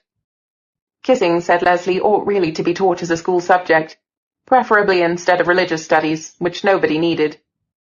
We often discussed what the ideal kiss would be like, and there were any number of films we'd watch over and over again just because of the good kissing scenes in them. "Ah, Miss Gwyneth, will you condescend to speak to me today, or are you going to ignore me again?" James saw me leaving the Year 6 classroom and came closer. "What's the time?" I was looking around for Lesley. Do I look like a grandfather clock? James was indignant. You ought to know me well enough by now to be aware that time means nothing to me. How true. I went around the corner to take a look at the big clock at the end of the corridor. James followed me. I've only been gone 20 minutes, I said. Gone where? Oh, James, I think I was in your father's townhouse. It was really lovely there. Gold all over the place, and the candlelight. It was so soft and glowing. Yes, not dismal and tasteless like all this, said James, with a gesture that took in the mainly grey corridor. I suddenly felt very sorry for him. He wasn't all that much older than me, and his life was already over. James, have you ever kissed a girl? What? I asked if you'd ever kissed a girl. It's not done to talk about such things, Miss Gwyneth. So you've never kissed anyone? I'm a man, said James. What kind of answer is that? I couldn't help laughing at James's expression. Do you know when you were born? Are you trying to insult me? Of course I know my own birthday. It's on the 31st of March. What year? 1762. James thrust out his chin challengingly. I was 21 3 weeks ago. I celebrated at length with my friends in White's Club. And my father paid all my gambling debts in honour of the day and gave me a beautiful bay mare. And then I had to get that stupid fever and go to bed, only to find everything different when I woke up, and a pert minx telling me I'm a ghost. I'm so sorry, I said. You probably died of the fever. Nonsense. It was only a slight indisposition, said James, but there was a look of uncertainty in his eyes. Dr. Barrow said it was not very likely that I'd have caught the smallpox at Lord Stanhope's. I said. I'd have to Google smallpox to find out more about it. What do you mean, James looked offended. Oh, there you are. Lesley came running out of the girls' toilets and flung her arms around my neck. I've been dying 1,000 deaths. Nothing too bad happened. I did end up in Mrs. Counter's classroom when I came back, but there was no one there. Year 6 are visiting Greenwich Observatory today, said Lesley. My God, am I glad to see you. I told Mr. Whitman you were puking your guts up in the girls' toilet, and he said I should go back to you so I could hold your hair out of your face. Disgusting, said James, holding his handkerchief to his nose. Tell your freckled friend that a lady doesn't talk about such things. I took no notice of this. Lesley, something kind of funny's happened. Something that I can't explain. I believe you. Lesley held my mobile out to me. Here, I took it out of your locker. Call your mother now, right away. Lesley, she's at work. I can't just... Call her! You've gone back into the past 3 times now, and I saw you do it with my own eyes the 3rd time. All of a sudden you weren't there. It was really terrible. You must tell your mum this minute, so that nothing else awful will happen to you. Please. Did Lesley actually have tears in her eyes? That freckled girl is in a dramatic mood today, commented James. I took the mobile from Lesley and breathed deeply. Please, Lesley begged. My mother worked in the administrative office of St. Bartholomew's Hospital. I dialed the number of her direct line, looking at Lesley. She nodded and tried to smile. Gwyneth? Mum had obviously recognized my mobile number on her display. She sounded worried. I'd never ever called her from school before. Is something the matter? Mum, I'm not feeling too good. Are you sick? I don't know. Maybe you've caught that cold that's going around at the moment. I tell you what, go home, go to bed, and I'll leave work early today. Then I'll squeeze you some fresh orange juice and make a warm compress for your throat. Mum, it's not a cold. It's worse. Maybe it's smallpox, said James. Lesley looked at me encouragingly. Go on, she said under her breath. Tell her. Darling? I took a deep breath. Mum, I think I'm like Charlotte. I've just been... I've no idea when it was. And last night as well. In fact, it really started yesterday. I was going to tell you, but then I was afraid you wouldn't believe me. My mother did not reply. Mum? I looked at Lesley. She doesn't believe me. You're not making any sense, whispered Lesley. Go on, try again. But I didn't have to. Stay right where you are, said my mother in an entirely different tone. Wait for me at the school gates. I'm going to take a taxi. I'll be with you as soon as I can. But... Mum had already broken the connection. You'll be in dead trouble with Mr. Whitman, I said. Who cares? said Lesley. "I'm staying with you until your mum arrives. Don't you worry about that squirrel. I can wind him around my little finger." What have I done? The only right thing, Lesley assured me. I told her as much as I could about my brief trip into the past. Lesley thought the girl who looked just like me could have been one of my ancestors. I didn't think so. Two people couldn't be so similar, not unless they were identical twins. Lesley thought that was a possible theory too. "Like in The Parent Trap," she said. "I'll borrow us the DVD when I get a chance." I felt miserable. When would Lesley and I ever be able to sit comfortably together watching a movie again? The taxi came sooner than I'd expected. It stopped outside the school gates and Mum opened the door. "Jump in," she said. Lesley squeezed my hand. "Good luck. Call me when you can." I was almost crying. "Lesley, thank you." "That's okay," said Lesley, who was fighting back tears herself. We always cried at the same place in films, too. I got in the taxi with Mum. I would have liked to fall into her arms, but she was looking so strange that I decided not to. "The temple," she told the driver. Then the glass pane between him and the back seat went up, and the taxi drove off. "Are you angry with me?" I asked. "No, of course not, darling. You can't help it." "No, I can't. It's all stupid old Newton's fault," I said, trying to make a little joke of it. But Mum was in no mood for jokes. "You can't blame Newton either. If anyone's to blame, it's me. I'd hoped this cup would pass us by." I looked at her wide-eyed. "What do you mean?" "I hoped. I didn't want you to—" My mother never stammered. She looked tensed up and sadder than I'd seen her since Dad died. "I didn't want to admit it. I've been hoping all this time that Charlotte would be the one." Well, everyone was bound to think so. No one would ever think of Sir Isaac Newton getting his sums wrong. Grandmother's going to be furious. The taxi was threading its way through the dense traffic of Piccadilly. "Never mind your grandmother," said Mum. "When did it first happen?" "Yesterday. I was on my way to Selfridge's." "What time?" "Just after 3. I didn't know what to do, so I went back home to our house and rang the bell. But before anyone could open the door, I travelled forward to our own time. Then it happened again last night. I hid in the built-in cupboard, but there was someone sleeping there. A servant, rather an angry servant. He chased me all over the house, and everyone was looking for me because they thought I was a thief. Thank goodness I travelled back before they could find me. And the third time was just now, at school. This time I must have gone further back in time, because people were wearing wigs. Mum, if this is going to happen to me every few hours now, I'll never be able to lead a normal life again. And all because silly old Newton." But even I realized that I was milking the Newton joke too hard. "You ought to have told me at once." Mum caressed my head. "So much could have happened to you. I wanted to tell you, but last night you said we have too much imagination in our family already. I didn't mean it that way. You haven't had the slightest preparation for this. I'm so sorry." "But it's not your fault, Mum. How could anyone have known?" "It's my fault," said Mum. After a short and uncomfortable pause, she added, "You were born on the same day as Charlotte." "No, I wasn't. My birthday's the 8th of October. Hers is the 7th. You were both born on the 7th of October, Gwyneth." I couldn't believe what she was saying. I could only stare at her. "I lied about the date of your birth," Mum went on. "It wasn't difficult. You were born at home, and the midwife who made out the birth certificate understood what we wanted." "But why?" "It was only to protect you, darling." I didn't understand. "Protect me? What from? It's happened now anyway." I wanted you to have a normal childhood, a carefree childhood." Mum was looking intently at me. "And you might not have inherited the gene after all, even though I was born on the day worked out by Newton." "I'm sorry," said Mum. "And do stop going on about Sir Isaac Newton. He's only one of many who have put their minds to this matter.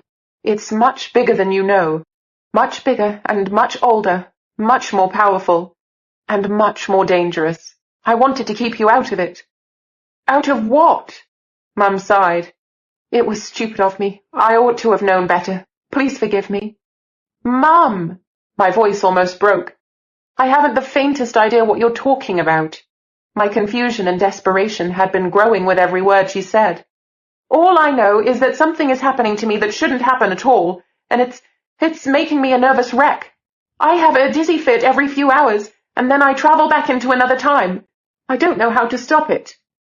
That's why we're on our way to see them, said Mum. I could tell that my desperation hurt her. I'd never seen her look so worried before. And they are? The Guardians, my mother replied. A very old secret society, also known as the Lodge of Count Saint-Germain. She looked out of the taxi window. We're nearly there. Secret society? You want to take me to one of those weird sect things? Mum? It's not a sect, but there's certainly something rather weird about them. Mum took a deep breath and briefly closed her eyes. Your grandfather was a member of the lodge, she went on, and his father before him, and so on. Sir Isaac Newton was a member, like Wellington. Klaproth, the chemist. Von Arneth, the historian. Hahnemann, who thought up homeopathy. Charles of Hesse, who knew all about alchemy and astrology. And of course all the de Villiers family, with many, many more. Your grandmother claims that Churchill and Einstein were also members of the lodge. Most of those names meant nothing to me. But what do they do? Well, said Mum, they concern themselves with ancient myths, and with time, and with people like you. Are there more like me, then? Mum shook her head. Only 12 of you in all, and most of them died long ago. The taxi stopped and the glass panel went down. Mum handed the driver some banknotes. Keep the change, she said. But what are we doing here, of all places? I asked, as we stood on the pavement while the taxi moved off again. We'd driven down the Strand until just before Fleet Street. All around us was the noise of the city traffic. Crowds pushed and shoved their way along. The cafes and restaurants opposite were full to bursting. 2 red double-decker sightseeing buses stood beside the road, and the tourists on the open-top decks were taking photographs of the monumental complex of buildings that was the Royal Courts of Justice. Among the buildings over there is the way into the temple precincts. Mum put my hair back from my face. I looked the way she was pointing and saw a narrow pedestrian thoroughfare. I couldn't remember ever having gone along it before. Mum must have noticed my blank expression. Didn't you ever get taken to the temple from school? She asked. Temple Church and the gardens are well worth seeing. And Fountain Court. For my money, it's the prettiest fountain in the whole city. I looked at her furiously. Had she suddenly mutated into a tourist guide? Come on, we have to cross the road, she said, taking my hand. We followed a group of Japanese tourists, all of them with large London street maps held out in front of their faces. Behind the row of buildings, we were in an entirely different world. Gone was the hurry and bustle of the Strand and Fleet Street. Here, among the majestic, timeless buildings ranged side by side, no gaps between them, peace and quiet suddenly reigned. I pointed to the tourists. What are they looking for here? The prettiest fountain in the whole city? They've come to see Temple Church, said my mother, ignoring my tone of annoyance. Very old, full of myths and legends. The Japanese love all that. And Shakespeare's Twelfth Night was first performed in Middle Temple Hall.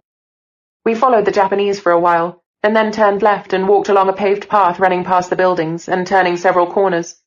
It was almost like being in the country. Birds sang, bees hummed in the well-stocked flower beds, and even the air seemed fresh and clear. Finally, Mum stopped. Here we are, she said. It was a plain building, and in spite of its immaculate facade and freshly painted window frames, it looked very old. My eyes went to the names on the brass plate, but Mum pushed me through the open door and took me up a flight of stairs to the first floor. 2 young women coming down the stairs said a friendly good day. Where is this? I asked. Mum didn't reply. She pressed a bell, adjusted her blazer, and pushed her hair back from her face. Don't worry, she said, and I didn't know whether she meant me or herself. The door hummed and opened, and we entered a bright room that looked like a perfectly ordinary office. Filing cabinets, desk, telephone, fax, computer. Even the middle-aged blonde behind the desk didn't look out of the ordinary. Her glasses were a bit alarming, that was all. Jet black and with such big rims that the frames hid half her face. How can I help you? She asked.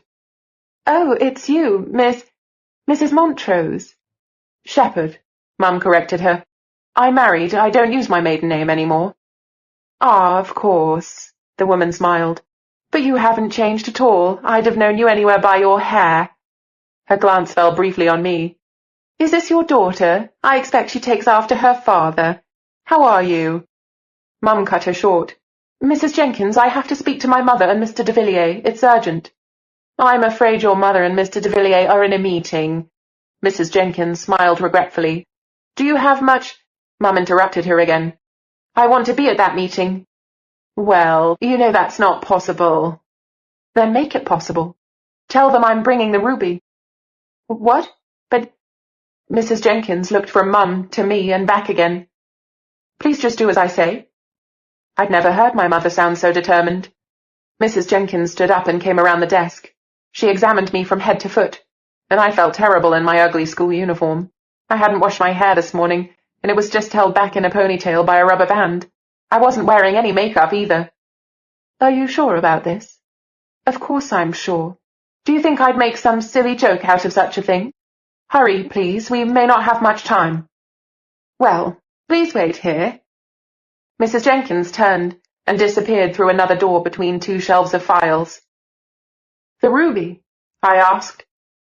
Yes, said Mum. Each of the time travelers is represented by a gemstone. You're the ruby. How do you know? The first pair, opal and amber, are. A gate sings in B-flat, the wolf avatar. A duet, salutio, with aquamarine. Mighty emerald next, with lovely citrine.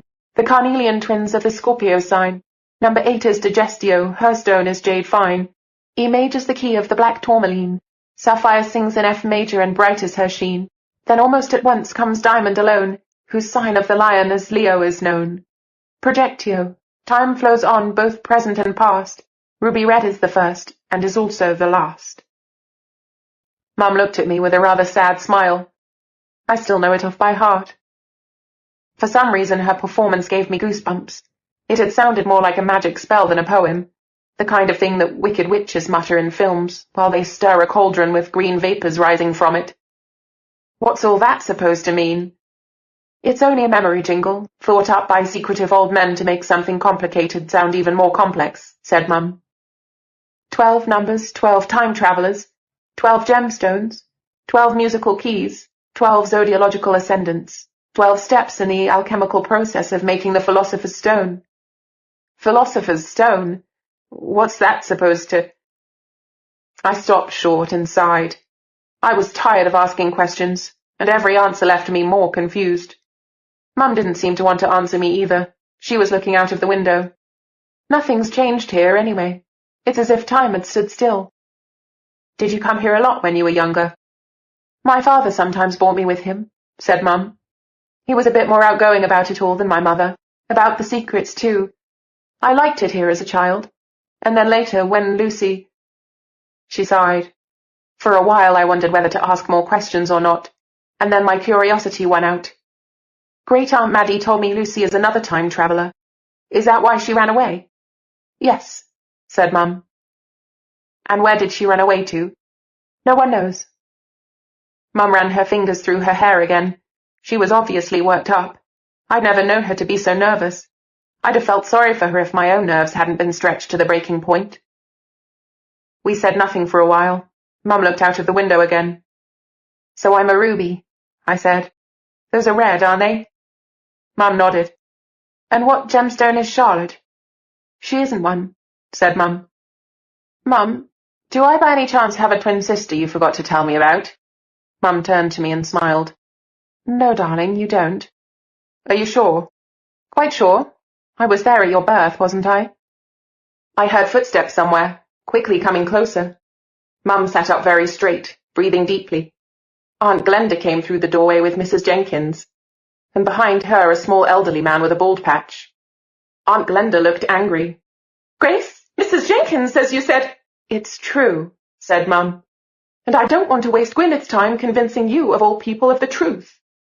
I want to see Mr. de Villiers at once. Gwyneth has to be read into the chronograph. But that's completely ridiculous. Aunt Glenda was almost screeching. Charlotte has not travelled in time yet, right?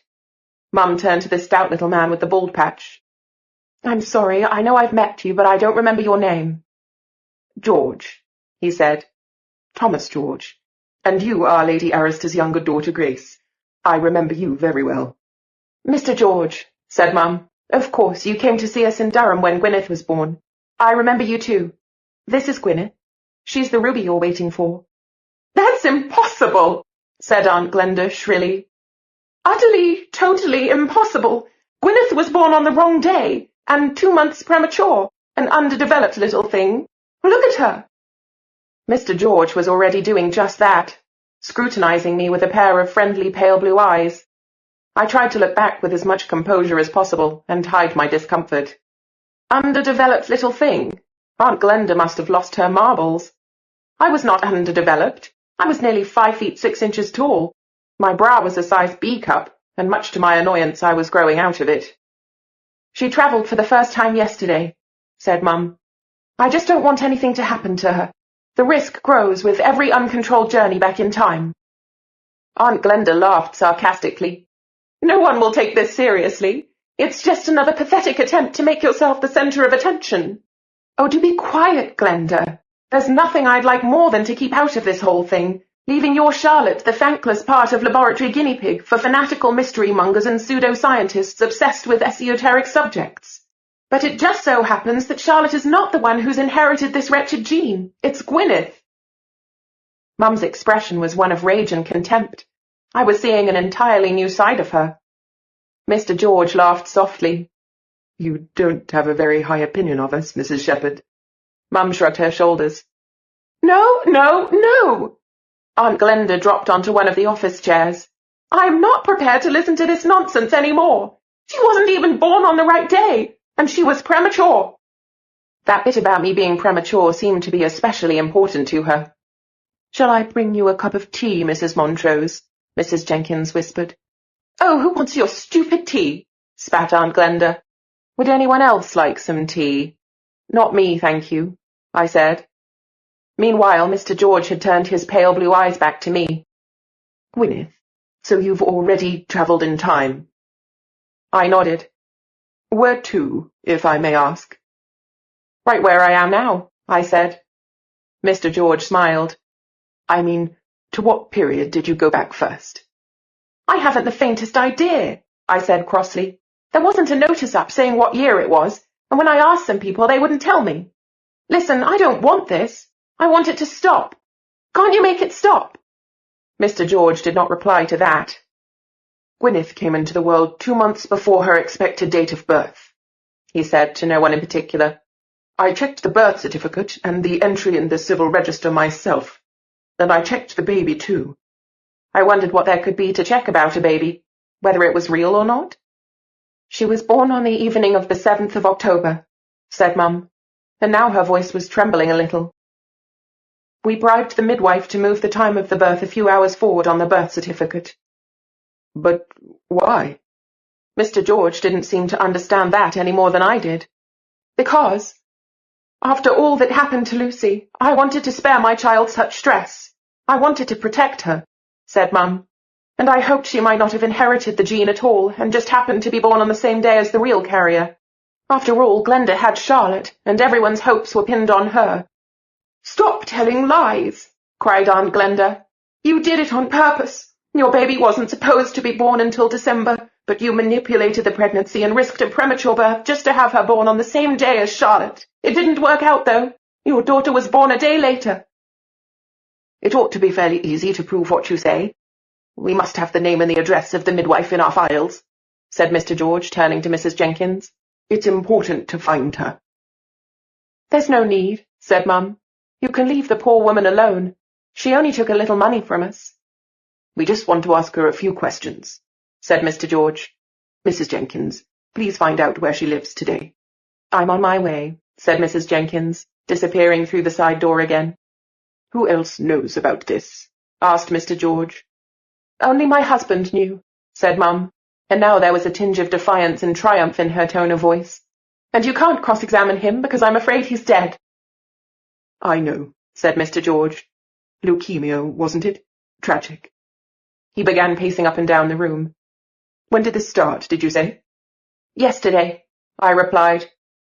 3 times in the last 20 hours, said Mum. I'm afraid for her. 3 times already? Mr. George stopped pacing. And when was the last? About an hour ago, I said. I think. Since these events had begun coming so thick and fast, I'd lost all sense of time. Then we have a little while to prepare for everything. You can't possibly believe this, Mr. George, said Aunt Glenda. You know Charlotte. Now look at this girl and compare her with my Charlotte. Do you seriously believe that number 12 is standing before you? Ruby red with D major, the magic of the raven, brings the circle of 12 home into safe haven. Do you believe that? Well, there's always the possibility, said Mr. George. Although your motives strike me as more than mixed, Mrs. Shepherd. That's your problem, said Mum coolly. If you really wanted to protect your child, then you ought not to have left her in ignorance for so many years. Time-travelling without preparation is very dangerous. Mum bit her lip. I just hoped it would be Charlotte who— And so it is, cried Aunt Glenda. She's had obvious symptoms for the last 2 days. It could happen any time now. Perhaps it's happening at this very moment, while we waste our time here listening to my jealous little sister's totally outrageous stories. Maybe you could switch your brain into gear for a change, Glenda, said Mum. Suddenly she sounded tired. Why on earth would we invent such a thing? Who but you would willingly wish something of this kind on her own daughter? I insist on— But Aunt Glenda left whatever she insisted on hanging in the air. This will all turn out to be a wicked deception. There's already been sabotage, and we know where that led, Mr. George. And now that we're so close to achieving our aims, we really can't make such a terrible mistake again. I don't think that's for us to decide, said Mr. George. Please follow me, Mrs. Shepherd. You too, Gwyneth. He added with a little smile. Don't worry. Those fanatical mystery-mongers and pseudo-scientists obsessed with esoteric subjects don't bite. Devouring time, blunt thou the lion's paws, and make the earth devour her own sweet brood. Pluck the keen teeth from the fierce tiger's jaws, and burn the long-lived phoenix in her blood. William Shakespeare, Sonnet 19. Chapter 7. We were led up a staircase and down a long corridor with sharp angles at every turn, and now and then went up or down a couple of steps. The view from the few windows we passed was different every time. Sometimes you looked out into a large garden, sometimes at another building or a small dark alley. It seemed like an endless journey over wooden parquet and mosaic stone floors, past closed doors and along lines of chairs, framed oil paintings, and glass-fronted cases full of leather-bound books and porcelain figurines. With statues and suits of armour standing just about everywhere, it was like being in a museum. Aunt Glenda kept casting venomous glances at Mum. As for Mum, she ignored her sister as best she could. Mum was pale and looked extremely tense. I wanted to take her hand, but then Aunt Glenda would have seen how frightened I was, and that was the last thing I wanted. We couldn't possibly still have been in the same building. I felt that we'd been through at least 3 more by the time Mr. George finally stopped and knocked at an enormous wooden door. The large room we entered was panelled in dark wood, like our dining room at home. The ceiling was dark wood as well, but here everything was almost entirely covered with elaborate carvings, some of them painted. The furniture was dark and massive. The atmosphere ought to have been gloomy and sinister, but daylight was streaming through the room into the tall windows, and you looked out at a garden full of flowers. I could even see the Thames shimmering in the sunlight where the garden ended. But it wasn't just the view and the light that brightened the place. There was something cheerful about the carvings, in spite of a few ugly grimaces and skulls. It was as if the walls were alive. Lesley would have loved feeling the real-looking rosebuds, the archaic patterns and the amusing animal heads, and searching them for secret mechanisms. There were winged lions, falcons, stars, suns and planets, dragons, unicorns, elves, fairies, trees and ships, each carving more lifelike than the one before it. Most impressive of all was the dragon, which seemed to be flying across the ceiling above us. He must have been at least 7 yards long, from the tip of his wedge-shaped tail to his large, scaly head, and I couldn't take my eyes off him. What a wonderful dragon! I was so spellbound that I almost forgot why we were there, or that we weren't alone. Everyone seemed completely surprised to see us. It looks as if there are some complications, said Mr. George. Lady Arista, standing stiff as a board by one of the windows, said, Grace, oughtn't you to be at work? And Gwyneth should be at school. There's nowhere we'd sooner be, Mother, said Mum. Charlotte was sitting on a sofa right under a beautiful mermaid. Each scale in the mermaid's tail was finely carved and painted in every imaginable shade of blue and turquoise. A man in an elegant black suit, wearing black-framed glasses, was leaning against a broad mantelpiece. Even his tie was black. He was examining us with a distinctly gloomy expression. and there was a little boy of about 7 clinging to his jacket. Grace. A tall man rose from the desk. He had grey wavy hair that fell to his broad shoulders like a lion's mane. His eyes were a strikingly light brown, almost the colour of amber. His face was much younger than you might have expected from the grey hair that framed it. There was something fascinating about him. Once seen, never forgotten, I felt sure. When the man smiled, you could see his regular white teeth. Grace, it's been a long time. He came around the desk and offered Mum his hand. You haven't changed at all. To my astonishment, Mum blushed. Thanks, I could say the same of you, Fork. I've gone grey. The man made a dismissive gesture. I'd say it suits you, said Mum. Hello, was she by any chance flirting with this guy? His smile broadened a little, and then his amber gaze moved from Mum to me. Once again I felt I was being inspected uncomfortably closely. Those eyes were really strange. They could have been the eyes of a wolf, or one of the big cats. He held out his hand. I'm Fork de Villiers, and you must be Grace's daughter Gwyneth. His handshake was firm and warm. The first Montrose girl I've ever known not to have red hair. I get my hair from my father, I said shyly. Could we perhaps get to the point? Asked the man in black by the mantelpiece. Fork de Villiers let go of my hand and looked at me with a twinkle in his eyes. Go ahead. My sister's come up with an absolutely monstrous story, said Aunt Glenda. You could tell what an effort it cost her not to shout. And Mr. George wouldn't listen to me. She claims that Gwyneth, has already travelled back in time. And not just once, 3 times already. Of course she knows perfectly well she can't prove it. She's thought up another fairy tale to explain the fact that the girl's date of birth is wrong. I'd like to remind you what happened 17 years ago. Grace did not play a very admirable part in those events. Now that we're so close to success, I'm not surprised to see her turning up here to sabotage our plans. Leaving her place by the window, Lady Arista had come closer. Is this true, Grace? Her expression, as always, was stern and unyielding. Sometimes I wondered whether her hair, combed back so severely from her face, was the reason her features were always so rigid. Maybe the muscles were simply held in one place and stuck there. At the very most, a slight widening of her eyes showed when she was upset. Like now. Mrs. Shepherd says she and her husband paid the midwife to enter the wrong date on the birth certificate, Mr. George interjected, so that no one would find out that Gwyneth was a potential gene carrier. But why would she have done such a thing? Asked Lady Arista. She says she wanted to protect the child, and anyway she hoped that Charlotte had inherited the gene. Hoped? You must be joking, cried Aunt Glenda. I think it sounds perfectly logical, said Mr. George. I glanced at Charlotte, who was sitting on the sofa looking pale, her eyes moving from one to another of us. When they met mine, she quickly turned her head away. I simply can't see any logic in it, said Lady Arista. We're having the story checked, said Mr. George. Mrs. Jenkins will track down the midwife. Just out of interest, Grace, how much did you pay her? Asked Fork de Villiers. His eyes had narrowed more and more over the last minute, and now as he turned to Mum, there was something very wolf-like about him. I can't remember, said Mum. Mr. de Villiers raised his eyebrows. Well, it can't have been a large sum. As I recall, your husband's income was rather modest. How true, said Aunt Glenda venomously. If you all say so, it can't have been much, replied Mum. The uncertainty that had suddenly come over her had disappeared just as suddenly. So had the tinge of pink in her face. Then why did the midwife do as you wanted? Asked Mr. de Villiers. After all, she was falsifying an official document, not a small offence. Mum tilted her chin.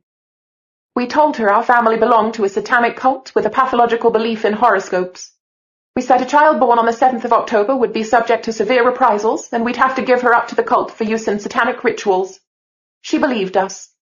And as she had a soft heart and what you might call a prejudice against Satanists, she entered the wrong birth date on the certificate. Satanic rituals? What impertinence! The man by the mantelpiece hissed the words like a snake, and the little boy clung even closer to him. Mr. de Villiers smiled appreciatively. Not a bad story. We'll see if the midwife tells the same tale. I see little point in wasting our time checking such details, Lady Arista remarked. Quite right, said Aunt Glenda. Charlotte could travel back in time any moment now. Then we'll know that Grace's story is a pack of lies devised to hold us up. Why couldn't they both have inherited the gene? Asked Mr. George. That happened once before. Ah, but Timothy and Jonathan de Villiers were identical twins, pointed out Mr. de Villiers. And they'd been foretold in the prophecies. Yes, the chronograph contains 2 carnelians for them, 2 pipettes of blood, duplicate compartments for the 12 elements, and 2 cogwheels going around, said the man by the mantelpiece. The ruby stands alone. True, said Mr. George. His round face suddenly became anxious. I should have thought it more important to look into the reason why my sister is telling these lies. Aunt Glenda was glaring at Mum with positive hatred. If your idea is to get Gwyneth's blood read into the chronograph so that the device will never be any use again, you're more naive than I thought. How can she expect us to believe a word of what she says anyway? Asked the man by the mantelpiece. I thought his way of acting as if Mum and I weren't even in the room was very arrogant. I have the clearest recollections of the lies Grace told to protect Lucy and Paul at the time. It was her fault they got away from us. If it hadn't been for her, we might have been able to avert the disaster. Jake, said Mr. de Villiers. What disaster? I asked. And who was Paul? I consider that even the presence of this person in the room with us is monstrous, said the man by the mantelpiece. And who may you be? Mum's voice and the look she gave him were decidedly chilly. I was impressed to see she wasn't going to be intimidated. That's nothing to do with the case. The man didn't even deign to look at her. The little fair-haired boy peered cautiously out from behind his back and looked at me. With the freckles on his nose, he reminded me a bit of Nick when he was younger, so I smiled at him.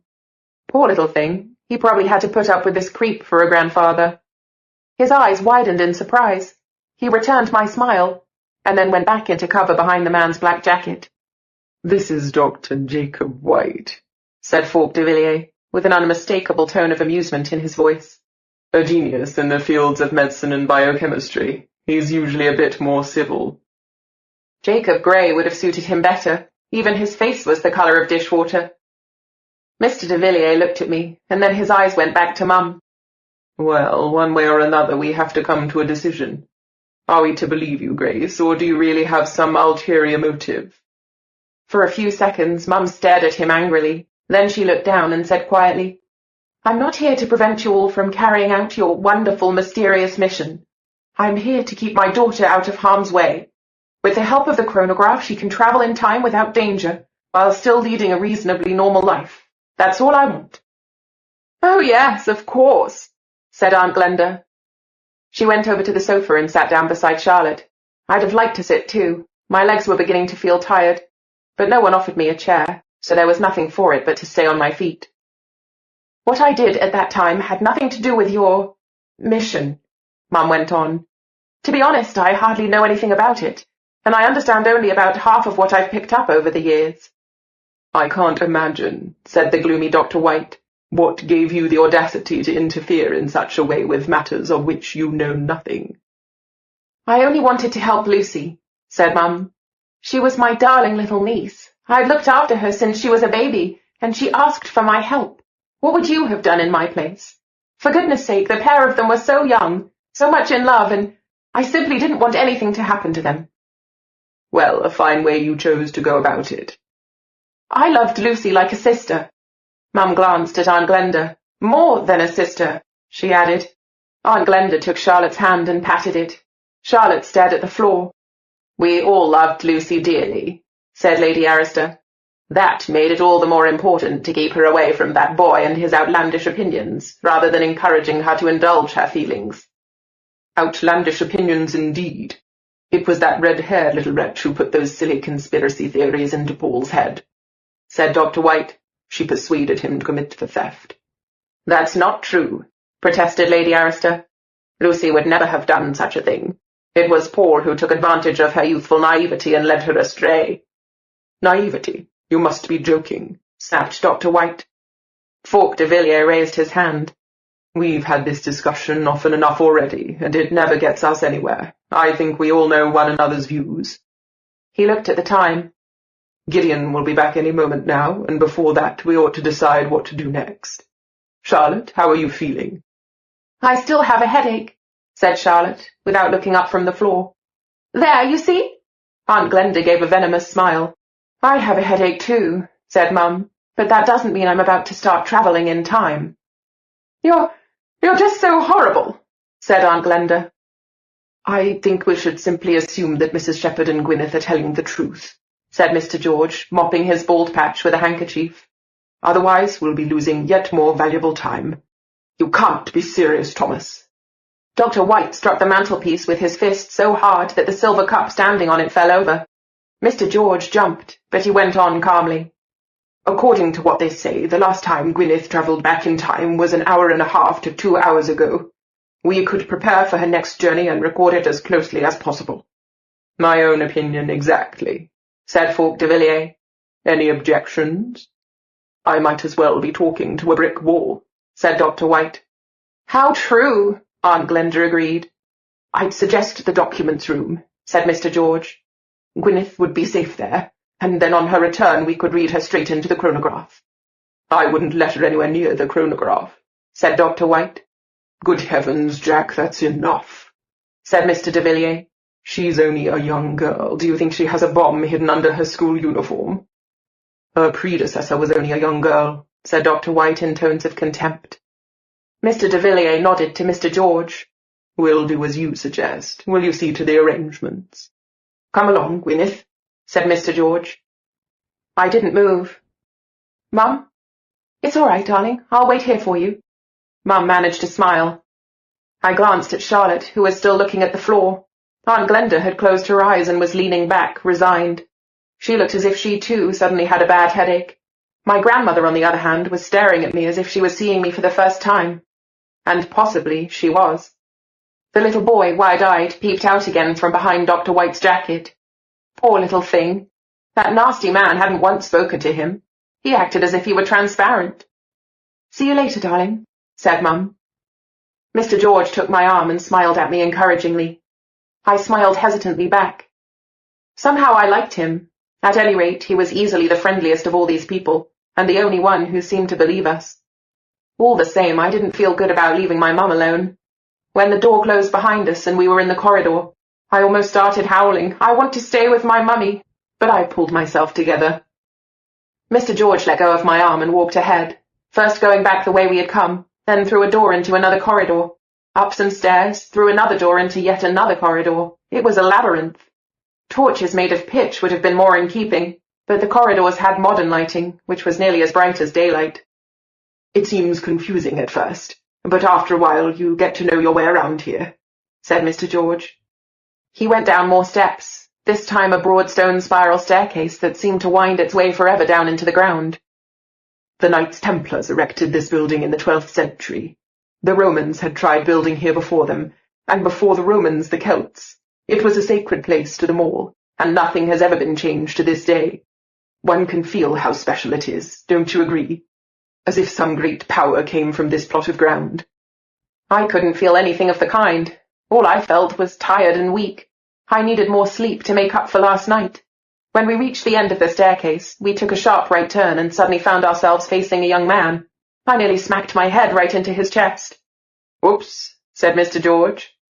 Mr. George. The young guy had dark curly hair that fell almost to his shoulders, and such bright green eyes that I thought he must be wearing coloured lenses. Although I had never seen him before, I recognized him immediately.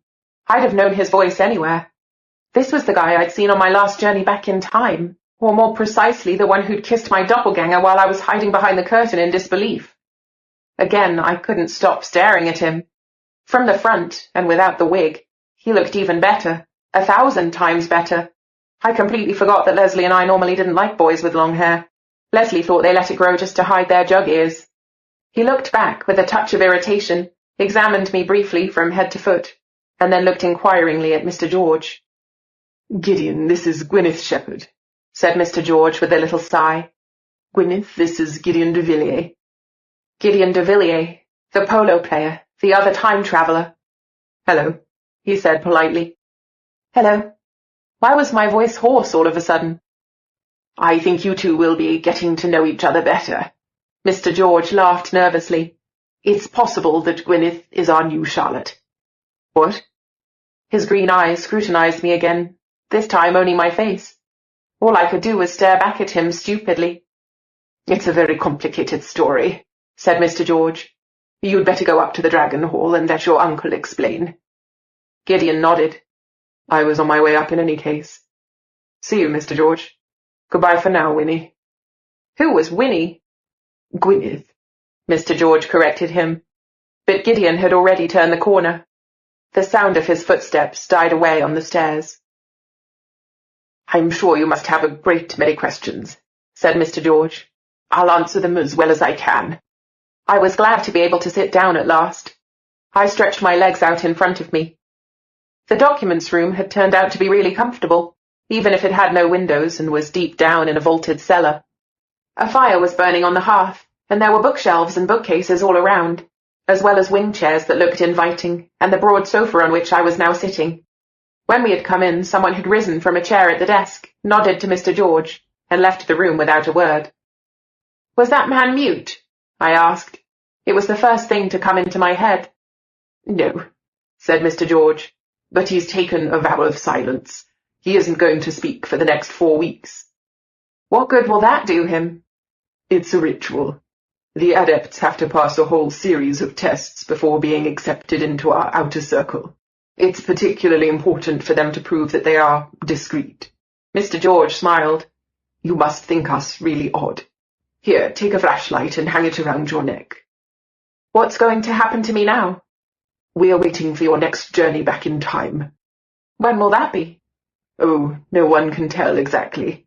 It's said that your distant ancestress, Elaine Burley, the second of the Circle of 12 to be born, travelled only 5 times in her entire life. But then she died in childbirth at the age of 18. The Count himself used to travel every few hours as a young man, 2 to 7 times a day.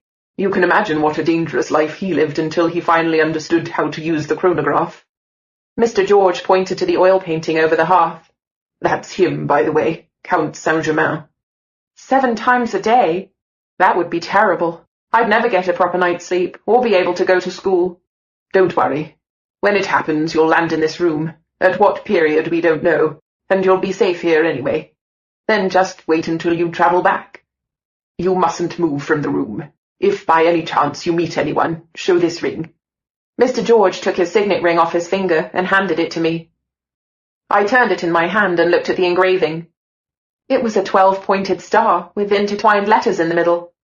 My clever friend Lesley had been right again. Our English and history teacher, Mr. Whitman, has one of these too. "Is that a question?" The fire on the hearth was reflected on Mr. George's bald patch. It was kind of a cozy sight. I shook my head. I didn't need an answer. It was obvious. Mr. Whitman was one of these people. "Isn't there anything else you want to know?" "Yes, I want to know who Paul is and what happened to Lucy, and what this theft they committed was, and what Mum did back then to make everyone so cross with her." It all came bursting out of me. "Oh." Mr. George scratched his head, looking embarrassed. "I'm afraid I can't tell you that." "Figures," I sighed. "Gwyneth, if you really are our number 12, then we'll explain it all to you in detail, I promise. But we have to be sure first. However, I'll be happy to answer other questions." I sat in silence. Mr. George sighed. "Oh, very well. Paul is the younger brother of Fawkes de Villiers. He was number 9 in the Circle of 12, the last of the de Villiers line to travel in time before Gideon. That will have to do for now. If you have anything to ask of a less inflammatory nature." "Is there a loo down here?" "Oh, yes, of course, just around the corner. I'll show you the way." "I can find it for myself." "Of course," Mr. George replied, but he followed me to the door like a small, stout shadow anyway. There, like a soldier on guard in front of Buckingham Palace, stood the man who had taken the vow of silence. "The next door along." Mr. George pointed to the left. "I'll wait here." In the ladies' room, a small place smelling of disinfectant, with a loo and a wash basin, I took my mobile out of my pocket. No reception, of course. I'd have loved to tell Lesley about all this. At least the time display was working, and I was surprised to see that it was only noon. I felt as if I'd been here for days. I did actually need the loo. When I came out again, Mr. George smiled at me in relief. He'd obviously been afraid I might have disappeared while I was in there. In the documents room, I sat down on the sofa again, and Mr. George sat opposite me in an armchair. "Well, let's get on with our question and answer game," he said. "But taking turns this time. I ask a question, you ask the next."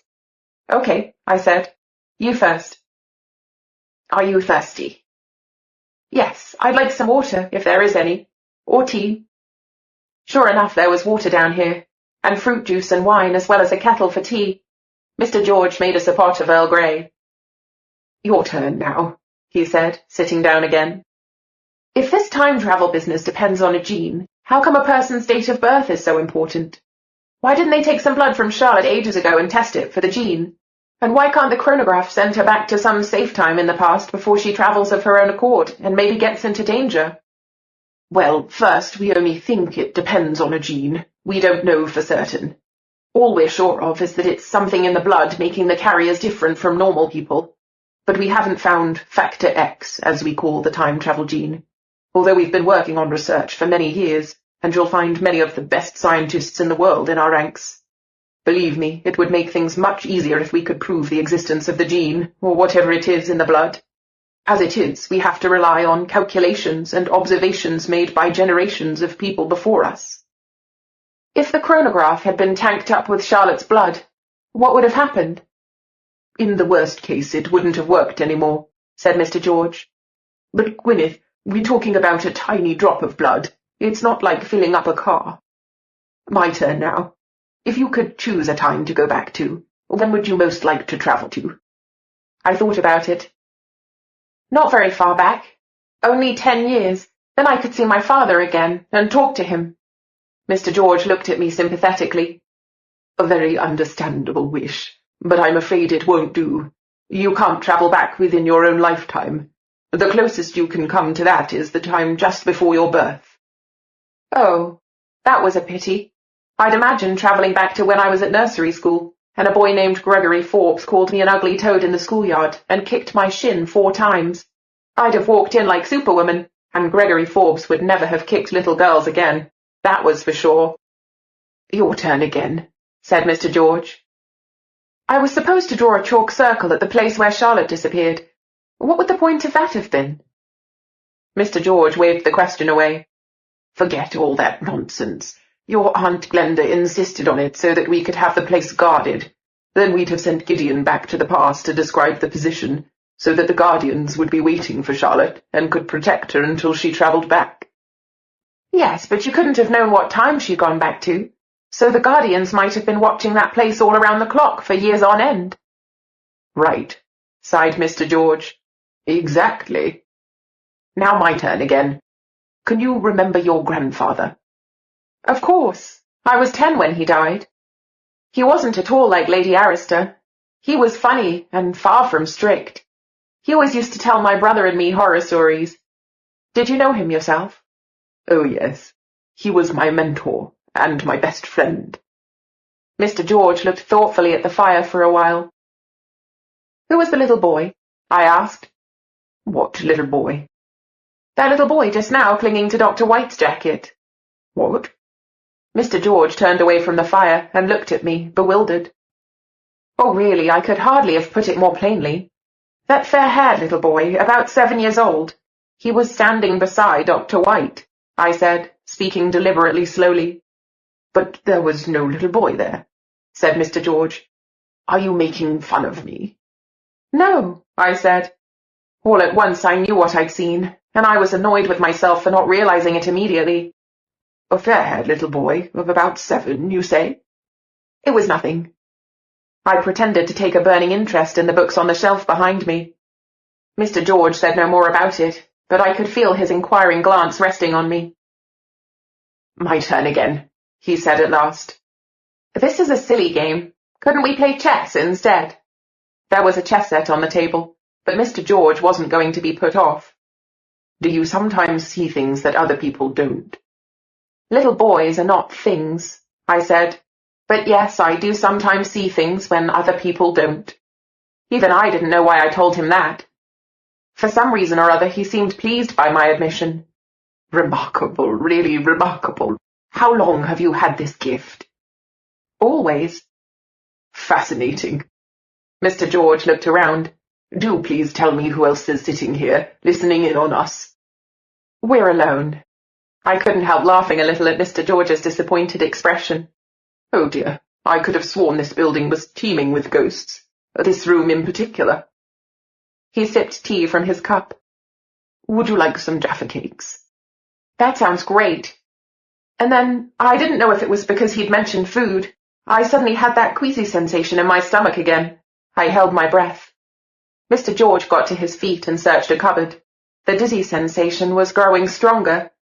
Mr. George was going to get a surprise when he turned around to see that I'd simply disappeared. Maybe I ought to give him advance warning. For all I knew, he had a weak heart. Mr. George? And it's your turn again, Gwyneth. He was arranging the cookies carefully on a plate, almost the way Mr. Bernard did. And I think I know the answer to your next question. I paid attention to what was going on inside me. The dizziness was dying down a bit. Okay, false alarm. Right. So suppose I travelled to a time when this building didn't exist yet. Would I land underground and be suffocated? Oh, I thought you were going to ask about the little fair-haired boy. Very well. According to our present state of knowledge, no one has ever travelled back farther than 500 years. And on the chronograph we can set the date of time travel for the ruby, meaning you, only as far back as AD 1560, the year when the first time traveller in the circle, Lancelot de Villiers, was born. We have often regretted these restrictions. One misses out on so many very interesting years. Here, have a cookie. These are my favourite. I reached for the plate, although it was suddenly going all blurred before my eyes, and I felt as if someone was going to pull the sofa away from under me. Male line of descent. Lancelot de Villiers, Amber, 1560 to 1607. William de Villiers, Agate, 1636 to 1689. Count Saint-Germain, Emerald, 1703 to 1784. Jonathan de Villiers, Carnelian, 1875 to 1944.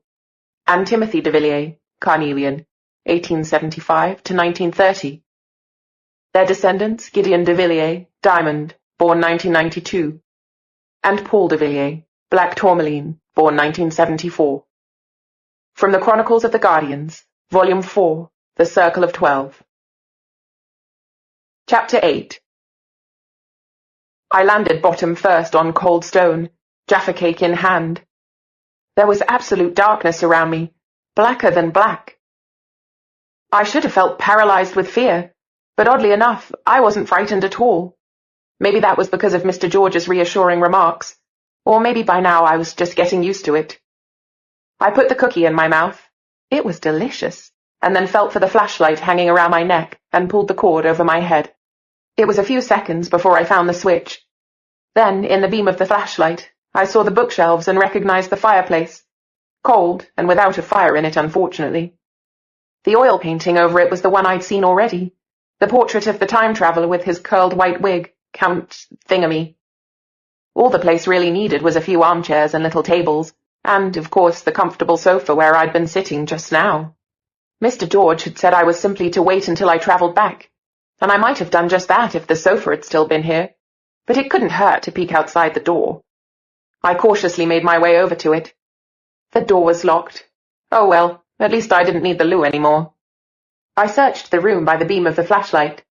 Maybe I'd find something to tell me what year I'd landed in. There might be a calendar on the wall, or lying on the desk. The desk was covered with rolled-up papers, books, opened letters and little boxes.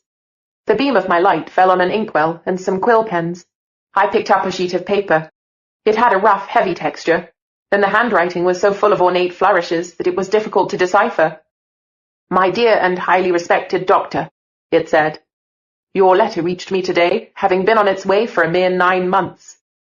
Considering what a long journey your entertaining account of the present situation in the colonies has made, one can only marvel at such speed." That made me smile. 9 weeks for a letter to arrive. Okay, so I seemed to be in a period when letters were still delivered by carrier pigeon, or maybe snail mail, using actual snails. I sat on the chair at the desk and read a couple of other letters. Really boring stuff. And the names meant nothing to me either. Then I investigated the little boxes. The first one I opened was full of seals, with elaborate designs on them, for sealing letters. I looked for a 12-pointed star, but there were only crowns, intertwined letters, and organic patterns. Very pretty, and I found sticks of sealing wax in every colour, even gold and silver. The next little box was locked. Maybe there was a key in one of the desk drawers. I was beginning to enjoy my treasure hunt. If I liked what I found in the box, I'd take it back with me, as a kind of test. The cookie had travelled without a problem. I'd bring Lesley back a little souvenir. Surely that was allowed, since the box was neither human nor animal. I found more quill pens and bottles of ink in the desk drawers. Letters carefully folded and tied up, bound notebooks, a kind of dagger, a little crescent-shaped knife, and keys. Lots and lots of keys of all shapes and sizes. Lesley would have loved this. Probably there was a lock in this room for every one of these keys, and a little secret behind the lock, or a treasure. I tried some of the keys that looked small enough for the lock of the little box, but I couldn't find the right one. What a shame. There was probably valuable jewellery in it. Maybe I should just take the whole box. But it was a rather awkward shape for that, and much too big to fit neatly in the inside pocket of my jacket. There was a pipe in the next box, a pretty one, elaborately carved, probably made of ivory, but that wasn't right for Lesley either. Maybe I should just take her one of the seals, or the pretty dagger, or a book. Of course, I knew I shouldn't steal, but this was an exceptional situation, and I thought I had a right to some compensation. Also, I had to see whether I could take objects from the past back to the present with me. I didn't have any guilty conscience, which surprised me, since I was usually disapproving when Lesley nibbled more than one of the free samples in the Harrods delicatessen department, or, like the other day, picked a flower in the park. I couldn't decide. The dagger looked like it was probably the most valuable thing. If the stones in the handle were real, then it must be worth a fortune. But what would Lesley do with a dagger? I felt sure she'd like a seal better. Which one, though? The decision was taken out of my hands, because the dizzy feeling came back again. When the desk blurred in front of my eyes, I grabbed the first thing within reach. I made a soft landing on my feet. Bright light dazzled me. I quickly dropped the key I had snatched up at the last minute into my pocket, along with my mobile, and looked around the room. It was just like before, when I was having a cup of tea with Mr. George, and the flickering fire on the hearth made the room nice and warm. But Mr. George wasn't on his own anymore. He was standing in the middle of the room with Falk de Villiers and grumpy grey-faced Dr. White, along with the little fair-haired ghost boy, and they were talking quietly. Gideon de Villiers was leaning back casually against one of the bookcases. He was the first person to notice me. "Hi, Winnie," he said. "Gwyneth," I replied. Surely it wasn't that difficult to remember. I didn't go calling him Gilbert or anything. The other three men turned and stared at me. Dr. White with his eyes narrowed suspiciously. Mr. George obviously delighted. "That was almost 15 minutes, he said. "How was it, Gwyneth? Are you feeling all right?" I nodded. "Did anyone see you?" There wasn't anyone there. I didn't move from the spot, just like you said. I handed Mr. George the flashlight and his signet ring. "Where's my mum?"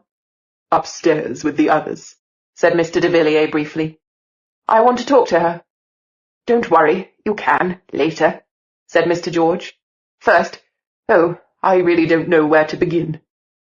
But he was beaming all over his face. What was he so pleased about?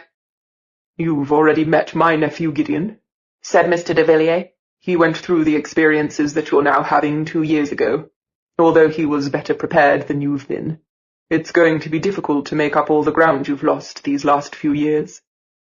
"Difficult, impossible is how I'd put it," said Dr. White. "Anyway, there's no need," said Gideon. "I can do it all far better on my own." "We'll see," said Mr. de Villiers. "I think you're underestimating the girl," said Mr. George. Then he said in a solemn, almost unctuous tone of voice, "Gwyneth Shepherd, you are now part of an ancient mystery, and it's about time you heard more about that mystery. In the first place, you should know that—" "We mustn't go too fast," Dr. White interrupted him. "She may have the gene, but that doesn't mean she can be trusted." "Or that she has any idea what it's all about," added Gideon. He obviously thought I was dim. Stuck-up idiot. "Who knows what instructions her mother has given her," said Dr. White. And who knows who in turn gave her mother those instructions. We only have the one chronograph. We can't afford another bad mistake. I'm just suggesting you bear that in mind. Mr. George looked as if he'd been slapped in the face. It's possible to make things unnecessarily complicated, he murmured. I'll take you to my consulting room now, said Dr. White. No offense, Thomas, but there'll be time for explanations later. I felt a cold shudder run down my spine at his words. Going into a room alone with Dr. Frankenstein was the last thing I wanted. I'd like to see my mum, I said, taking the risk that the rest of them might think I sounded like a toddler. Gideon scornfully clicked his tongue. There's nothing to be afraid of, Gwyneth, Mr. George assured me. We just need a little of your blood, and Dr. White will also be responsible for your immunizations and general health. I'm afraid that there are all kinds of dangerous infections around in the past, things that the human organism never encounters these days. It will be all over soon. Did he have any idea how awful that sounded? We only need a little of your blood, and it will all be over soon. But I don't want to be alone with Dr. White, I said. I didn't care whether the man thought I was being rude or not. He had no manners himself. As for Gideon, he could think whatever he liked about me. Dr. White isn't as heartless as he may seem to you, said Mr. George. You really don't have to. Oh, yes, she does, growled Dr. White. I was beginning to lose my temper. Who did this pompous guy think he was? Why didn't he go and buy a suit in a nice colour instead of tormenting me? Do I, though? What will you do if I refuse? I hissed, noticing at the same time that his eyes were red and inflamed behind those black-rimmed glasses. Much to my relief, before Dr. White could think what he would do to me if I refused, and my imagination was coming up with some unappetizing ideas at the speed of light, Mr. de Villiers interrupted us. I'll ask Mrs. Jenkins to go with you, he said, and Mr. George will stay with you until she arrives. I cast the doctor a triumphant glance, the kind that's like sticking out your tongue, but he ignored me. We'll meet in the Dragon Hall in half an hour's time, Mr. de Villiers went on. I didn't mean to, but as I was on my way out, I turned back once, quickly, to see if my triumph over Dr. White had impressed Gideon. Obviously not, because he was looking at my legs, probably comparing them with Charlotte's. Hers were longer and thinner, damn it, and she certainly didn't have scratches all over her calves, from clambering about last night among a lot of old junk and stuffed crocodiles. Dr. White's consulting room looked like any other doctor's, and when he put a white coat on over his suit and washed his hands thoroughly for a long time, Dr. White looked like any other doctor I'd ever seen. Only the little fair-haired ghost boy beside him was rather unusual. Jacket off, sleeves up, said Dr. White. Mr. George translated for him. Would you please be kind enough to take your jacket off and roll your sleeves up? The little ghost was watching, interested. When I smiled at him, he hastily hid behind Dr. White, only to peer out again a second later. Can you by any chance see me? He asked. I nodded. Don't look, grunted Dr. White, tying a bandage around one arm. I don't mind the sight of blood, I said, even when it's my own. The others can't see me, said the little ghost. I know, I said. My name's Gwyneth. What's yours? Dr. White to you, said Dr. White. I'm Robert, said the ghost. That's a very nice name, I said. Thank you, said Dr. White. I'll return the compliment by saying you have very nice veins. I'd hardly felt the needle prick me. Dr. White carefully filled a little tube with my blood. She isn't talking to you, Jake, said Mr. George. She isn't? Then who's she talking to? Robert, I said. Dr. White's head jerked up. He looked straight at me for the first time. What did you say? Oh, never mind, I said. Dr. White muttered something to himself that I couldn't make out. Mr. George gave me a conspiratorial smile. There was a knock at the door, and Mrs. Jenkins, the secretary with the big glasses, came in. Ah, there you are at last, said Dr. White. You can clear out now, Thomas, and Mrs. Jenkins will see to the proprieties. You can sit over there, he told her, but keep your mouth shut. Charming as ever, said Mrs. Jenkins, but she obediently sat down on the chair he pointed out. See you soon, said Mr. George to me.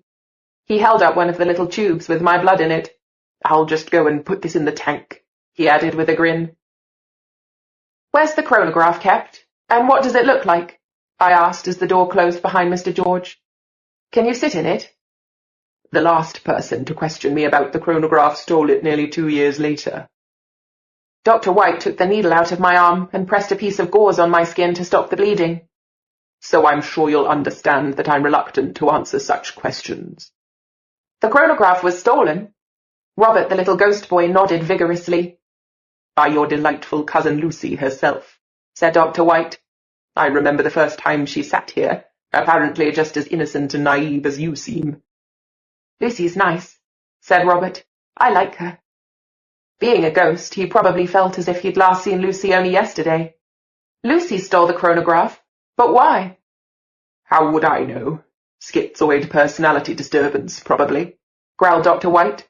Obviously runs in the family. Hysterical females, all these Montrose women, and Lucy had a great deal of criminal spirit in her. Dr. White, said Mrs. Jenkins, that's not true. Didn't I tell you to keep your mouth shut? Said Dr. White. But if Lucy stole the chronograph, how can it still be here? I asked. How indeed? Dr. White undid the strap around my arm. There's a second one, of course, you clever child. When was your last tetanus jab? No idea. So there are several chronographs? No, only those 2, said Dr. White. You obviously haven't been vaccinated against variola major. He tapped my upper arm as he examined it. Any chronic sicknesses? Allergies? No, I haven't been inoculated against the plague either, or cholera, or smallpox. I thought of James. Can you inoculate people against smallpox? I've an idea that a friend of mine died of it. I sincerely doubt that, said Dr. White. Smallpox is just another name for variola major, and no one's died of it for a very long time. Well, my friend has been dead for a very long time. I thought variola was another name for measles, said Mrs. Jenkins. And I thought we'd agreed that you'd keep your mouth shut, Mrs. Jenkins. Mrs. Jenkins said no more. Why are you so unfriendly to everyone? I asked. Ouch. That was only a little prick, said Dr. White. What was it for, then? Believe me, you really don't want to know. I sighed. The little ghost called Robert sighed as well. Is he always like this? I asked him. Mostly, replied Robert. He doesn't really mean it, said Mrs. Jenkins. Mrs. Jenkins? Oh, very well. Well, I'm through with you for now. By next time I'll have your blood group, and maybe your charming mother will be so good as to come up with your inoculation record and any records of illness. I've never been ill. Am I inoculated against the plague now? No, not really worth it. The jab lasts only 6 months, and the side effects are nasty. And if I have it my way, you'll never travel to a plague year at all. You can put your things back on, and Mrs. Jenkins will take you back up to the others. Mrs. Jenkins rose from her chair. Come along, Gwyneth. I'm sure you're hungry and supper will soon be ready. Mrs. Mallory has roast veal with asparagus on the menu today. Delicious. I certainly was hungry, even for roast veal with asparagus, and I normally wasn't a big fan of eating baby cows. The doctor has a kind heart, really, you know, said Mrs. Jenkins on our way up. He just finds it rather difficult to be friendly. So I noticed. He used to be quite different, cheerful, always good-tempered. He did wear those dreadful black suits even then, but at least with coloured ties. That was before his son died. Such a tragedy. He's been a different man ever since. Robert? Yes, the little boy was called Robert, said Mrs. Jenkins. Has Mr. George been telling you about him? No. A dear child. He drowned in a pool at a birthday party. Imagine that. Mrs. Jenkins counted years on her fingers as we walked along. It was 18 years ago now. Poor Dr. White. Poor Robert. But at least he didn't look like a drowned body. Some ghosts thought it was fun to go around looking the way they did when they just died. Luckily, I'd never met one with a hatchet in his head. Or without a head at all. Mrs. Jenkins knocked at a door. We'll just look in and say hello to Madame Rossini. She'll want to measure you. Measure me? What for? But the room Mrs. Jenkins let me into gave me the answer. It was a sewing room, and in among the fabrics, clothes, sewing machines, tailor's dummies, scissors and rolls of thread, a plump lady with a lot of sandy hair stood smiling at me. Allô, she said. She had a slight French accent. You must be Gwyneth. I am Madame Rossini, and I look after your wardrobe. She held up a tape measure. We can't have you travelling in that dreadful school uniform, n'est-ce pas? I nodded. My school uniform really was dreadful, today or any other time. There'd probably be a riot if you went out in the streets like that, she added, wringing her hands, tape measure and all, at the sight of it. I'm afraid we have to hurry. They're waiting for us upstairs, said Mrs. Jenkins. I'll be quick. Can you take that jacket off, please? Madame Rossini put the tape measure around my waist. Wonderful. Now the hips. Ah, like a young coat. I think we can use most of what I made for the other one, with maybe some little alterations here and there. By the other one, she meant Charlotte. I looked at the pale yellow dress with white lace trim hanging on a coat stand and looking like one of the costumes for Pride and Prejudice. Charlotte would have looked lovely in that. Charlotte's taller than me, I said, and slimmer. Yes, a little bit, said Madame Rossini, like a coat hanger. I couldn't help giggling. But that is no problem. She measured my neck and my head as well. For the hats and the wigs, she said, smiling at me. Ah, how nice to make dresses for a brunette for once. You must choose color so carefully for redheads. I've had this lovely taffeta for years, a color like sunset. You could be the first the color suits. Madame Rossini, please. Mrs. Jenkins pointed to her watch. Maybe nearly finished, said Madame Rossini, scurrying around me with a tape measure and even measuring my ankles. Men always in such a hurry, but with fashion you cannot hurry. Finally she gave me a friendly pat and said, We will meet again soon, my little swan-necked beauty. She herself had no neck at all, I noticed. Her head seemed to be set directly on her shoulders, but she was really nice. See you soon, Madame Rossini. Once we were out of the room again, Mrs. Jenkins walked faster, and I found it quite difficult to keep up, even though she was wearing high heels and I had my comfortable dark blue school shoes on.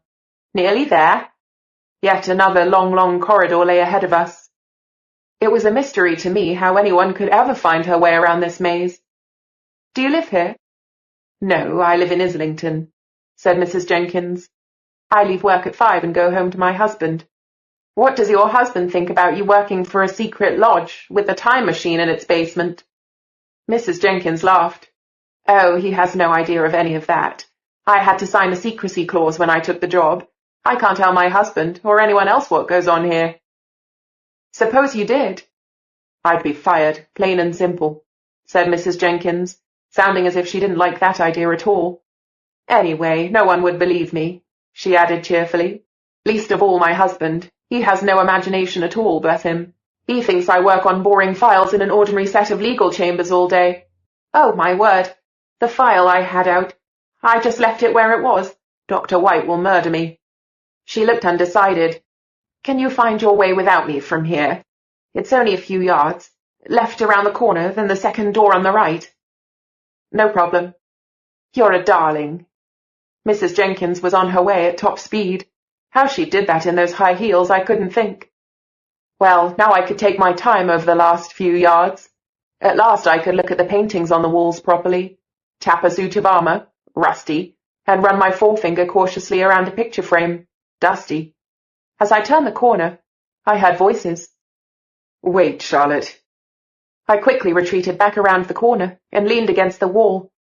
Charlotte had come out of the Dragon Hall with Gideon behind her.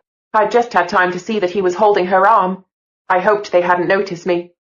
This is all so embarrassing and humiliating, said Charlotte.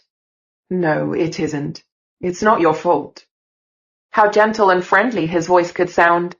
He's in love with her, I thought, and for some silly reason that made me feel a slight pang. I pressed even closer to the wall, although I'd have liked to see what the two of them were doing. Holding hands? Charlotte seemed inconsolable. Phantom symptoms. I could sink into the ground.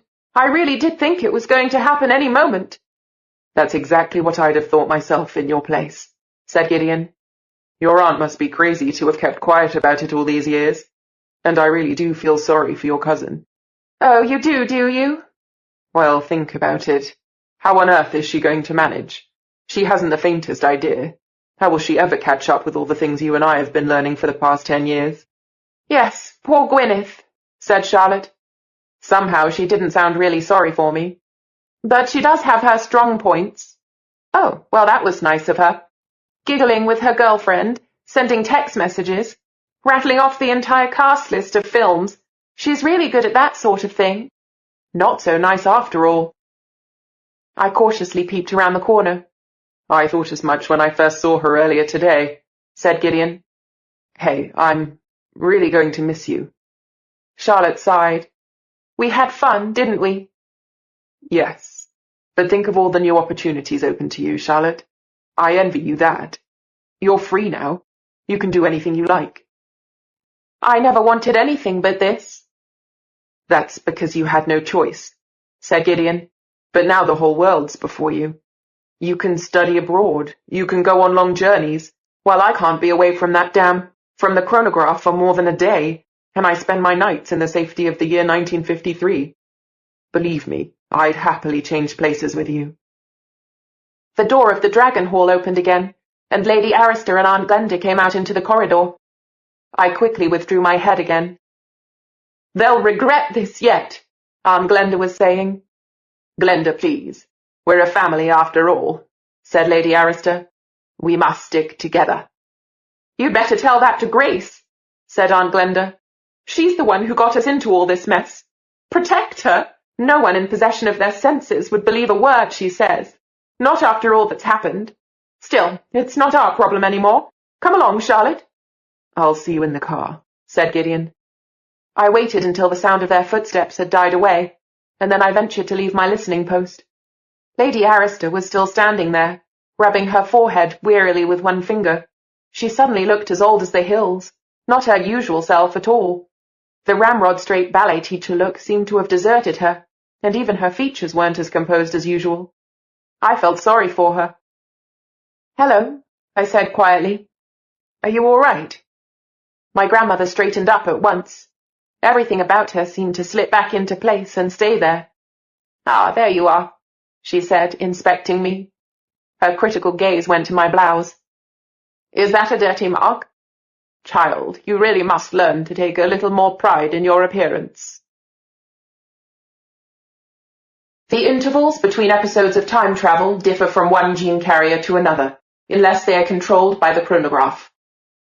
While the observations of Count Saint-Germain led him to conclude that female gene carriers travel back considerably less often and for shorter periods than their male counterparts, our experience to date does not allow us to confirm his findings. The duration of uncontrolled time travel episodes has been shown, since observations were first made, to vary from 8 minutes 12 seconds, the initiation journey of Timothy de Villiers, 5th of May, 1892, to 2 hours 4 minutes, Margaret Tilney, second journey, 22nd of March, 1894. The window of time provided by the chronograph for travel is a minimum of 30 minutes, a maximum of 4 hours. It is not known whether uncontrolled visits to periods within a gene carrier's own lifetime have ever occurred. In his writings, Count Saint-Germain assumes that it is impossible because of the continuum. See Volume 3, Laws of the Continuum. Moreover, the chronograph cannot be set to take gene carriers back to periods within their own lifetimes. From the Chronicles of the Guardians, Volume 2, General Laws of Time Travel. Chapter 9. My mum hugged me as if I'd been away for years. I had to assure her over and over again that I was perfectly all right before she finally stopped asking. Are you okay too, Mum? Yes, darling, I'm fine. So everyone's fine, said Mr. de Villiers ironically. I'm glad we've cleared that up. He came so close to Mum and me that I could smell his cologne, kind of spicy and fruity with a touch of cinnamon. I felt hungrier than ever. Now, what are we going to do about you, Grace? Those wolf-like eyes were firmly fixed on Mum. I told you the truth. Yes, at least so far as identifying Gwyneth's gene is concerned, said Mr. de Villiers. But we have yet to find out why the midwife, who so obligingly falsified her birth certificate 16 years ago, suddenly chose to go away in a hurry today of all days. Mum shrugged. I wouldn't assume that every little coincidence is so important, Falk. I also think it's strange that if your baby looked like arriving 2 months early, you chose to have her at home. Any sensible woman would go to a hospital the moment the labor pains started. It simply happened too fast, said Mum without batting an eyelash. I was just glad the midwife could come right away. Even so, surely you should have gone to the hospital directly after the birth to have the baby examined. We did. But not until the next day, said Mr. de Villiers. The hospital records say that they did give the child a thorough examination, but her mother refused to have one. Why was that, Grace? Mum laughed. I think you'd understand me better if you'd ever had a baby yourself. I was fine. I just wanted to be sure the baby was all right. What surprises me is how you got hold of a report from the hospital so quickly.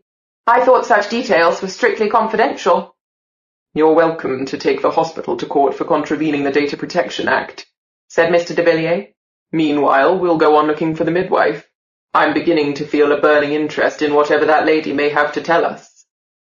The door opened and Mr. George and Dr. White came in, along with Mrs. Jenkins, who was carrying a whole lot of files. Gideon strolled into the room after them. This time I took the opportunity to look at the rest of him, not just his pretty face. I was hoping to see something I didn't like about him, so I wouldn't feel quite so imperfect by comparison. Unfortunately, I couldn't find a thing. He didn't have bow legs from playing polo, or long gorilla arms, or ears too close to the sides of his head, which Lesley claimed was a sign of a miserly man. He looked annoyingly cool, leaning back against the desk, crossing his arms. What a waste of good looks. It was a shame. Everything's ready, said Mr. George, eyes twinkling at me. The time machine is ready to start. Robert, the ghost boy, waved to me shyly. I waved back. Well, we're all present and correct then, said Mr. de Villiers. That is to say, I'm afraid Glenda and Charlotte have had to leave us. They send warm good wishes to everyone. I bet they do, said Dr. White. Poor girl. Phantom symptoms for 2 whole days. It can't have been much fun for her, said Mr. George, with a sympathetic expression on his round face. And add a mother like that into the bargain, muttered Dr. White, leafing through the file folders that Mrs. Jenkins had brought with her. What a tough time the poor child's had. Mrs. Jenkins, how's Madame Rossini getting on with Gwyneth's wardrobe? She's just— Wait, I'll go and ask. Mrs. Jenkins hurried out of the doorway again. Mr. George rubbed his hands ready for action. Then we can go. But you won't take her into danger, will you? Said Mum, turning to Mr. George. You'll leave her out of this business. We will certainly leave her out of it, said Gideon. We'll do all we can to protect Gwyneth, Mr. George assured Mum. We can't leave her out of it, Grace, said Mr. de Villiers. She's part of this business, as you put it. You ought to have realized that earlier, before you began this stupid game of hide-and-seek. With the result that, thanks to you, this girl is entirely unprepared and ignorant, said Dr. White, which of course will make our mission even more difficult, but I expect that was just what you wanted. What I wanted was to keep Gwyneth out of danger, said Mum. I've gone quite a long way on my own, said Gideon. I can see this thing through by myself. That's just what I hoped, said Mum. I can see this thing through by myself. Oh, I only just managed not to giggle.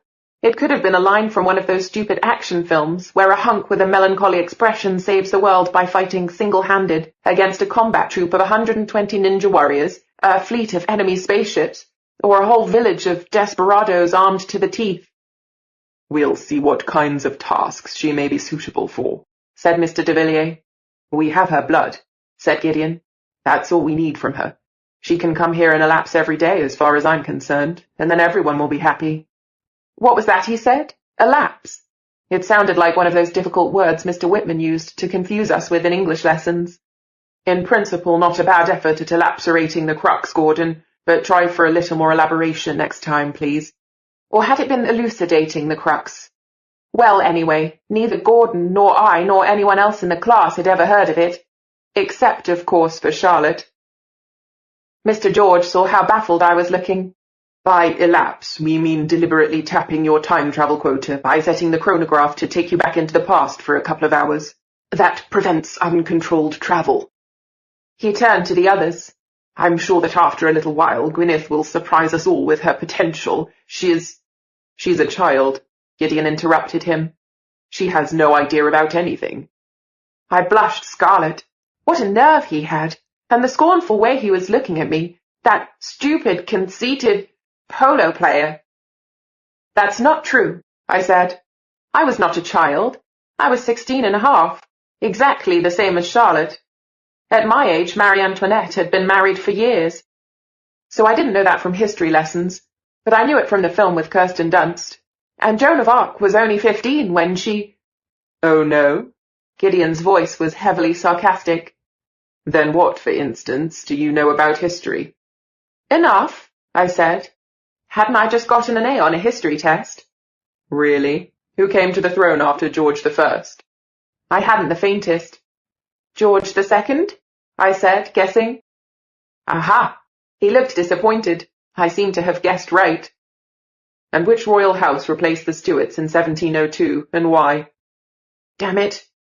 Well, we haven't got to that yet, I said. So I see. Gideon turned to the others. She doesn't know anything about history. She can't even speak appropriately. Wherever we go, she'd stick out like a sore thumb. And she's no idea what's at stake. She wouldn't just be totally useless. She'd endanger the entire mission. I ask you, so I couldn't even speak appropriately? Well, I could think of several highly appropriate names I'd have liked to call him. I think you've made your opinions quite clear, Gideon, said Mr. de Villiers. At this point, it would be interesting to find out what the Count thinks of these developments. You can't do that to her, Mum interrupted, her voice suddenly sounding all choked up. The Count will be delighted to meet you, Gwyneth, said Mr. George, brushing Mum's concerns aside. The ruby, the 12th, the last in the circle. It will be a solemn moment when the two of you come face to face. No, said Mum. Everyone looked at her. Grace, said my grandmother. Not again. No, repeated Mum. Please, there's no need for him to meet her. Surely it will be enough for him to know that her blood makes the circle complete. Would have made the circle complete, said Dr. White, who was still looking through those files, if we hadn't had to start all over again after the theft. Be that as it may, I don't want Gwyneth meeting him, said Mum. Those are my conditions. Gideon can do it by himself. It's not up to you to decide, said Mr. de Villiers, and Dr. White snapped, conditions. So now she's making conditions. But she's right. It won't do any good for us to drag the girl into this too, said Gideon. I'll explain what happened, and I'm sure the Count will agree with me. He's going to want to see her anyway to get an idea of her for himself, said Fulk de Villiers. There's no danger for her. She won't even have to leave this house. Mrs. Shepherd, I assure you nothing will happen to Gwyneth, said Mr. George. I imagine your opinion of the Count is based on prejudices that we'll all be very happy to dispel. I'm afraid you won't be able to do that. I am sure, dear Grace, said Mr. de Villiers, that you'd like to tell us on what grounds you feel such dislike for the Count, a man you've never met. Mum pursed her lips firmly. We're listening, said Mr. de Villiers. Mum said nothing. At last she whispered, It's just a kind of feeling. Mr. de Villiers' lips curled in a cynical smile. I can't help it, Grace. I do get the impression that you're keeping something from us.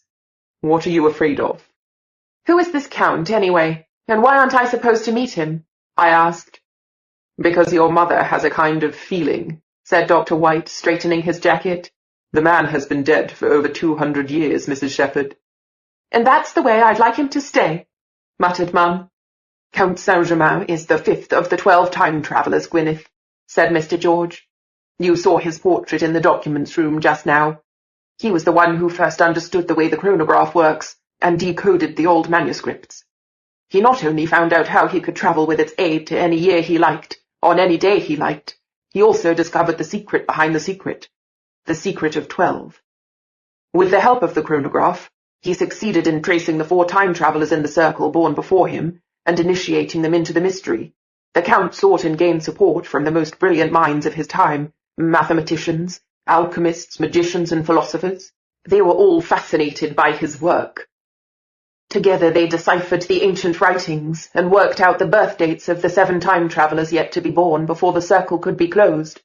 In the year 1745, the Count founded the Society of the Guardians here in London, the secret lodge of Count Saint-Germain. The Count had scientists, philosophers and scholars such as Raymundus Lulus, Agrippa von Nettesheim, John Colet, Simon Forman, Samuel Hartlib, Sir Kenelm Digby, and John Wallis to thank for the decoding of the ancient writings, said Mr. de Villiers. None of those names rang a bell anywhere in my head. None of those names ring a bell anywhere in her head, said Gideon sarcastically. Could he really read thoughts? Just in case he could, I gave him a nasty look and thought, with all my might, "You stupid show-off." He looked away. "I thought Sir Isaac Newton was one of the Guardians?" I asked. "Indeed he was," Mr. George replied. "But Newton died in 1727. I surprised myself by coming up with that fact. Lesley had told me when she phoned yesterday, and for some unfathomable reason it had stuck in my mind. I wasn't as stupid as this Gideon said after all." "Correct," said Mr. George, smiling. "That's one of the advantages of travelling in time. You can make friends in the past as well as the present." "And what's the secret behind the secret?" I asked. "The secret of the 12 will be revealed when the blood of all 12 time-travellers has been read into the chronograph," said Mr. George solemnly. "That's why the circle has to be closed. It is the great task that we must perform." "But I'm the last of the 12, right? So the circle should be complete with me." "And so it would be," said Dr. White, "if your cousin Lucy hadn't taken it into her head to steal the chronograph 17 years ago." "Paul stole the chronograph," said Lady Arista. "Lucy only—" Mr. de Villiers raised his hand. "Yes, well, let's just say they stole it together. 2 children who had been led astray. They wrecked the work of 500 years. The mission was on the point of failing, and the legacy of Count Saint-Germain would have been lost forever." "So this legacy is the secret?" "Luckily there was a second chronograph within these walls," said Mr. George. "It wasn't expected ever to be used. It came into the hands of the Guardians in 1757. After centuries of neglect, it was defective, and the valuable jewels had been stolen from it. But after 200 years of laborious work, the Guardians succeeded in—" Impatiently, Dr. White interrupted him. "To cut a long story short, it was repaired, and it really was capable of working. Although we couldn't check that until the 11th time-traveller Gideon here reached the age of initiation. We'd lost the first chronograph, and with it the blood of 10 time-travellers. Now we had to start all over again with the second." "So as to, get at the secret of the 12, I said. I'd almost said reveal. I was beginning to feel as if I'd been brainwashed. Dr. White and Mr. George nodded solemnly by way of an answer. Mum began to laugh. It was totally out of place, but she laughed with a gurgle, like Caroline when Mr. Bean was on TV.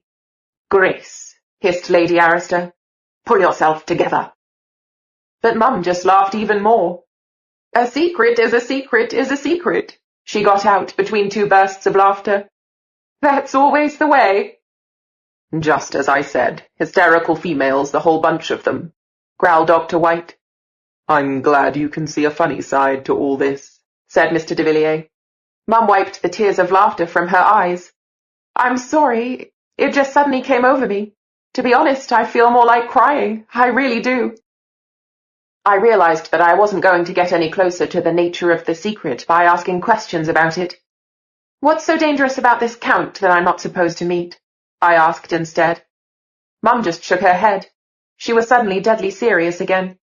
I was getting worried about her. These mood swings weren't like her at all. "Nothing," replied Dr. White.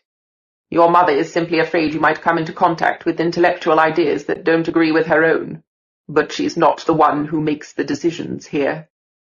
"Intellectual ideas," repeated my mother, and this time it was her voice dripping irony. "Why don't we leave it to Gwyneth to decide if she wants to meet the Count?" suggested Mr. de Villiers. "Just for a conversation? Back in the past?" I looked inquiringly from Mr. de Villiers to Mr. George and back again. "Will he be able to answer my question about the secret?" "If he wants to," said Mr. George. "You'll meet him in the year 1782. The Count was a very old man then, but conveniently for our purposes he was making a visit to London, on a strictly secret mission, the nature of which is unknown to historians and his biographers. He spent the night here in this house, so it will be very easy to arrange a meeting between you. Gideon will escort you, of course." Gideon muttered something indistinct to himself, in which I caught the words idiots and babysitter. How I loathed this guy. "Mum? Say no, darling." "But why?" "You're not ready for it yet." "Not ready for what yet? Why aren't I supposed to meet this Count? What's so dangerous about him? Oh, come on, Mum, tell me." "Yes, tell her, Grace," said Mr. de Villiers. "She hates all this mystery-mongering. I should think it hurts her, coming from her own mother in particular." Mum did not reply. "As you see, it's difficult extracting any really useful information from us," said Mr. de Villiers, his amber eyes studying me seriously. My mum still didn't say anything. I could have shaken her. Fawkes de Villiers was right. All these stupid hints weren't getting me anywhere. "Then I'll have to find out for myself," I said. "Yes, I want to meet him." I don't know what had suddenly come over me, but I no longer felt like a 5-year-old who wanted to run home and hide under the bed. Gideon groaned. "You heard what she said, Grace," said Mr. de Villiers. "I suggest you get a taxi back to Mayfair and take a tranquilizer. We'll take Gwyneth home when we're finished with her." "I'm not leaving her alone," whispered Mum. "Caroline and Nick will soon be home from school, Mum. It's all right for you to go. I can look after myself." "No, you can't," whispered Mum. "I'll come with you, Grace," said Lady Arista in a surprisingly gentle voice. "I've been here for 2 days without a break, and my head hurts. Things have taken a really unexpected turn, but now, well, it's out of our hands." "Very wise," said Dr. White. Mum looked like she might burst into tears any moment. "Very well," she said. "I'll go. I'm trusting you to make sure that no harm comes to Gwyneth." "And that she will be at school on time tomorrow morning," said Lady Arista. "She shouldn't miss too many lessons. She's not like Charlotte." I looked at her in surprise. I'd forgotten all about school. "Where are my hat and coat?" asked Lady Arista. There was a kind of collective sigh of relief from the men in the room. You couldn't hear it, but you could sense it. "Mrs. Jenkins will take care of everything, Lady Arista," said Mr. de Villiers. "Come along, my child," Lady Arista told Mum. "Grace." Fawkes de Villiers took her hand and raised it to his lips. "It's been a great pleasure to see you again after so many years." "It hasn't been all that long," said Mum. 17. 6, said Mum, sounding slightly hurt. "We saw each other at my husband's funeral, but you've probably forgotten." She looked at Mr. George. "Will you take care of her?" "Mrs. Shepherd, I promise you that Gwyneth will be safe with us," said Mr. George. "Trust me." "I don't seem to have any other option." Mum withdrew her hand from Mr. de Villiers and slung her bag over her shoulder. "Can I have a word with my daughter in private?" "Of course," said Fawkes de Villiers. "You'll be undisturbed in the room next door." "I'd prefer to be outside with her," said Mum. Mr. de Villiers raised his eyebrows. "Afraid we'll eavesdrop on you, watch you through peepholes in the portraits?" He laughed. "I need a little fresh air, that's all," said Mum. The garden wasn't open to the public at this time of day. A few tourists, you could tell they were tourists from the big cameras hanging around their necks, watched enviously as Mum opened an ornate wrought-iron gate, 6 feet high, and bolted it again behind us. I was captivated by all the flowers in the beds, the lush green turf, and the fragrance in the air. "This was a good idea," I said. I was beginning to feel like a cave salamander. I turned my face to the sunlight longingly. It was remarkably strong for early April. Mum sat down on a teak bench and rubbed her hand over her forehead in the same way as Lady Arista, except that it didn't make Mum look as old as the hills. "This is a nightmare," she said. I sank onto the bench beside her. "Yes, I hardly know what to make of it. Yesterday morning everything was still the same as ever, and then suddenly I feel as if my head's splitting, having to take so much in all at once. Thousands of scraps of information that won't fit together properly." "I'm so sorry," said Mum. "I hoped to spare you all this." "What was it you once did to make them all so cross with you?" I helped Lucy and Paul to get away, said Mum. She glanced around briefly, as if to make sure no one was listening to us. They hid with us in Durham for a while, but of course they found out, and Lucy and Paul had to go on the run. I thought about all I'd learnt today, and suddenly I realized where my cousin was. The black sheep of the family wasn't living among the Amazonian Indians, or hidden in a convent of nuns in Ireland, as Lesley and I had always imagined when we were little. Lucy and Paul were somewhere entirely different. They disappeared into the past with the chronograph. My mother nodded. In the end, they had no choice. But it wasn't an easy decision for them. Why? It's forbidden to take the chronograph out of your own time. If you do that, you can never travel back home again. Anyone who takes the chronograph into the past has to stay there. I swallowed. But why would anyone decide to do that? I asked quietly. They realized there'd be no safe hiding place for them in the present with the chronograph. Sooner or later, the Guardians would have tracked them down. But why did they steal it, Mum? They wanted to keep the circle of blood from closing. What will happen when the circle of blood closes? Good heavens, I heard myself talking just like one of them. Circle of blood? Next thing I knew, I'd start speaking in verse. Listen, darling, we don't have much time. Even if they say the opposite now, they're going to try to get you involved in their mission. They need you to close the circle and reveal the secret. What is the secret, Mum? I felt as if I'd asked that question 1,000 times already, and inside me I was almost yelling it. I don't know any more than the others. I can only make some assumptions. It's powerful, and it will give great power to anyone who knows how to make use of it. But power in the wrong hands is very dangerous. So Lucy and Paul believed it would be better if the secret was never revealed. With that in mind, they made great sacrifices. I get that idea. I just don't understand why. Even if some of the men in there may be driven only by scientific curiosity, there are others whose intentions aren't so honorable. I know they won't shrink from anything to achieve their ends. You can't trust any of them, Gwyneth. I sighed. None of what she'd told me seemed the least bit useful. From where we were in the garden, we heard the sound of an engine, and a car drew up in front of the house, even though cars weren't really allowed in here at all. Time to go, Grace, called Lady Arista, coming out of the house. Mum got to her feet. Oh, what a lovely evening lies ahead. Glenda's icy looks will freeze the food on our plates. Why did that midwife go away today? And why didn't you have me in a hospital? I wish they'd leave the poor woman in peace, said Mum. Grace, come along now. Lady Arista was tapping the tip of her umbrella against the wrought iron gate. I think they're going to put you in the naughty corner, I said. It breaks my heart leaving you alone. I could just go home with you, I said. But even as I said it, I knew I didn't really want to. It was just like Falk de Villiers said. I was part of this business now, and oddly enough, I didn't mind the idea. No, you can't, said Mum. You could get hurt or even killed in uncontrolled time travel.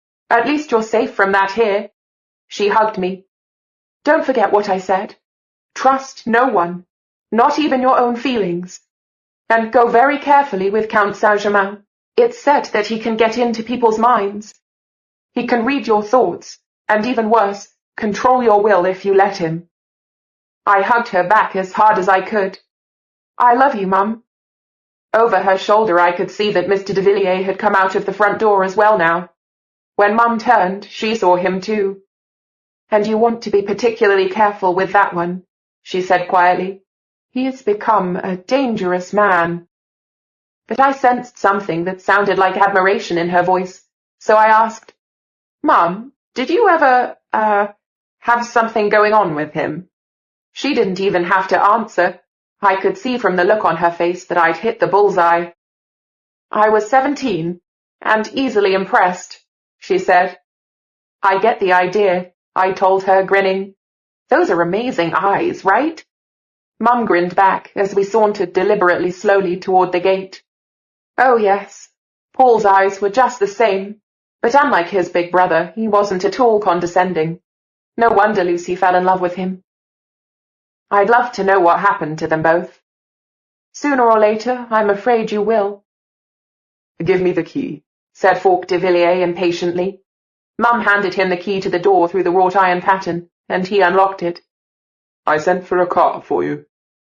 We'll meet at breakfast tomorrow morning, Gwyneth, said Lady Arista, putting a hand under my chin. Chin up, you're a Montrose, and we stay calm and composed everywhere, always. I'll try, Grandmother. That's right. Oh, dear. She waved her arms about as if shooting flies. What do these people think they're doing? I'm not the Queen. But with her elegant hat, her umbrella and the coat all colour-matched, she obviously looked so British to the tourists that they were taking photos of her from all sides. Mum gave me a last hug. The secret has already cost human lives, she whispered into my ear. Don't forget that.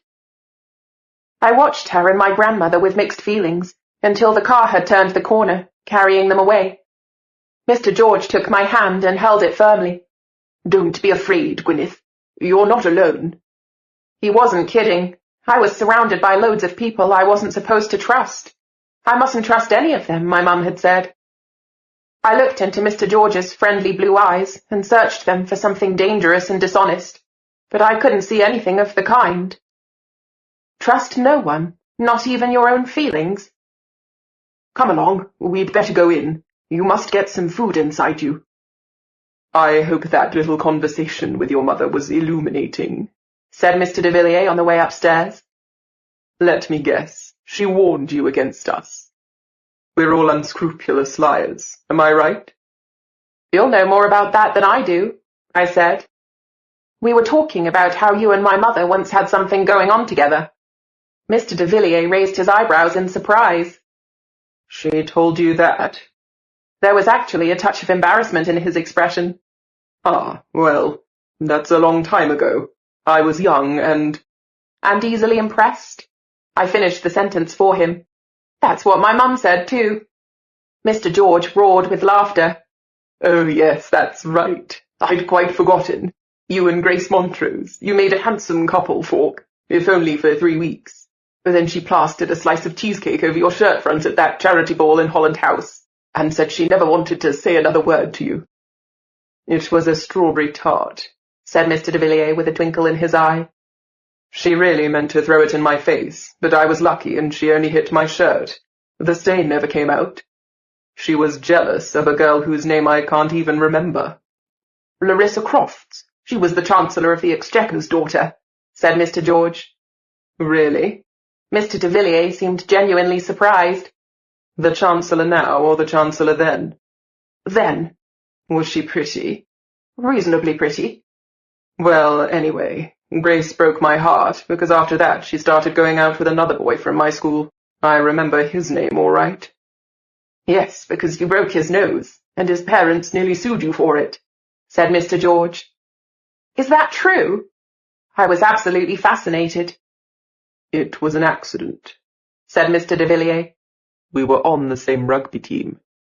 Such revelations, Gwyneth. Mr. George was still chuckling happily when he opened the door of the Dragon Hall. You can say that again. I stopped when I saw Gideon sitting at the table in the middle of the room.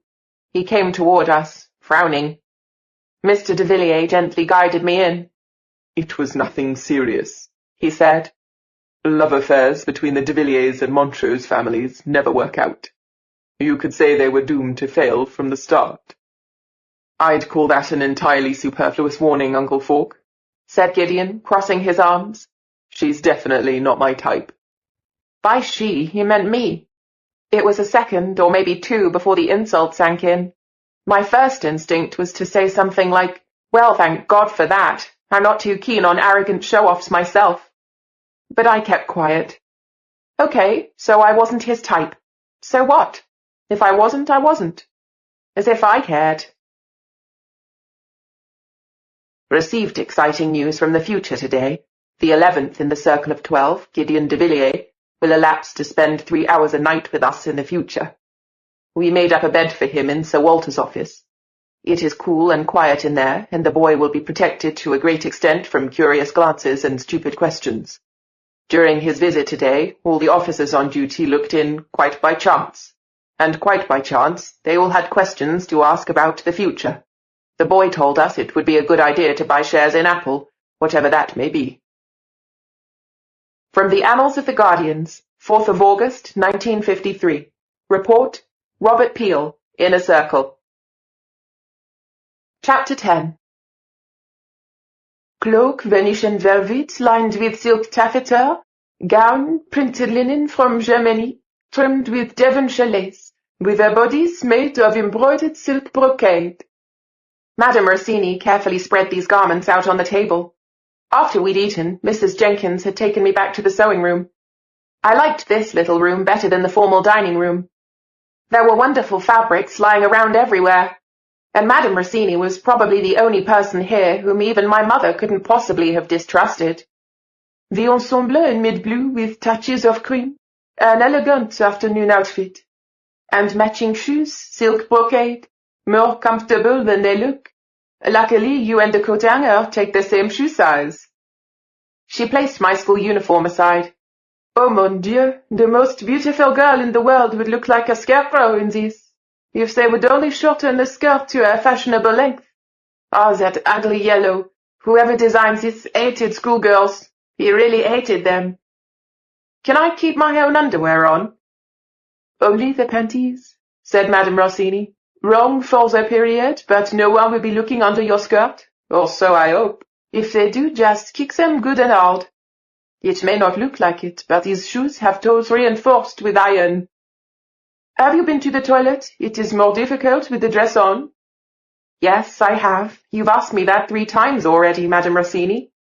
We must make sure of everything. The way people fussed about me here kept surprising me, and all these little details. After dinner, Mrs. Jenkins had even handed me a brand new toiletry bag so that I could brush my teeth and wash my face. I'd expected the corset to cut off my air supply and squeeze the roast veal right out of me, but it was surprisingly comfortable. I thought women fell down fainting in rows from wearing these things. Oh, they did. First, because they laced them too tight, and second, you could have cut the air with a knife. Because nobody washed, they just put on more perfume, said Madame Rossini, shuddering at the idea. The most beautiful fashions, but not a good time for hygiene. You're not wearing a corset like those poor creatures. You have a special one, à la Madame Rossini, comfy like a second skin. I see. I was terribly excited when I climbed into the hooped petticoat. This feels like carrying a birdcage around with me. This is nothing, Madame Rossini assured me, as she carefully put the dress over my head. The hoop is tiny, not like they were at Versailles at the time, 12 feet in diameter, and yours is not whalebone, but featherweight tighter carbon fiber. But don't worry, no one will see. Pale blue fabric, patterned with cream-coloured sprigs of flowers, was billowing all around me. It would also have looked pretty good as a sofa cover, but I had to admit that even with the enormous skirt and seemingly impossible length, it was very comfortable, not to mention a perfect fit. Enchanting, said Madame Rossini, pushing me over to the mirror. Oh, I said, surprised. Who'd have thought a sofa cover could look so good, and me in it? My waist seemed so small, my eyes so blue. Wow, although my low décolletage reminded me of an opera singer about to explode. We'll put a little lace in there, said Madame Rossini, who had followed the direction of my eyes. After all, it is an afternoon gown.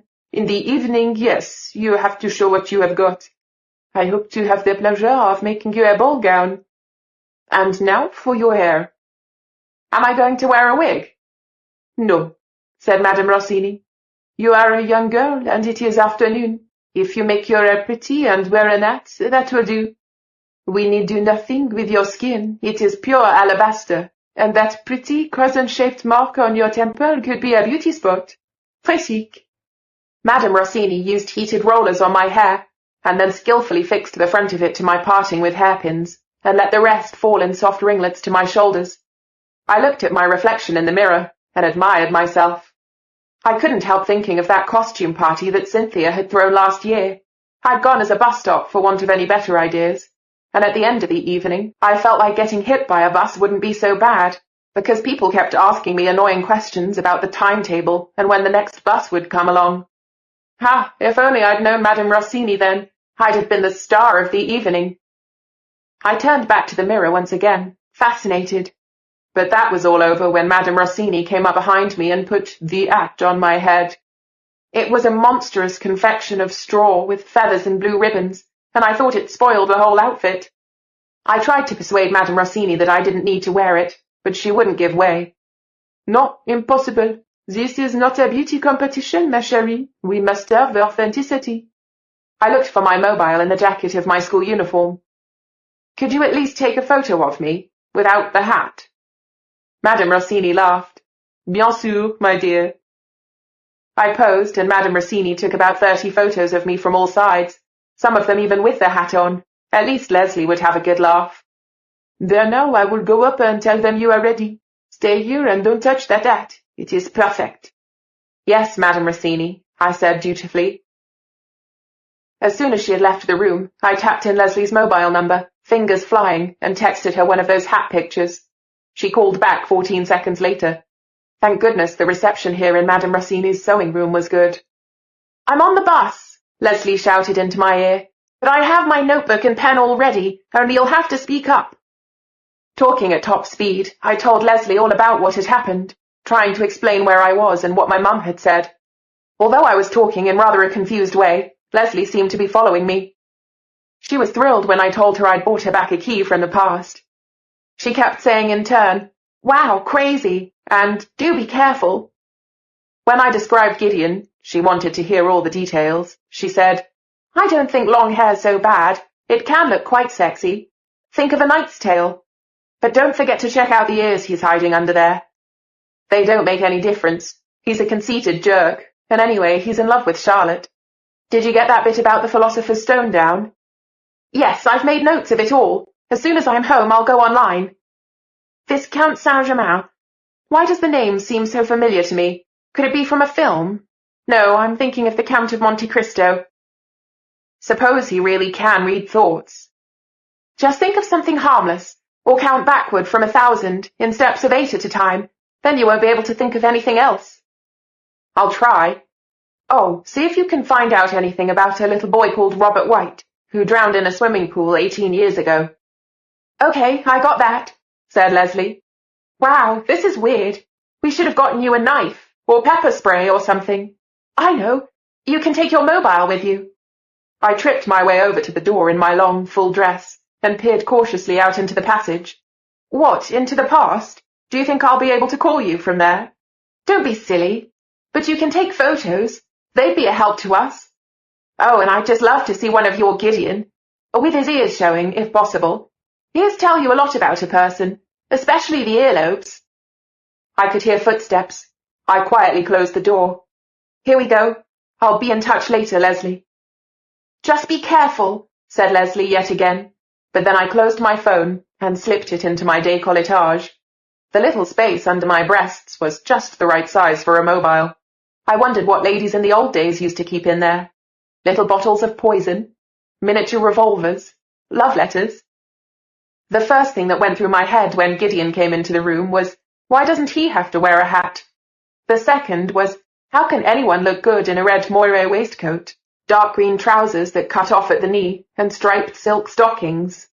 If I thought anything else, it was probably, I hope to goodness no one can guess what I'm thinking right now. The green eyes passed swiftly over me. "Nice hat." "Damn him." "Lovely," said Mr. George, coming into the room behind him. "Madame Rossini, you've worked wonders." "Yes, I know," said Madame Rossini. She had stayed out in the corridor. The sewing room wasn't big enough for all of us. My skirt took up half the space on its own. Gideon had tied his hair at the back of his neck, and I saw my chance to get my own back. "Nice velvet bow," I said with all the sarcasm I could summon up. "Mrs. Counter, our geography teacher, always wears exactly the same thing." Instead of looking angrily at me, Gideon grinned. "Oh, the bow is nothing special. You should see me in a wig." Strictly speaking, I already had. "Monsieur Gideon, I had put out those lemon yellow breeches for you, not the dark ones." When Madame Rossini was annoyed, her accent was stronger, and she forgot how to say a h or a th now and then. Gideon turned to Madame Rossini. Yellow breeches with a red waistcoat and a brown coat with gold buttons. I thought it was just too many bright colours. Men of the Rococo period liked colours. Madame Rossini looked at him severely. And I am the expert here, not you. Yes, Madame Rossini, said Gideon politely. I'll listen to you next time. I looked at his ears. They didn't stick out at all, and there was nothing else odd about them. Of course, I didn't really care. Where are the yellow chamois leather gloves? Oh, I thought if I wasn't going to wear the breeches, I'd better steer clear of the gloves as well. Of course, Madame Rossini huffed. With respect to your sense of fashion, young man, we're not talking good taste here, we're talking authenticity. And I took care to pick colours that would suit your complexion, you ungrateful boy. Grumbling, she let us go past her. Thank you very, very much, Madame Rossini, I said. Ah, my little swan-necked beauty. It was a pleasure. At least you appreciate my work. I had to grin. I liked the idea of being swan-necked. Mr. George's eyes twinkled at me. If you'll follow me, please, Miss Gwyneth. We have to blindfold her first, said Gideon, about to take my hat off my head. Dear me, yes, I'm afraid Dr. White insists on it, said Mr. George with an apologetic smile. But it will ruin her hairstyle. Madame Rossini snatched Gideon's fingers away. Tiens, do you want to pull her hair off her head? Never heard of an hat pin? There. She firmly planted the hat and hat pin in Mr. George's hands. And carry that hat carefully. Gideon tied a black scarf around my eyes. I automatically held my breath as his hand touched my cheek, and unfortunately I couldn't keep myself from blushing. But luckily he couldn't see that, because he was standing behind me. Ow, I said. He'd caught a few of my hairs in the knot. Sorry, can you still see anything? No, there was nothing but darkness before my eyes. Why can't I see where we're going? You're not allowed to know exactly where the chronograph is kept, said Gideon. He put one hand on my back and propelled me forward. It was an odd feeling, walking along unable to see my way. An unnecessary precaution, if you ask me, he said. This house is a labyrinth. You'd never find your way back to the room. And Mr. George thinks you're beyond any suspicion of treachery anyway. That was nice of Mr. George, even if I didn't know exactly what it meant. My shoulder collided with some hard object. Ow! Hold her hand, Gideon, you stupid oaf, said Mr. George, sounding rather annoyed. She's not a supermarket trolley. I felt a warm, dry hand closing round mine, and jumped nervously. It's okay, said Gideon. Only me. We go down a couple of steps now. Watch out. For a while we went on in silence, side by side, sometimes straight ahead, then down some stairs or around a corner, and I concentrated as hard as I could on not letting my hand shake, or sweat. I didn't want Gideon thinking he made me feel awkward. Did he notice how fast my pulse was pounding? Then my right foot suddenly met nothing, and I stumbled and would have fallen over completely if Gideon hadn't caught me with both his hands and put me back on solid ground. Now his hands were around my waist. Careful, there's a step here, he said. Yes, thanks. I noticed when my ankle turned over, I said indignantly. For heaven's sake, Gideon, do be careful, said Mr. George. Here, you carry the hat and I'll help Gwyneth. It was easier to walk along holding Mr. George's hand, maybe because I could concentrate more on the steps I was taking than on not letting my hand shake. Our walk lasted half an eternity. Yet again I had a feeling we were going down into the depths of the earth. When we finally stopped, I suspected they'd taken me on a couple of long detours just to confuse me. A door was opened and closed again, and at last Mr. George took my blindfold off. Here we are. Exquisite as a young May morning, said Dr. White, but he was talking to Gideon. Thanks. Gideon made a little bow. The latest thing from Paris. I ought really to be wearing yellow knee breeches and yellow gloves with this outfit, but I just couldn't bring myself to do it.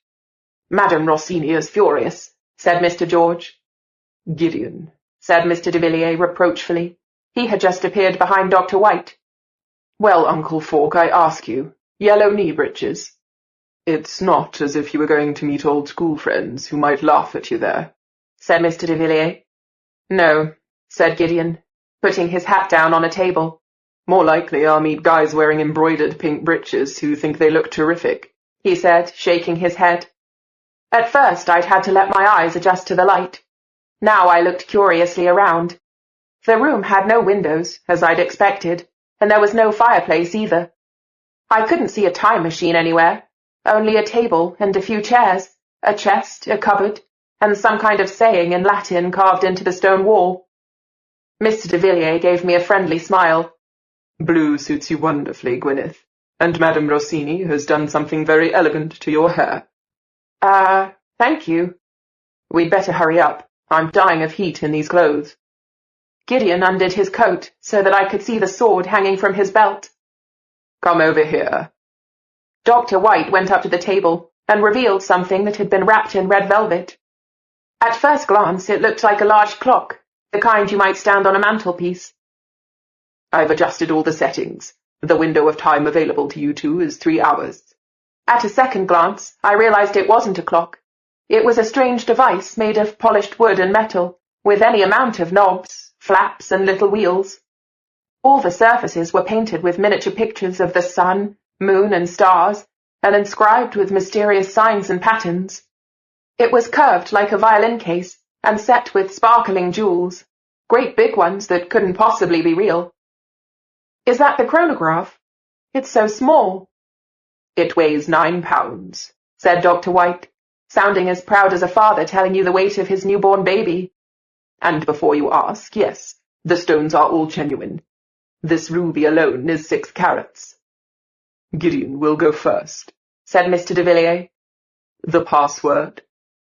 Quaredit necessitis, said Gideon. Gwyneth? Yes? The password. What do you mean, password? Quaredit necessitis, said Mr. de Villiers.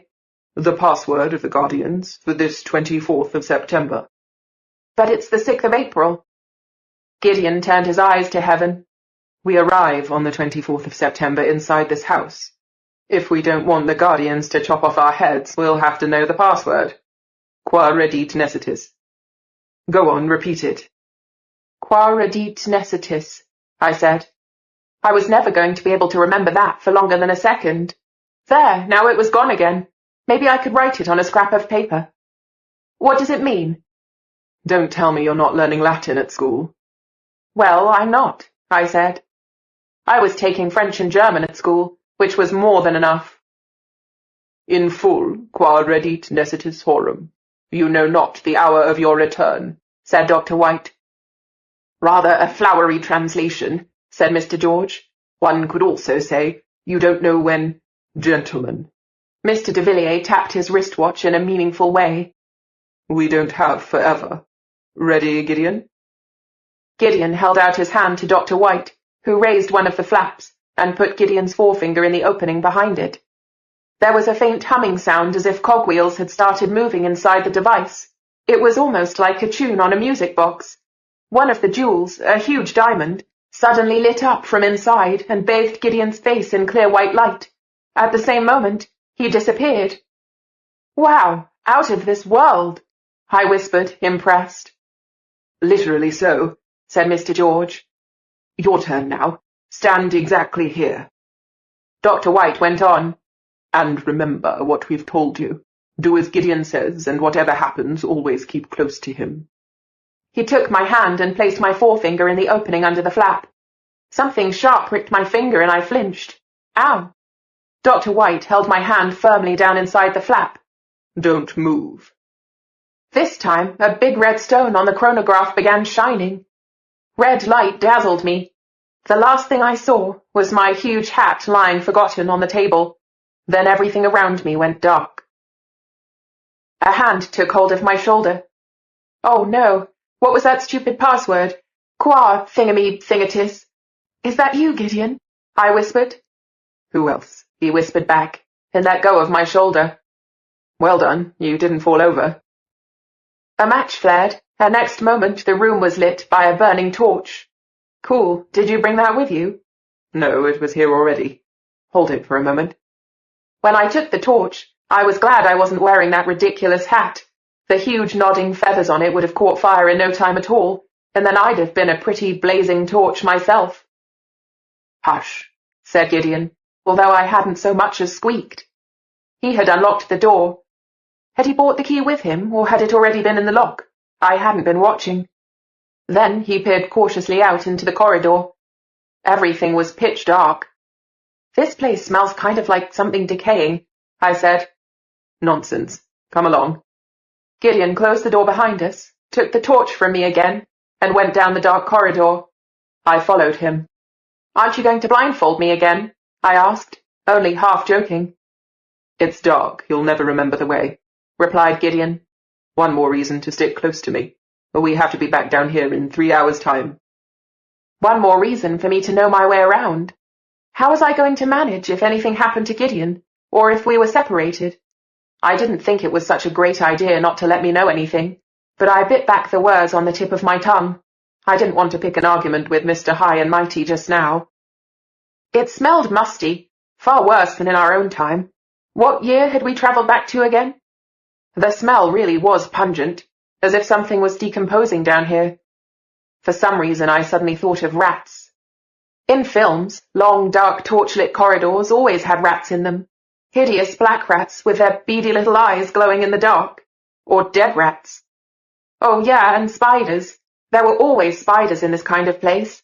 I tried not to touch the walls, and pushed the thought of fat spiders clinging to the hem of my dress and slowly crawling up my bare legs out of my mind. Instead, I counted the footsteps to every bend in the corridor. After 44 steps, we turned right. After 55, we turned left, then left again, and we reached a spiral staircase leading up. I held my skirt up as high as I could so as to keep up with Gideon. There was a light somewhere up there, getting brighter as we climbed, until finally we were in a broad corridor with many lighted torches along its walls. There was a large door at the end of the corridor, with 2 suits of armour standing on either side of it. They were just as rusty as in our own time. Luckily, I didn't see any rats, but all the same I had a sinking feeling that we were being watched, and the closer to the door we came, the stronger that feeling was. I looked around, but the corridor was empty. When one of the suits of armour suddenly moved its arm and pointed a dangerous-looking spear or whatever it was at us, I froze, gasping for air. Now I knew who'd been watching us. The suit of armour also, and totally unnecessarily, said, "Stop," in a tinny voice. I felt like screaming with terror, but once again not a sound would come out of my mouth. Pretty soon I realized it wasn't the suit of armour that had moved and spoken, but whoever was inside it. The other suit of armour also seemed to be inhabited. "We have to speak to the master," said Gideon. "On urgent business." "Password," said the second suit of armour. "Quaeradit necessitas," said Gideon. Oh, yes, that was it. For a moment I was genuinely impressed. He'd actually remembered it. "You may pass," said the first suit of armour, and it even held the door open for us. There was another corridor beyond it, also lit by torches. Gideon stuck our torch in a holder on the wall and hurried on. I followed as fast as my hooped skirt would let me. By now I was out of breath. This is like a horror film.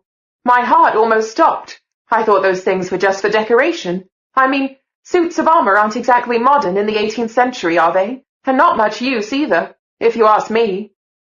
"It's a tradition for the men on guard to wear them," said Gideon. "They do in our own time as well." "But I haven't seen any knights in armour in our time," I said. Then it occurred to me that maybe I had seen some after all. Maybe I just thought they were empty suits of armour. "Get a move on," said Gideon. Easy for him to say. He wasn't carrying a skirt the size of a tent around with him. "Who is the master?" "The order is headed by a Grand Master. At this period, of course, it's the Count himself. The order is still young. The Count founded it only 37 years ago. Even later, members of the de Villiers family often held the post of Grand Master." Did that mean Count Saint-Germain was a de Villiers? If he was, then why was he called Saint-Germain? What about now? I mean in our time. Who's the Grand Master today? "At the moment, my Uncle Falk," said Gideon. "He took over from your grandfather, Lord Montrose."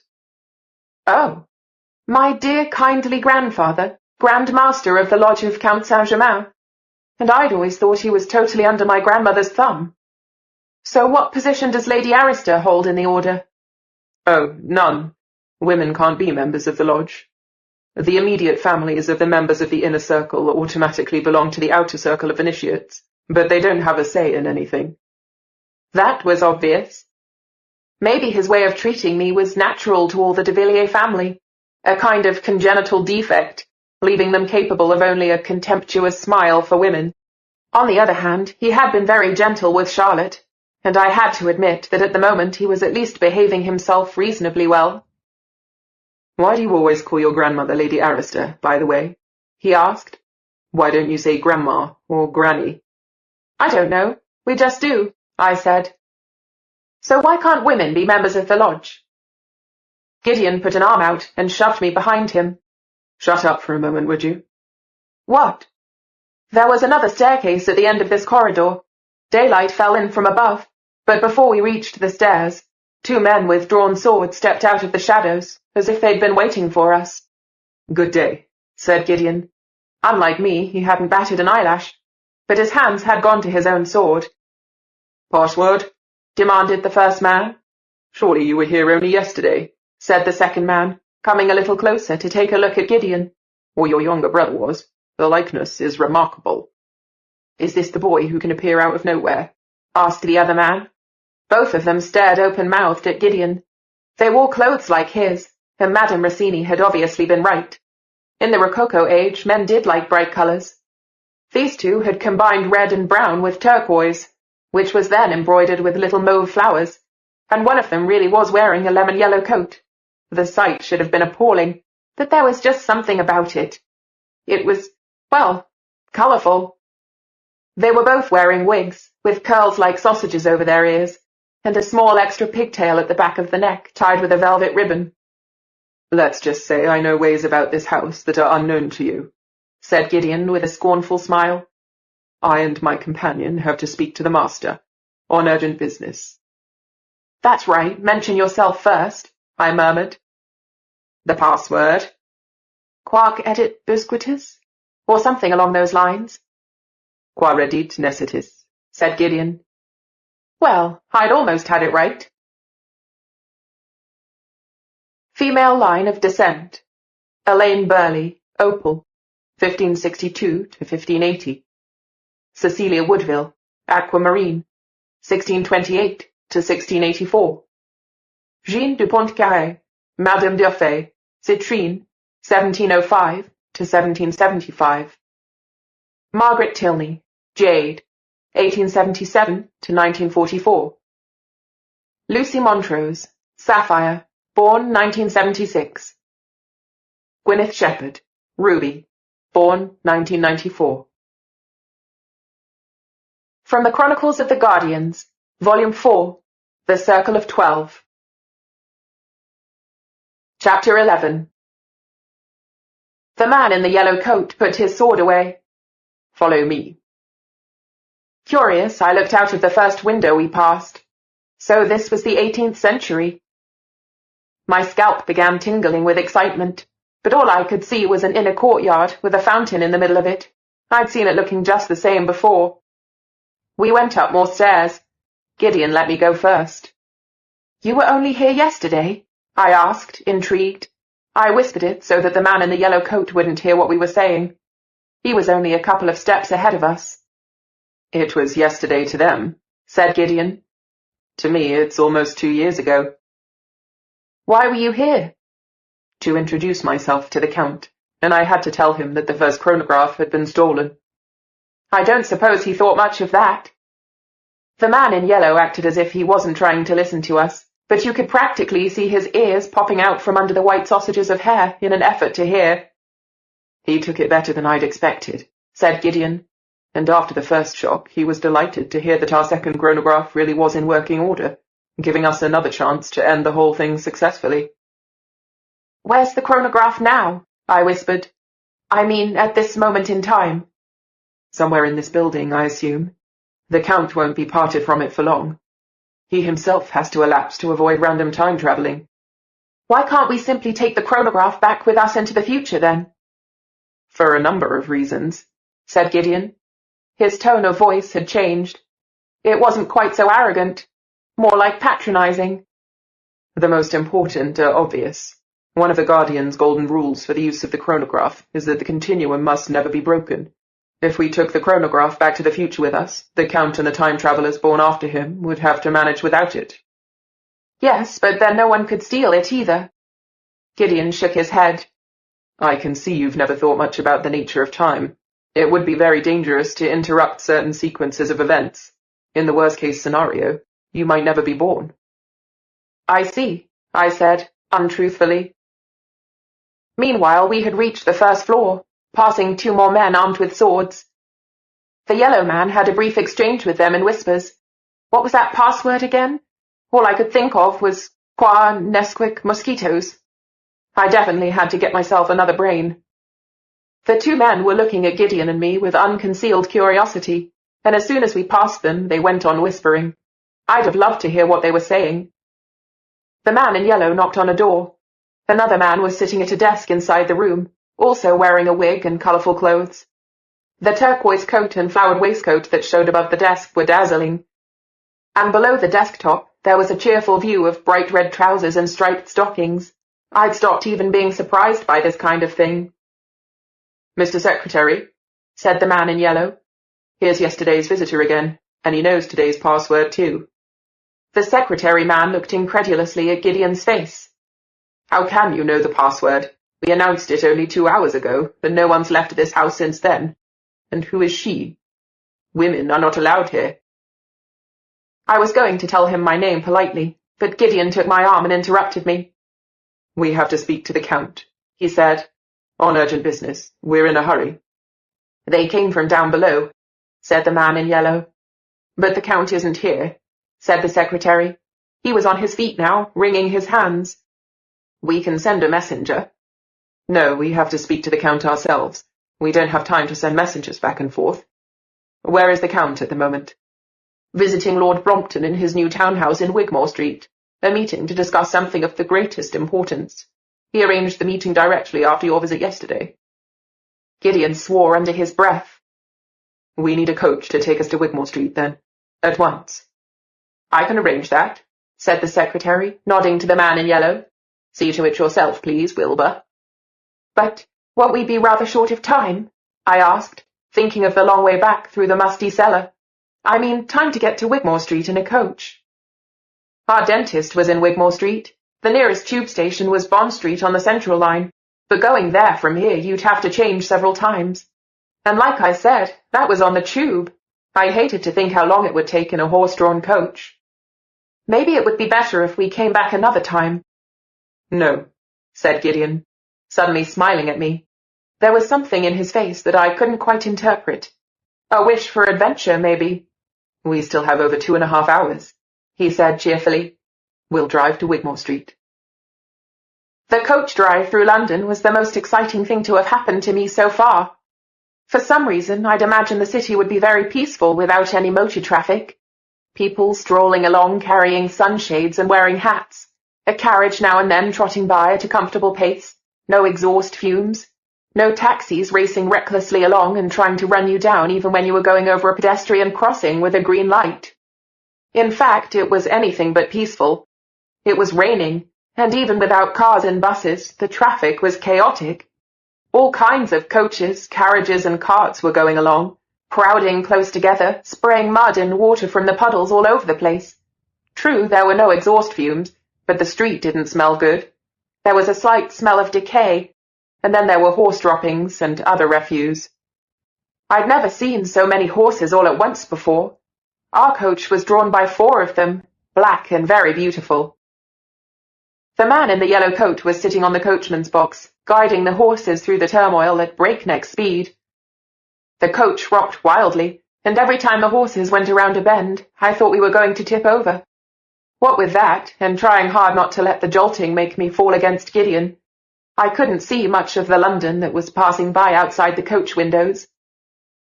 When I did look out, nothing that I saw, nothing at all, looked familiar. It was as if I'd landed in a totally different city. This is Kingsway, said Gideon. You wouldn't recognize it, would you? Our coachman launched into a daring overtaking maneuver to get past an ox cart and a coach like our own. This time I couldn't help it. The force of gravity flung me against Gideon. "This guy must think he's Ben-Hur," I said as I slid back into my own corner. "Driving a coach is tremendously fun," said Gideon, and he sounded quite envious of the man on the box. "It's even better in an open carriage, of course. I'd like to drive a phaeton." Once again the coach swayed, and I started feeling slightly nauseated. You needed a strong stomach to ride in one of these. "And I'd like to be in a jag," I murmured. Still, I had to admit that we arrived in Wigmore Street sooner than I'd have thought possible. I looked around as we got out in front of a very grand house, but I didn't recognize anything about this part of town from our own time. Even though, unfortunately, like I said, I'd had to go to the dentist more often than I wanted to. But there was a vague sense of familiarity about it all, and the rain had stopped. The footman who opened the door claimed at first that Lord Brompton was not at home, but Gideon convincingly assured him that he knew that wasn't true, and said that if the footman didn't take us both to his lordship and his lordship's visitor at once, he would lose his job that very day. He put his signet ring into the intimidated footman's hand and told him to hurry up. "Do you have your own signet ring?" I asked as we waited in the entrance hall. "Yes, of course," said Gideon. "Are you scared?" "No, why? Should I be?" The coach ride had jolted me about so much that I couldn't think of anything scarier for the moment. But just as he was saying that, my heart began thudding wildly. I couldn't help thinking of what my mother had said about Count Saint-Germain. If the man really could read thoughts. I felt my pinned-up hair. It was probably all untidy after that coach ride.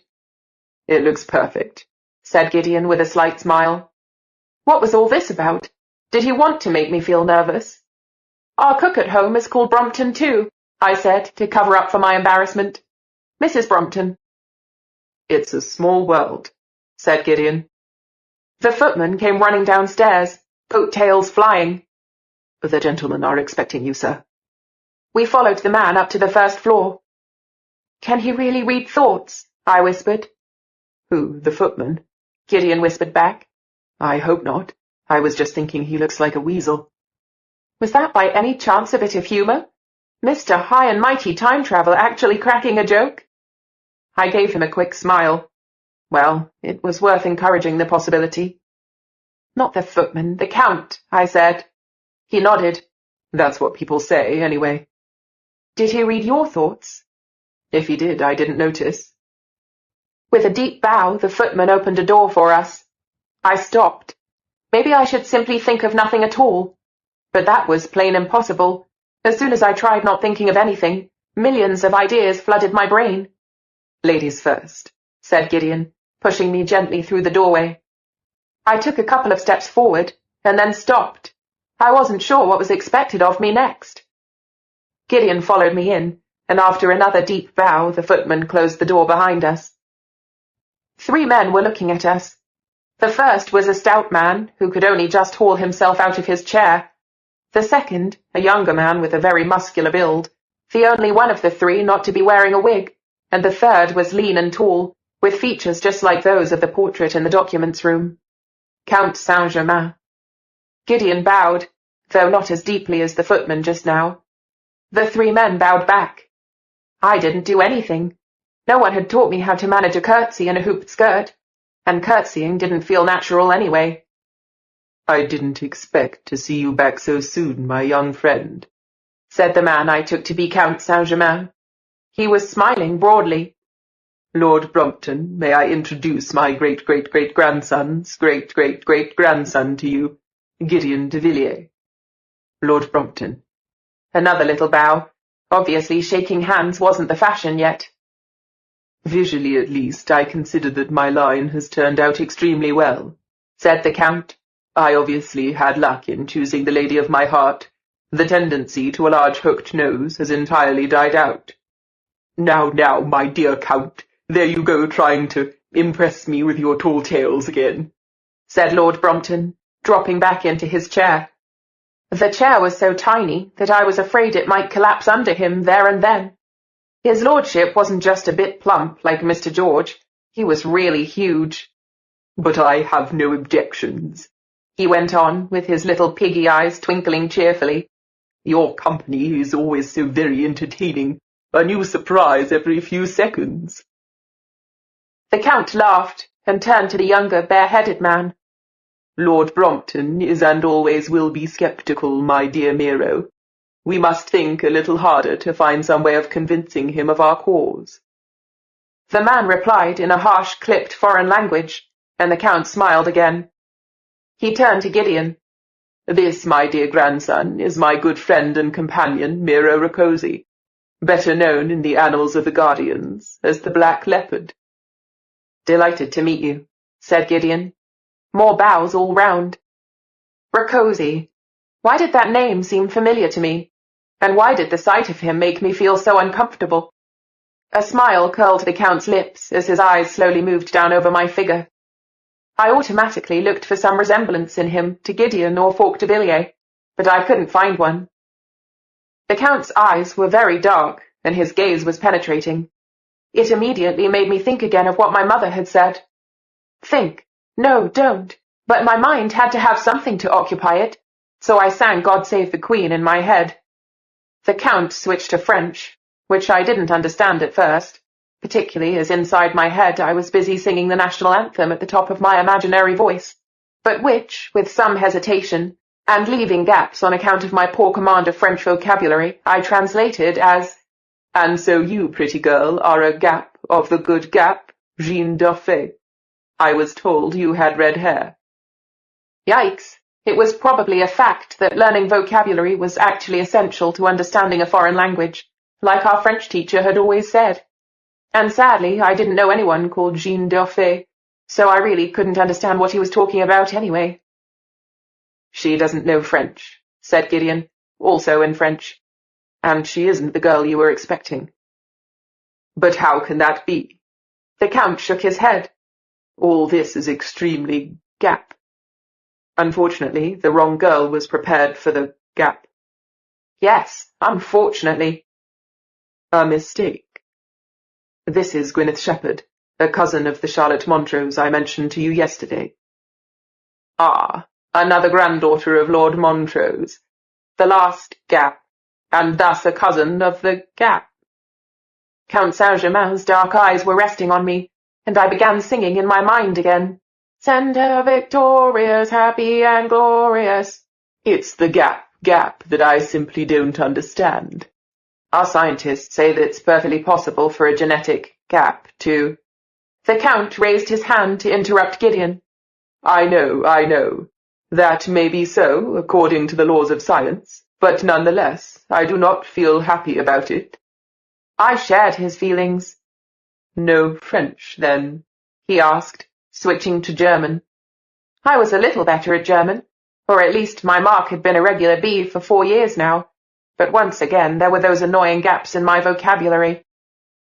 "Why has she been so poorly prepared?" "She hasn't been prepared at all, sir. She speaks no foreign languages." Gideon was speaking German too now. "And in every other respect she is also entirely Gap. Charlotte and Gwyneth were born on the same day, but everyone mistakenly assumed that Gwyneth was born a day later. How could such a thing be overlooked?" Oh, at last I could understand every word again. They'd switched back to English, which the Count spoke without a trace of a foreign accent. "Why, I wonder, do I begin to feel that the guardians of your time no longer take their work entirely seriously? I think you'll find the answer in this letter."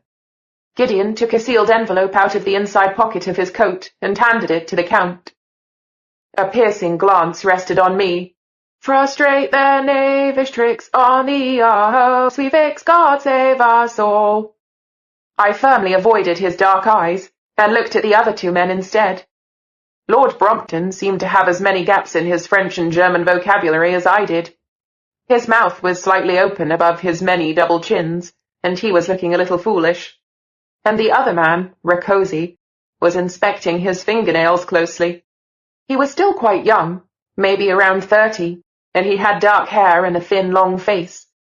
He could have been quite good-looking, except that his lips were twisted as if he had a very nasty taste in his mouth, and his skin was pale in an unhealthy kind of way.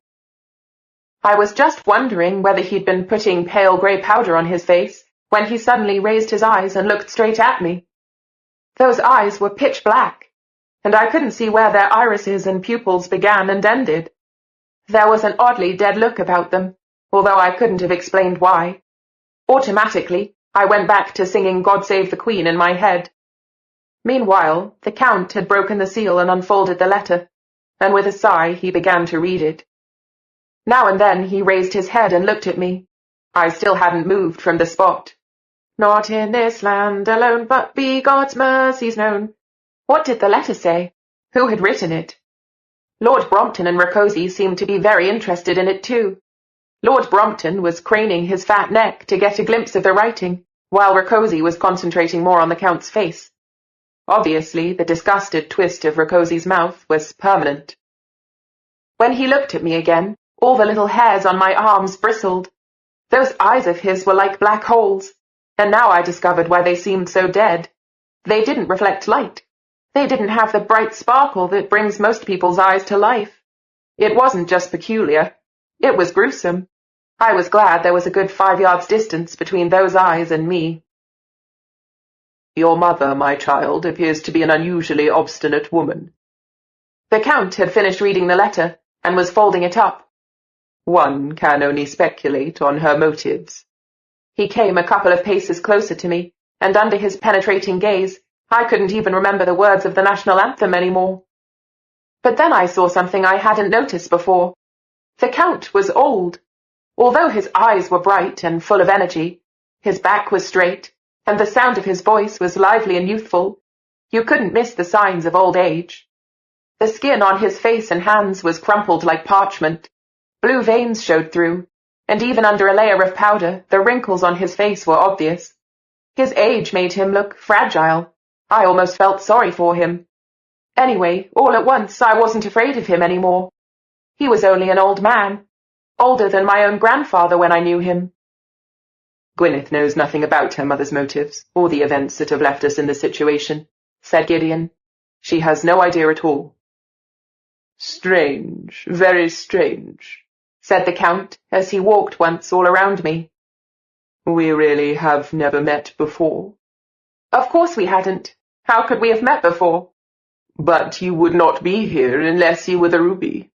Ruby red with G major, the magic of the raven, brings the circle of 12 home into safe haven.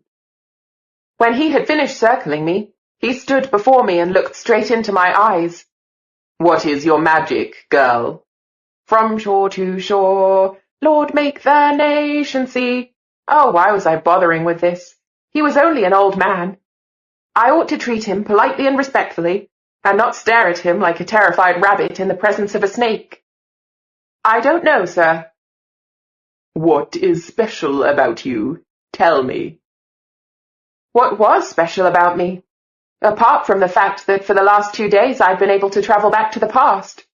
Suddenly I could hear Aunt Glenda's voice saying, even when Charlotte was a baby, anyone could tell she was born for higher things. You can't compare her with ordinary children. I don't think there's anything special about me, sir. The Count clicked his tongue. You may be right. After all, it's only a verse of doubtful origin. He suddenly seemed to lose interest in me, and turned back to Gideon. My dear boy, I read here with admiration what you have already done. You have tracked Lancelot de Villiers down to Flanders, William de Villiers, Cecilia Woodville, the enchanting aquamarine, and the twins I never met. You've ticked them all off the list. And just think, Lord Brompton, this young man even visited Madame Jeanne Dauphin, née Pontcarré, in Paris, and persuaded her to donate a little of her blood. You mean the Madame Dauphin to whom my father owed his friendship with Madame de Pompadour, and ultimately with you as well? Asked Lord Brompton. The very same, said the Count. I don't know any other. But Madame Dauphin's been dead these last 10 years. 7, to be precise, said the Count. I was at the court of Margrave Charles of Ansbach at the time. I feel greatly drawn to the German states. The interest shown there in Freemasonry and alchemy is very gratifying, and I was told many years ago I shall die in Germany." "You're just changing the subject," said Lord Brompton. "How can this young man have visited Madame Duffet in Paris? Why, 7 years ago he must still have been a child himself." "You persist in thinking along the wrong lines, my dear sir. Ask Gideon when he had the pleasure of asking for a drop of Madame Duffet's blood." Lord Brompton looked inquiringly at Gideon. "May 1759, said Gideon. His lordship uttered a shrill burst of laughter. "But that's impossible. You could hardly be 20 years old now." The Count laughed too, but with satisfaction. "So you met her in 1759. She never told me, old mystery-monger that she was." You were in Paris yourself at the time, sir, but I had strict instructions not to cross your path." "On account of the continuum, yes, I know." The Count sighed. "Sometimes I am inclined to quarrel with my own rules. But back to dear Jean. Did you have to use force? She wasn't very cooperative with me." "So she told me," said Gideon, "as well as the way you talked her into handing over the chronograph." "Talked her into it? She didn't even know what a marvel she'd inherited from her grandmother. The poor device was lying around unused, unrecognized, in a dusty chest in the attic. Sooner or later it would have been entirely forgotten. I rescued it, and restored it to its former glory. And thanks to the figures of genius who will enter my lodge in the future, it is still in working order today. That is little short of a miracle." "Madame Duffet also thought you were prepared to strangle her, just because she couldn't remember her great-grandmother's maiden name and date of birth." "Strangle her? Yikes! How horrible was that?" "Quite so. Such gaps in our knowledge have cost me far too much time poring over old church records, when I could have put my mind to more important matters. Jean is a distinctly vindictive woman, which makes it all the more remarkable that you persuaded her to cooperate." Gideon smiled. "It wasn't easy, but I obviously struck her as trustworthy.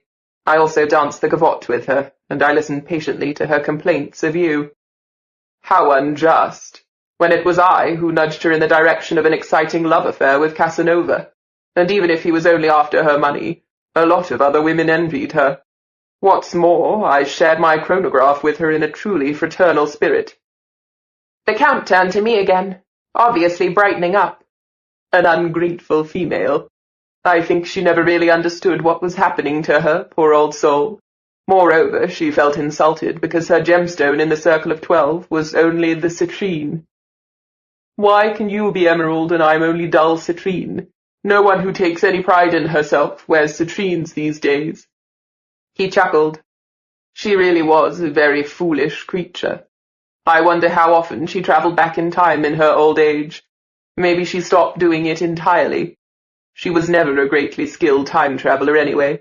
Sometimes a whole month would pass before she disappeared. I'd say the female blood is considerably more sluggish than ours, just as the female mind is inferior to the masculine intellect. Would you not agree with me, girl?" "Male chauvinist pig," I was thinking as I kept my eyes cast down. Stupid, pompous, boring old chatterbox. Oh no, was I crazy? I wasn't supposed to be thinking of anything. But obviously, the Count's mind-reading skill wasn't all it was cracked up to be, because he just chuckled again in a self-satisfied way. "Not particularly talkative, is she?" he remarked. "She's only shy," said Gideon. "Timid." "Intimidated would have been more like it." "There are no shy women," announced the Count. "The modest way they cast their eyes down merely hides their naivety." I was fast coming to the conclusion that there was no need to feel afraid of him. He was only a self-satisfied old git who hated women and liked the sound of his own voice.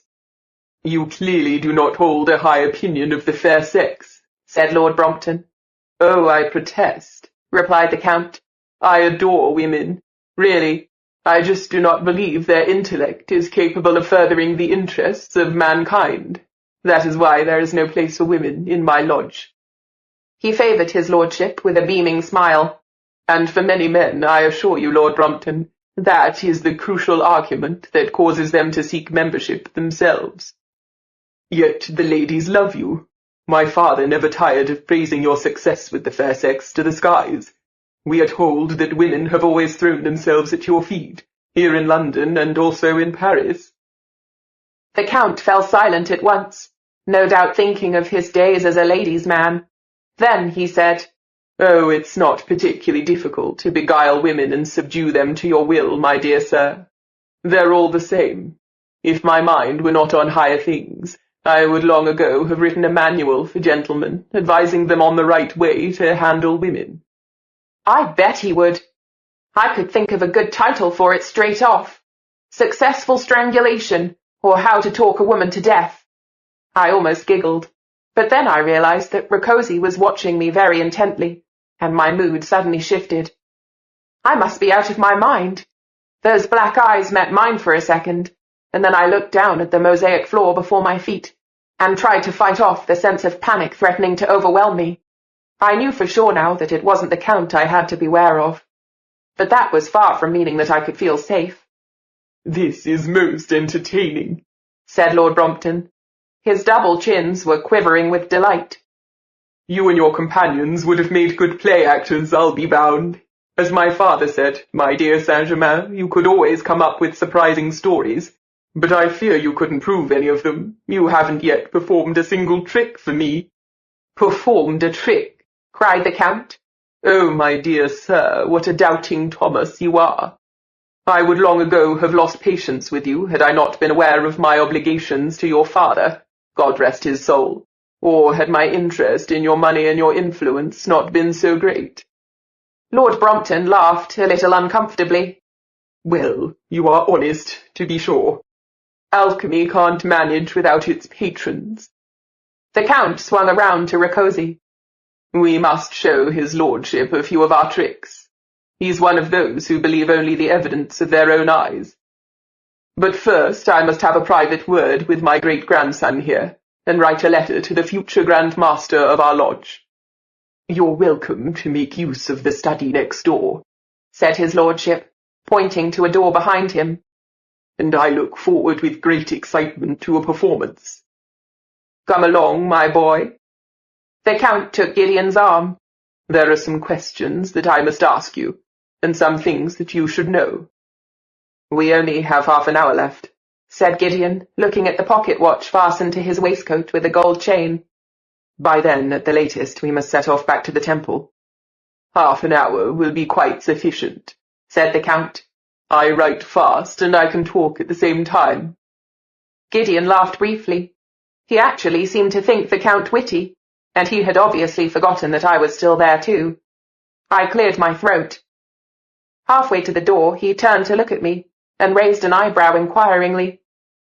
I answered his question just as silently, because I could hardly say it out loud. For goodness sake, don't leave me alone with these weirdos. Gideon hesitated. "She would only be in the way," said the Count. "Wait for me here," said Gideon, in an unexpectedly gentle tone of voice. "His lordship and Miro will keep her company," said the Count. "Gentlemen, you could ask her a few questions about the future. This is a unique opportunity. She comes from the 21st century. Ask her about the automatic trains that race along underground in London, or the silver flying machines that rise miles up in the sky with a sound like a roar of 1,000 lions and can cross the sea." Lord Brompton laughed so much that I felt seriously worried about his chair. All his rolls of fat were quivering. "Anything else?" No way did I want to be left alone with him and Rakosi, but Gideon just smiled, although I gave him a pleading glance. "I'll be right back," he said. Today, Black Tourmaline Paul de Villiers came from the year 1992 as agreed, to elapse in the documents room here. But this time he was accompanied by a red-haired girl who gave her name as Lucy Montrose, saying that she was the granddaughter of our adept Lucas Montrose. She bore, in every respect, an unfortunate similarity to Arista Bishop. Jade line, observation number 4. We took them both to Lucas's office. It is now clear to us all that Lucas is presumably going to propose marriage to Arista, and not, as we had hoped would be the case, to Claudine Seymour. Although it has to be admitted that Arista has better legs and a really good backhand at tennis. How very strange for a man to be visited by his grandchild before he has any children of his own. From the Annals of the Guardians, 12th of June, 1948. Report, Kenneth de Villiers, Inner Circle. Chapter 12. As the door closed behind Gideon and the Count, I stepped back. "Do pray be seated," said Lord Brompton, indicating one of the delicate chairs. Rocosi's lips twisted. Was that meant to be a smile? If so, he needed to give it more practice in front of the mirror. No, thank you, I'd rather stand. Another step back, until I almost collided with a naked stone Cupid standing on a plinth to the right of the doorway. The more distance I could put between myself and those black eyes, the safer I felt. "And you really claim to come from the 21st century?" There was no claiming about it, but I nodded. Lord Brompton rubbed his hands. "Well then, what king rules England in the 21st century?" We have a Prime Minister who does the actual ruling, I said, faltering slightly. The Queen just looks after the big state occasions. "Queen?" Queen Elizabeth II. She's lovely. She came to our multi-ethnic schools party last year. We sang the national anthem in 7 different languages, and Gordon Gelderman got her autograph in his English textbook and sold it for £8 on eBay. But, of course, that won't mean anything much to you. So anyway, we have a Prime Minister and a Cabinet, and everyone 18 and over in the country votes for members of Parliament. Lord Brompton laughed appreciatively. "What a quaint idea, don't you think, Rocosi? Our friend the Count invents the most amusing stories. And how do matters stand with France in the 21st century?" I think they have a Prime Minister in France too. No king, not even for state occasions. Well, they got rid of the aristocracy in the French Revolution, you see, and the king along with him. Poor Marie Antoinette had her head chopped off by the guillotine. Isn't that terrible? "Oh, yes, surely," laughed his lordship. "Terrible folk, the French. We Englishmen can never get along with them. So now, do tell me, what country are we at war with in the 21st century?" Well, no country, I said, rather unsure of my ground here. Not really, anyway. We just send troops here and there to help out. In the Middle East and so on. But to be honest, I don't know a lot about politics. Why not ask me something about refrigerators? Not how they work. I don't know how they work, really. I just know that they do work, and every home in London has a fridge, and you can keep cheese and milk in it for days, and they don't go bad. Lord Brompton did not look as if he was particularly interested in fridges either. Rocosi stretched in his chair like a cat. I hoped he wouldn't think it was a good idea to stand up. Or you can ask me about telephones, I added quickly. Not that I can explain how they work either. If I'd sized up Lord Brompton accurately, telephones were something else he wouldn't understand. To be honest, he didn't look as if he could take in even the principle of the incandescent light bulb. I tried to think of something else that might interest him.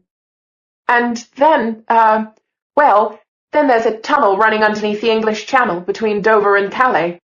This seemed to be the funniest thing Lord Brompton had ever heard. He slapped his huge thigh as he shook with laughter. "Wonderful, wonderful." I was just beginning to relax a little when Rocosi spoke, in English with a harsh accent. "And Transylvania?" Transylvania? The home of Count Dracula? Did he mean it seriously? I avoided looking into those black eyes. Maybe he was Count Dracula. His pale complexion would suit the part anyway. "My native land is the beautiful Carpathians, the Principality of Transylvania. What is happening in Transylvania in the 21st century?" His voice sounded a little hoarse, and there was definitely a note of nostalgia in it. "And what has become of the Kuruk people?" The what people? Kuruk? I'd never heard of them. Well, things are pretty quiet in Transylvania in our time, I said cautiously.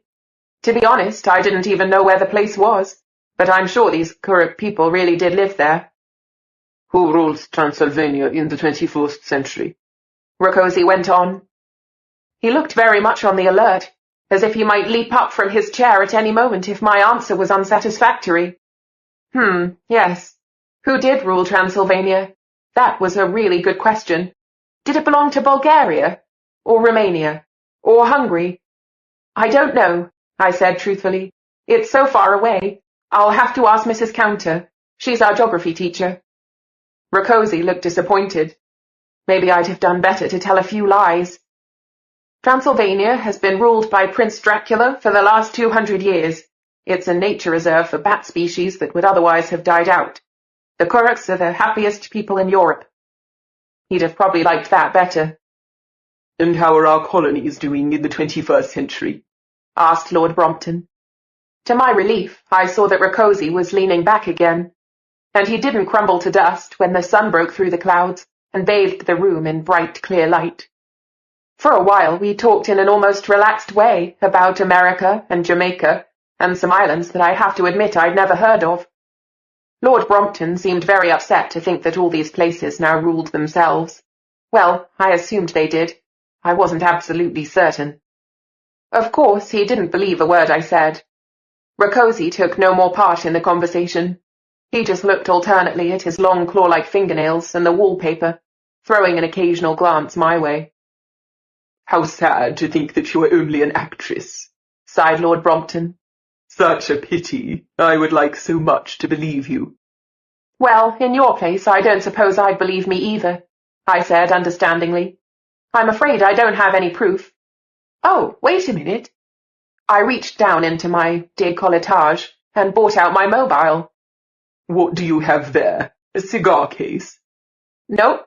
I opened the mobile, and it beeped because it couldn't find a network. Of course not. This is...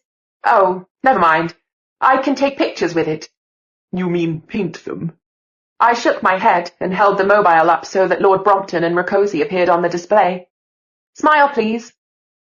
There hadn't been any flash because the sunlight was so bright, which was a pity. A flash would surely have impressed the pair of them. What was that? Lord Brompton had hauled his massive body out of his chair surprisingly fast, and he came over to me. I showed him the picture on the display. I'd caught him and Rakosi very well. But what is it? How is that possible? It's what we call photography, I said. Lord Brompton's fat fingers caressed the mobile.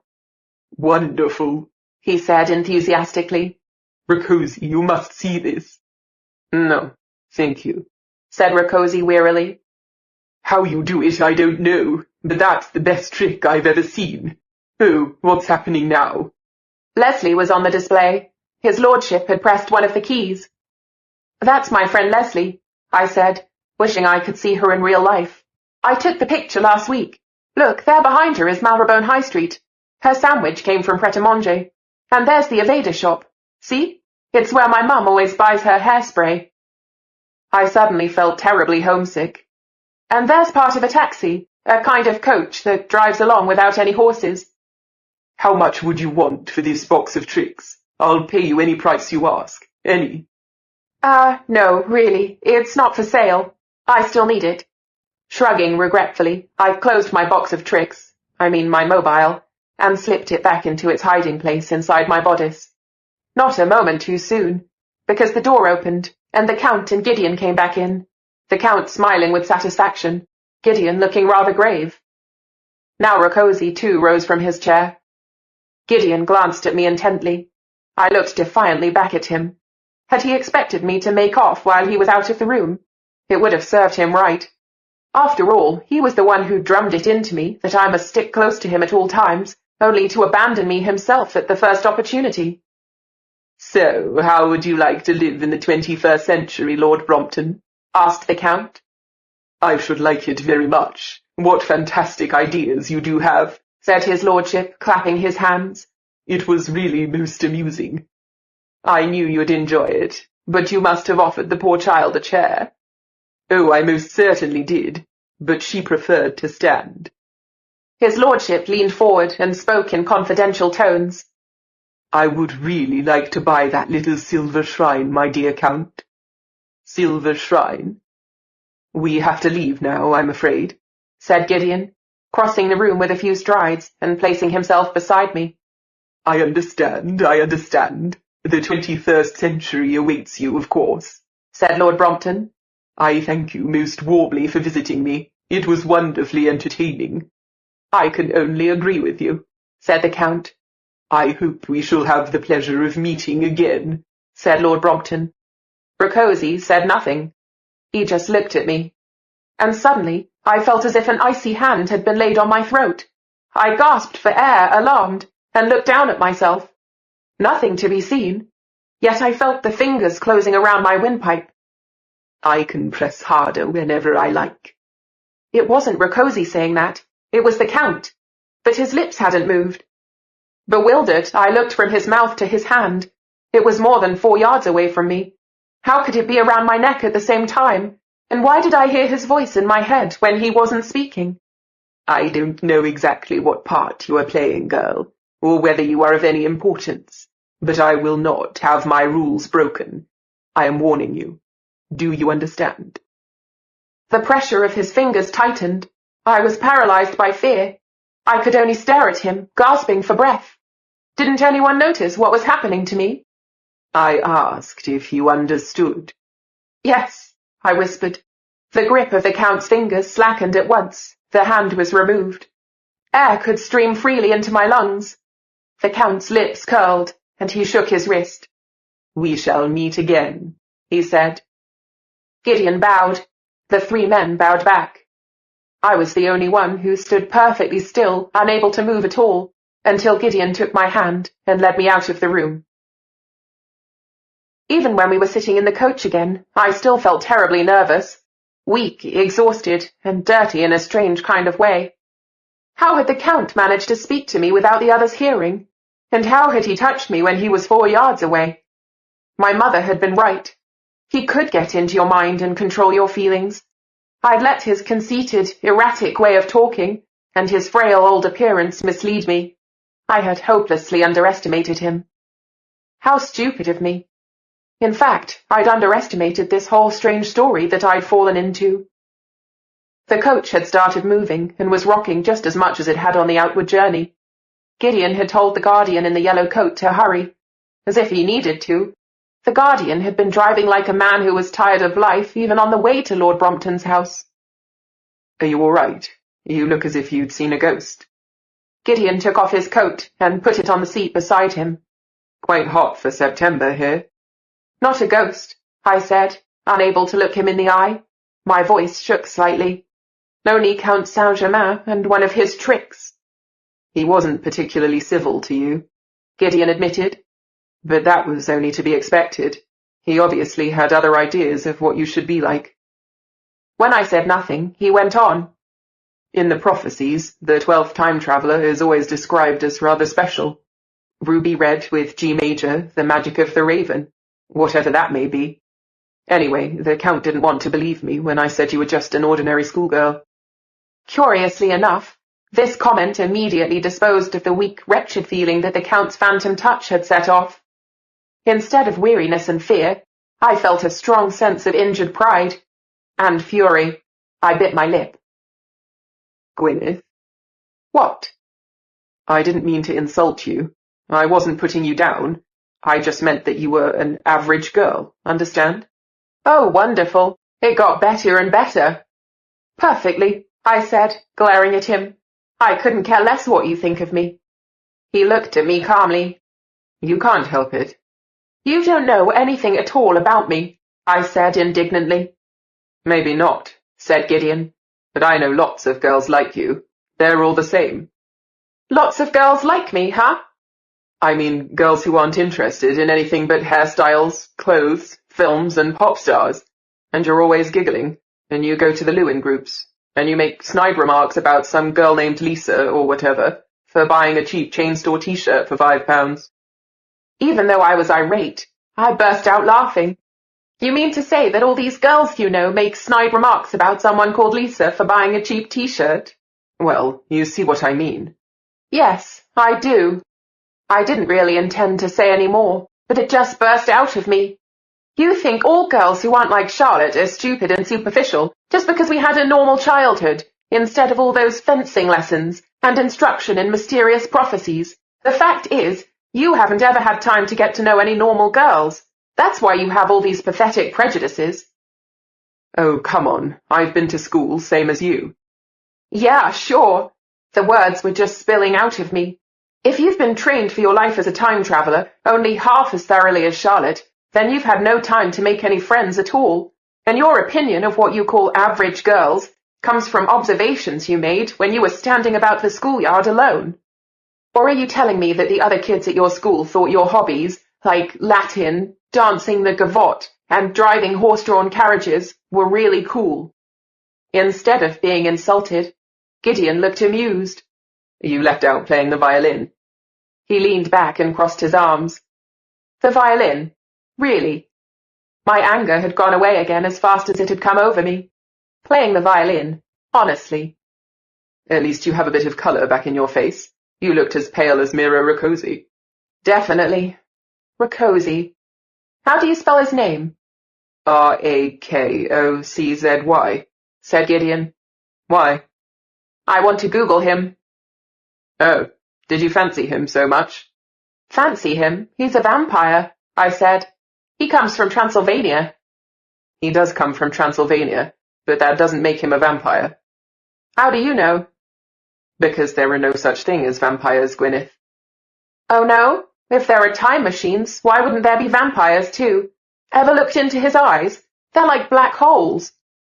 That comes of drinking belladonna. He's experimenting with it, said Gideon. A plant poison said to expand the consciousness. How do you know that? It says so in the Annals of the Guardians. In their pages, Rakosi is known as the Black Leopard. He saved the Count from 2 assassination attempts. He's very strong and extremely skilled with weapons. Who wanted to kill the Count? Gideon shrugged. A man like that has many enemies. I can see why, I said. But I kind of get the impression that he can look after himself. Oh, he certainly can, agreed Gideon. I wondered whether I ought to tell him what the Count had done, but I decided not to. Gideon wasn't just a polite acquaintance. The way it looked to me, he and the Count were bosom buddies. Trust no one. You really travelled to see all those people in the past and take blood from them? I asked instead. Gideon nodded. Counting you and me, 8 of the 12 time travellers have now been read into the chronograph again. I'll find the other 4 too. I remembered what the Count had said and asked, how can you have travelled from London to Paris and Brussels? I thought the length of time we can spend in the past was limited to a few hours. 4 hours, to be precise, said Gideon. You couldn't possibly get from London to Paris in 4 hours back then, let alone with spare time to dance the gavotte and collect a drop of blood from someone. Quite right. So we travelled to Paris with the chronograph first, said Gideon. And then I went to Brussels, Milan, and Bath on separate occasions. I was able to track down the others in London. I see. Really? Gideon's smile was ironic again. This time I ignored it. Yes, really. I'm beginning to get the hang of this. I looked out the window of the coach. I'm sure we didn't drive past these meadows on the way to Lord Brompton's, did we? No, we're in Hyde Park, said Gideon, suddenly wide awake and on the alert. He leaned out. Hey, Wilbur, or whatever your name is, why are we driving this way? We have to get back to the temple by the shortest possible route. I couldn't make out what the man on the box said in reply. Stop at once, Gideon ordered.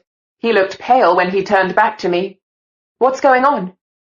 I don't know, he said. The man says his orders are to take us to a meeting place at the southern end of the park. The horses had stopped, and Gideon opened the carriage door. There's something wrong here. We don't have much time left before we travel back. I'll take the horses' reins and drive us to the temple. He got out and closed the door again. Whatever happens, stay in the coach. At that moment, there was a loud bang. I instinctively ducked. I knew that sound only from films, but I recognized it at once as a shot being fired. I heard a soft cry, the horses whinnied, and the coach jolted forward, but then came to a halt again, rocking. Get your head down, shouted Gideon, and I threw myself flat on the seat. A second shot was fired. The silence that followed the noise was more than I could stand. Gideon? I sat up and looked out. On the grass outside the window, Gideon had drawn his sword. Keep down, I told you. Thank God he was still alive, although maybe not for much longer. 2 men had appeared as if from nowhere, both dressed in black, and a third was riding a horse out of the shadow of the trees. A silvery pistol gleamed in his hand. Gideon was fighting the other two men at the same time. They were all silent, and except for their gasping and the clash of their swords, there was nothing to hear. For a few seconds I watched, fascinated, admiring Gideon's skill with a sword. It was like something out of a film. Every thrust, feint, and leap was perfect, as if stuntmen had been working on the choreography for days. But when one of the men in black cried out and fell to his knees, with a jet of blood shooting out of his throat, I came to my senses. This wasn't a film. This was for real. And though the swords might be deadly weapons, the man who'd been hit was now lying on the ground, twitching and making horrible sounds. There didn't seem to me much they could do against pistols.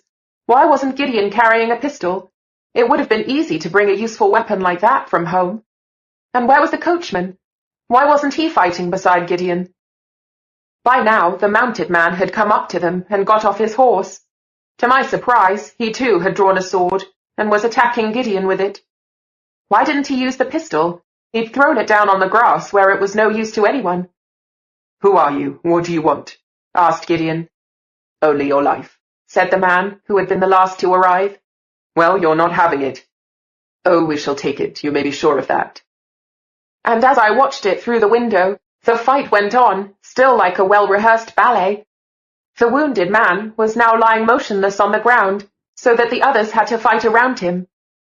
Gideon parried every attacking thrust as if he knew in advance what his opponents were going to do, but no doubt they had also had fencing lessons since childhood. Once I saw one of the men's blades hiss towards Gideon's shoulder, while he was busy parrying his other opponent's thrust. Only an agile sideways turn prevented the sword from striking home. Presumably it would have taken half Gideon's arm off. I heard wood splintering as the man's blade struck the coach instead. This couldn't be true. Who were these characters, and why were they after us? I quickly slid across the seat and peered through the window on the other side. Wasn't there anyone around to see what was going on here? Could you really be attacked like this in Hyde Park in broad daylight, in the middle of the afternoon? The fight seemed to last forever. Although Gideon was holding his own against two men at once, it didn't look as if he could ever fend them off completely. His opponents were forcing him to retreat more and more, and in the end they would surely win the fight. I had no idea how much time had passed since I heard the first shot, or how long we still had to wait before we travelled back, but it was probably unlikely that we'd dissolve into thin air before the eyes of Gideon's attackers. I couldn't bear it any longer, sitting in this coach just watching them prepare to murder Gideon. Maybe I could climb out of the window and fetch help. For a brief moment, I wasn't sure whether the huge hooped skirt would fit through the gap, but a second later, I was standing on the sandy carriageway trying to get my bearings. I heard only gasping from the other side of the coach, along with curses and the pitiless ring of blade on metal blade. "Surrender, why don't you?" gasped one of the strangers. "Never," Gideon replied. Cautiously, I made my way forward to the horses. As I did so, I almost fell over something yellow. I only just managed to suppress a scream. It was the man in the yellow coat. He had fallen off the coachman's box and was lying on his back in the sand. I saw, with horror, that part of his face was missing, and his clothes were drenched in blood. The eye of the undamaged part of his face was wide open, looking into nowhere. The shot I'd heard had been aimed at him. It was a ghastly sight. I felt my stomach churn. I'd never seen a dead person before.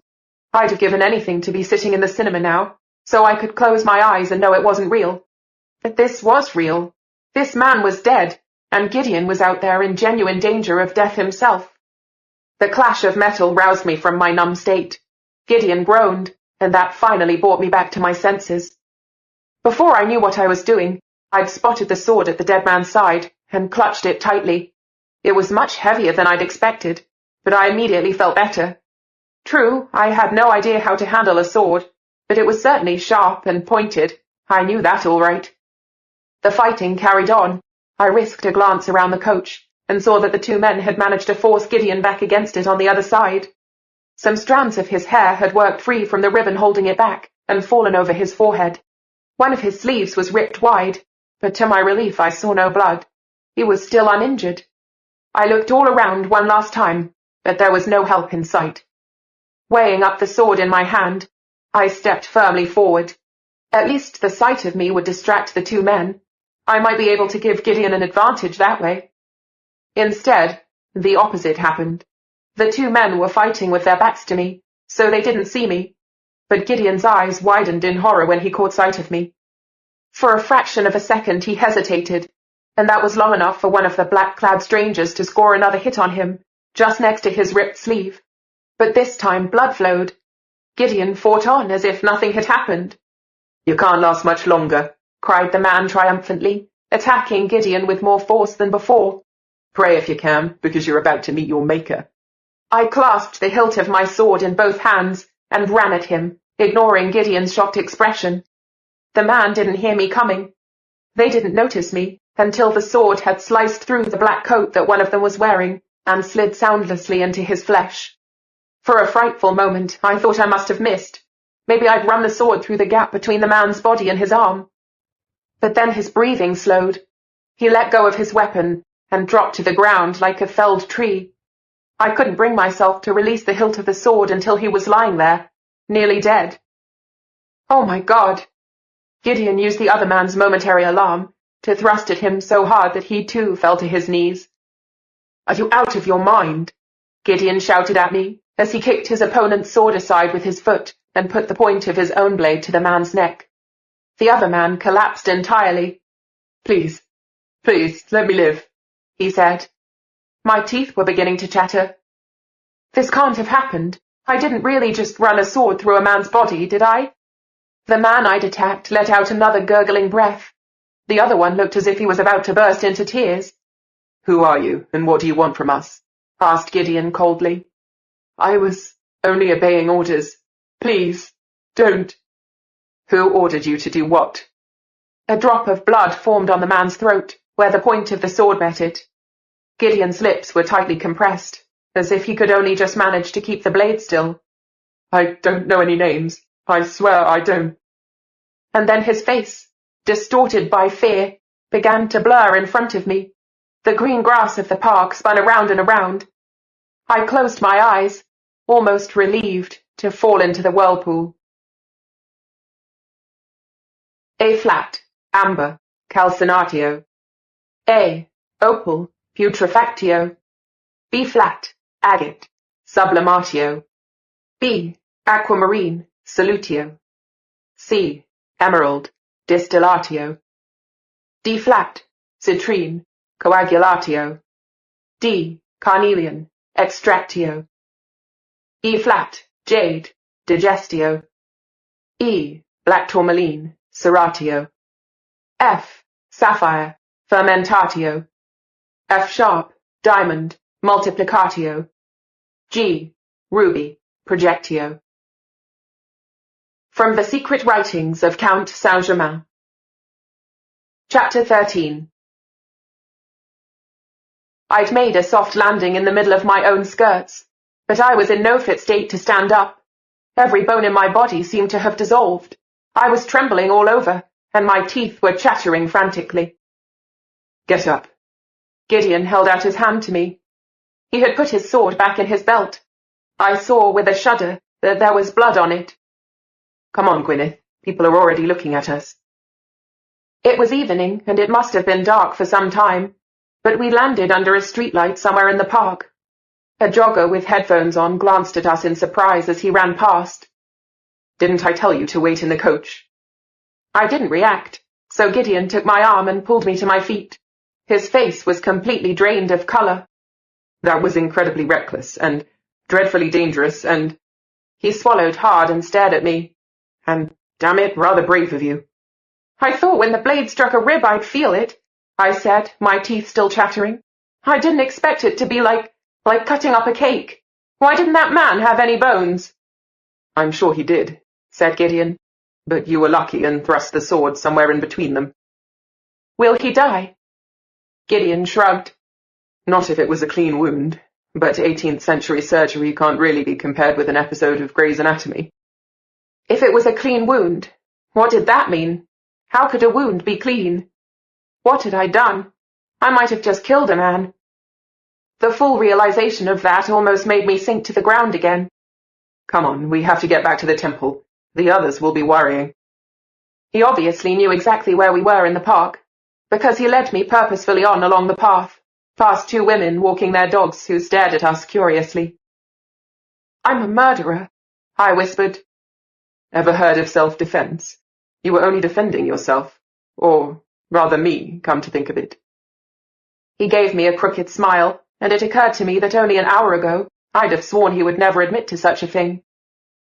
And sure enough, he didn't. Not that it was at all necessary, he added. Oh, so it wasn't necessary.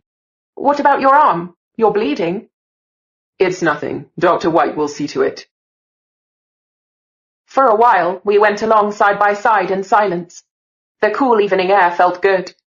My pulse gradually slowed down, and my teeth stopped chattering. My heart missed a beat when I suddenly saw you, said Gideon at last. He had let go of my arm now. Obviously, he trusted me to stay on my feet by myself. Why didn't you take a pistol? I said crossly. The other man had one. In fact, he had two, said Gideon. Then why didn't he use them? He did. He killed poor Wilbur, and the shot from the second pistol only just missed me. But why didn't he shoot again after that? Because back then each pistol only fired one shot, said Gideon.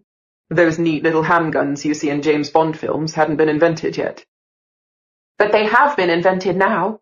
Why do you take a stupid sword into the past instead of a proper pistol? I'm not a professional killer, said Gideon. But that's just, otherwise, what's the advantage of coming from the future? Oh, here we are. We had reached Apsley House on Hyde Park Corner. People out for an evening stroll, or jogging, or walking their dogs were giving us odd looks. We'll take a taxi to the temple, said Gideon. Got any money with you? Of course not. But I have my mobile, I said, fishing it out of my décolletage. Ah, the Silver Shrine. I might have known it was something like that. You silly. Oh, give it here. Hey, that's mine. Yes, and do you know the number? Gideon was already punching it in. Excuse me, dear. An elderly lady was tugging my sleeve. I just have to ask, are you from one of the theatres? Yes, I said. I thought so. The old lady was having difficulty holding onto her dachshund's leash. The dog was pulling hard as it tried to get at another dog only a few yards away. It looked so wonderfully genuine. Only a good wardrobe mistress could have made that outfit.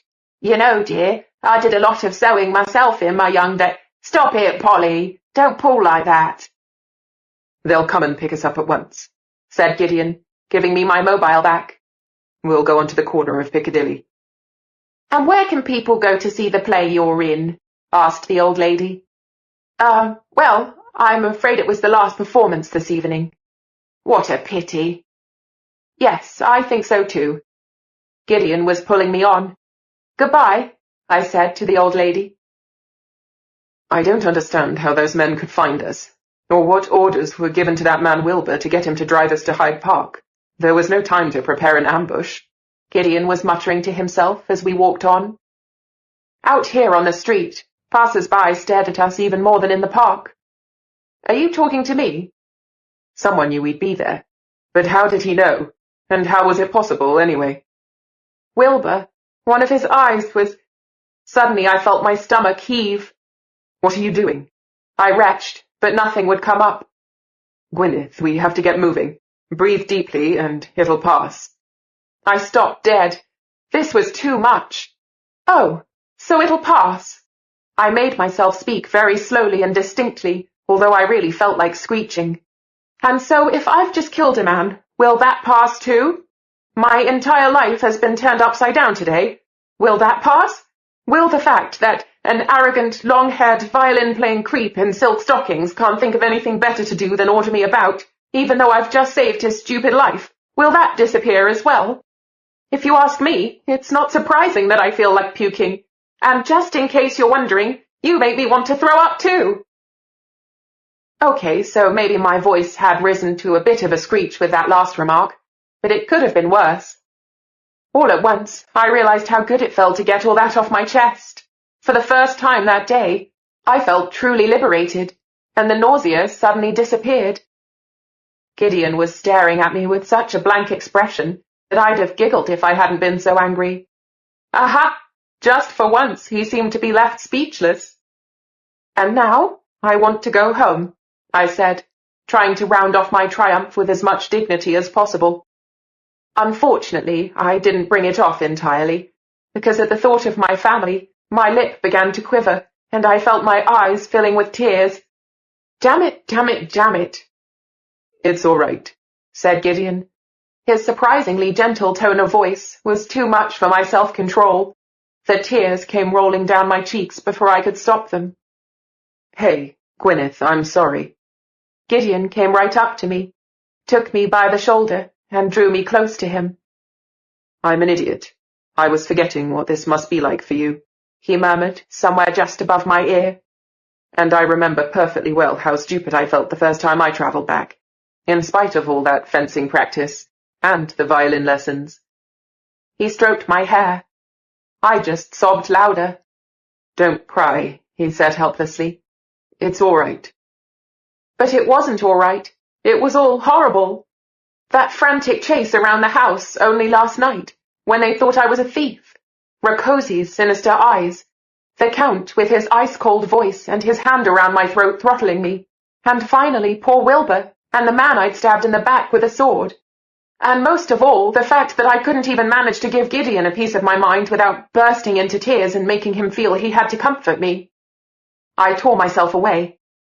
Where was my self-respect? I felt so embarrassed. I wiped my face with the back of my hand. Handkerchief? He asked, smiling, as he took a lemon-yellow square of fabric trimmed with lace out of his pocket. No paper tissues in the Rococo age, I'm afraid, but you can have this. I was just about to take it when a black limousine drew up beside us. Mr. George was waiting for us inside the car, his bald patch covered with tiny beads of sweat. And at the sight of him, all the thoughts circling around and around in my head calmed down a little. I was still completely knackered, but that was all. We've been beside ourselves with anxiety, said Mr. George. Oh my God, Gideon, what happened to your arm? You're bleeding. And Gwyneth looks distraught. Is she injured? Just exhausted, said Gideon briefly. We'll take her home. No, not yet. We must examine you both, and your wound has to be treated immediately, Gideon. It stopped bleeding a long time ago. It's only a scratch, really. Gwyneth wants to go home. She may not have elapsed for long enough. She has to go to school tomorrow, and— Gideon's voice took on its familiar arrogant tone, but it wasn't meant for me this time. Mr. George, she's been gone for 3 hours.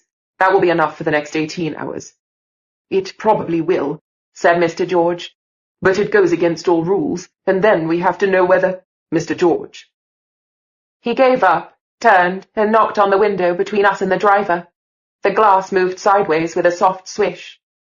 Turn right into Berkeley Street, said Mr. George. We're making a little detour. Number 81, Borden Place. I breathed a sigh of relief. I could go home. Mr. George was looking at me very gravely. His expression was sympathetic, as if he'd never seen a more pitiful sight. What happened, for heaven's sake? 3 men attacked our coach in Hyde Park, said Gideon. The coachman was shot. Oh, my God, said Mr. George. I don't understand it, but that makes sense. How do you mean? It's in the annals. The 24th of September, 1782. A second-degree guardian by the name of James Wilbur was found dead in Hyde Park. Half his face was shot away. They never found out who did it. Well, now we know, said Gideon grimly. That is to say, I know what his murderer looked like, but I don't know the man's name. And I killed him, I said in a flat voice. What? She came up and ran Wilbur's sword into his attacker's back, said Gideon. Well, we don't know whether she really killed him. Mr. George's blue eyes were round. She did what? It was 2 against 1, I murmured. I couldn't just stand there watching.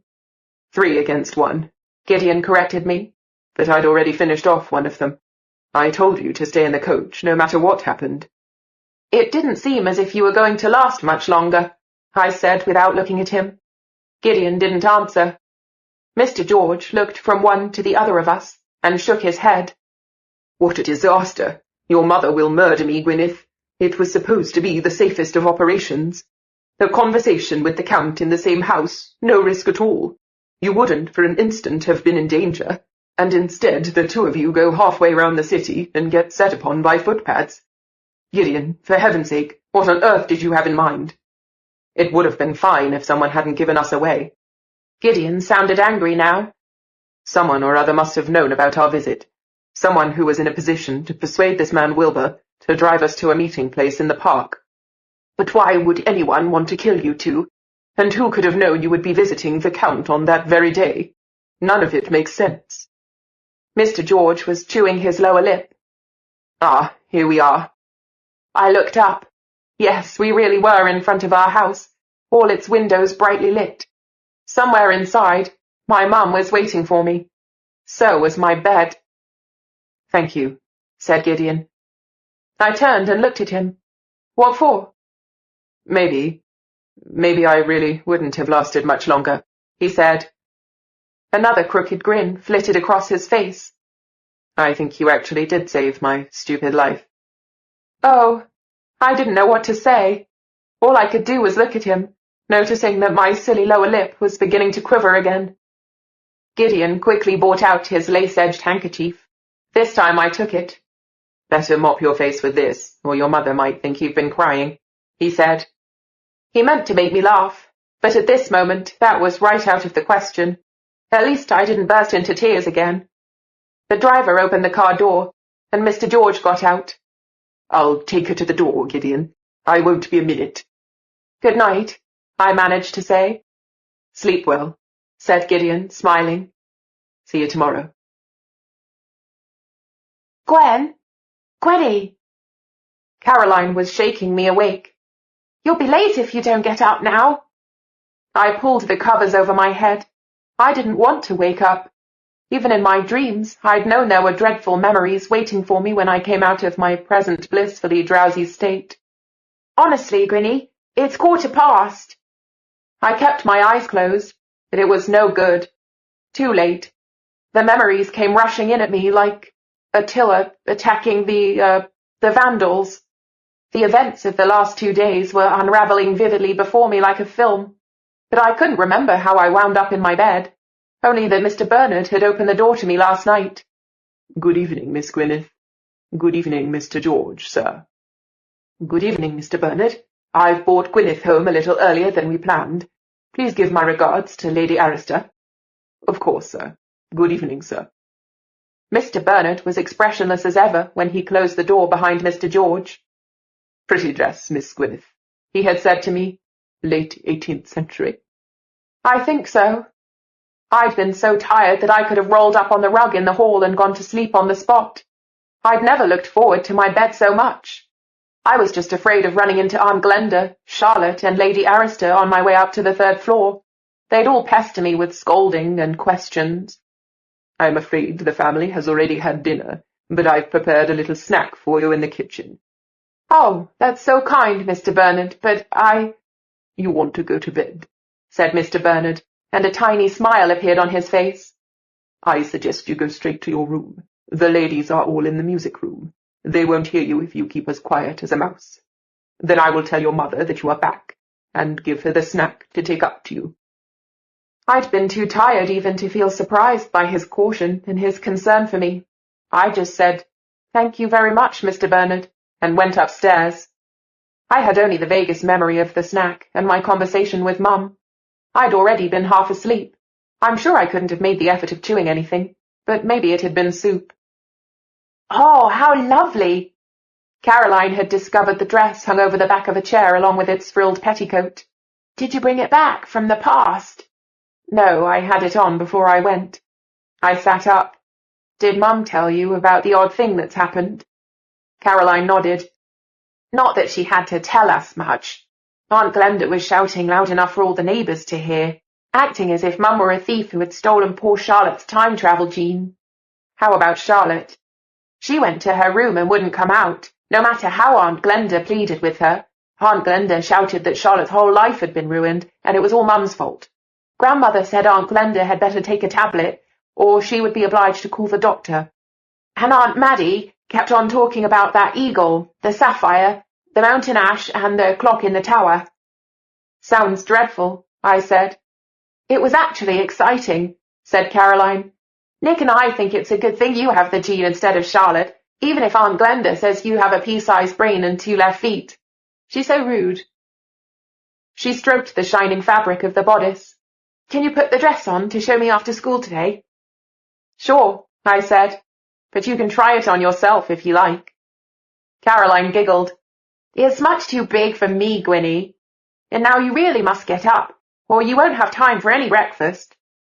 A refreshing shower finally woke me up, and as I washed my hair, my thoughts kept circling around yesterday evening, or more accurately, the half an hour, well, that's what it had felt like, that I'd spent shedding tears and snot in Gideon's arms. I remembered how he had held me close and stroked my hair. I'd been so upset at the time that I hadn't even thought how close we suddenly were. I felt all the more embarrassed now, particularly because he'd really been very nice, not like his usual self at all, even if it was just because he felt sorry for me. And yet I'd been determined to hate him forever. Gwenny! Caroline was hammering on the bathroom door. Come on out! You can't stay in there forever. She was right. I really couldn't stay here forever. I had to come out, into this suddenly weird new life of mine. I turned off the hot tap and let icy water trickle over me until the last of the weariness had left my body. My school uniform was still in Madame Rossini's sewing room, and 2 spare blouses were in the wash, so I had to put on last year's uniform, which was already a little too small for me. The blouse stretched taut over my breasts, and the skirt was slightly too short. Never mind. My dark blue school shoes were also at the temple, so I put on my black sneakers, which wasn't really allowed. But Mr. Giles, the principal, probably wouldn't go around all the classrooms inspecting dress code today. There wasn't time to blow-dry my hair, so I just rubbed it as dry as I could with a towel, and then combed it through.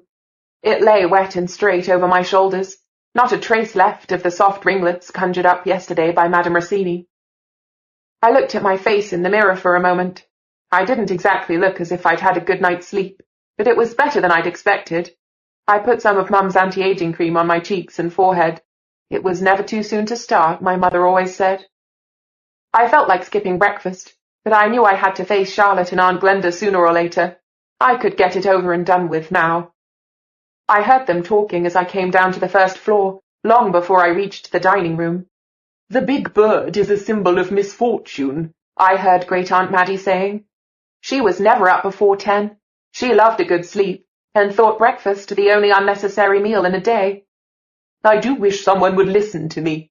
Oh, really, Maddie? No one can make anything of this vision of yours, and we've had to listen to you going on about it at least 10 times. That was Lady Arista. Very true, said Aunt Glenda. If I hear another word about sapphire eggs, I shall scream. Good morning, I interrupted. There was a brief silence, in which they all gaped at me, as if I were a little green man from Planet Zog. Good morning, child, said Lady Arista. I hope you slept well. Fine, thank you. I was very tired. I'm sure it was all rather too much for you, said Aunt Glenda patronizingly. But she was right. It had been. I sat down in my usual place opposite Charlotte, who obviously hadn't touched her toast. She looked as if the sight of me had spoiled her appetite. Mum and Nick were smiling at me in a conspiratorial way, and Caroline pushed a bowl of cornflakes and milk over to me. At the other end of the table, Great Aunt Maddie waved to me. My little angel, I'm so glad to see you. You'll cast some light on all this confusion. What with all the shouting yesterday evening, no one could get a clear idea of anything. Glenda was digging up ancient history from back when our Lucy ran off with that handsome de Villiers boy. I never did understand why everyone kicked up such a fuss because Grace let them stay with her for a few days. You'd think that would have been forgotten long ago. But no sooner has a little grass grown over it than some clumsy camel comes along and rakes it all up again. Caroline giggled. She was probably imagining Aunt Glenda as a camel. This is not a TV series, Maddie, said Lady Arista sharply. Thank goodness, no, it isn't, said Great Aunt Maddie. If it were, I'd have lost track of the plot ages ago. It's perfectly simple, said Charlotte in a chilly voice. Everyone thought I'd have the gene, but Gwyneth has it instead. She pushed her plate away from her and stood up. So now she'll just have to see if she can manage. Charlotte, wait. But Aunt Glenda was not in time to keep Charlotte from storming out of the room. Before she followed her, she gave Mum a nasty look. You should be ashamed of yourself, Grace. She's in a dangerous mood, said Nick. Lady Arista heaved a deep sigh. Mum sighed as well. I have to go to work now, Gwyneth. I agreed with Mr. George that he will pick you up from school today. You'll be sent to a lapse to the year 1956, in a nice safe cellar where you can get on with your homework in peace. Bummer, said Nick. I was thinking just the same. And after that you will come straight home, said Lady Arista. But the day will be over by then, I said. Was this going to be my routine from now on? Going to the temple to a lapse after school, sitting about in a boring cellar doing homework, then going home to dinner? What a nightmare! Great-aunt Maddie swore under her breath, because the sleeve of her dressing gown had landed in the marmalade on her toast. This is no time of day to be up and about. That's what I always say. So you do, said Nick. Mum kissed him, Caroline and me goodbye, like every morning. Then she put a hand on my shoulder and said quietly, If by any chance you happen to see my dad, give him a kiss from me. Lady Arista jumped slightly at these words. She sipped her tea in silence, then looked at her watch and said, You must hurry if you're going to be at school on time. I'm definitely going to open a detective agency someday, said Lesley. We were bunking off geography with Mrs. Counter, and had squeezed into one of the cubicles in the girls' toilets. Lesley was sitting on the loo lid, with a fat folder on her knees. I was leaning against the door, which was scribbled all over in ballpoint and colour pen. Jenny loves Adam, Malcolm is an arse, life is crap, and other similar remarks. Investigating mysteries must be in my blood, said Lesley. Maybe I'll study history too, and specialise in old myths and ancient writings, and then I'll be like Tom Hanks in the Da Vinci Code. I'll look better, of course, and I'll hire a really hot guy to be my assistant. You do that, I said. Sounds exciting.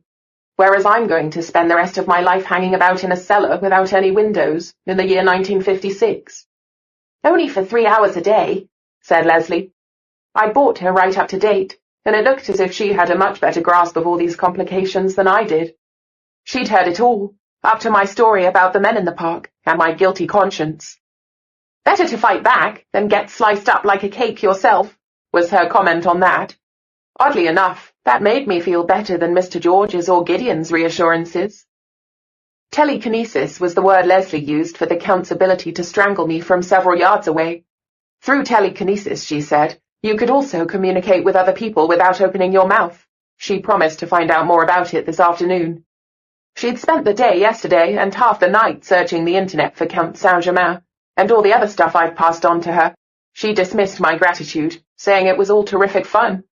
Anyway, this Count Saint-Germain is a rather enigmatic historical character. Even his date of birth isn't known for certain. Much mystery surrounds his origins, she said, and her face was positively glowing with enthusiasm. Apparently he didn't age. Some people put that down to magic, others to a balanced diet. He was old, I said. Maybe he was well preserved and looked after himself, but he was definitely old. Well, you've proved that bit wrong then, said Lesley. He must have had a fascinating personality, because he comes into a great many novels, and in some esoteric circles he was seen as a kind of guru, an ascended master, whatever that means. He was a member of many secret societies, the Freemasons and the Rosicrucians and several more. He was an outstanding musician. He played the violin and composed music. He spoke a dozen languages fluently, and he could apparently, listen to this, he could apparently travel in time. Anyway, he claimed to have been present at various events, when he couldn't possibly have been there. Except he could. Yes, crazy. He was also keen on alchemy. He had an alchemist's tower of his own in Germany for doing his experiments. Not sure what sort they were. Alchemy, that's something to do with the Philosopher's Stone, right? Exactly, and with magic. Though the Philosopher's Stone means something different to everyone. Some just tried to make gold with it, so there were all sorts of odd developments. All the old kings and princes were after people who said they were alchemists, because of course they all wanted gold.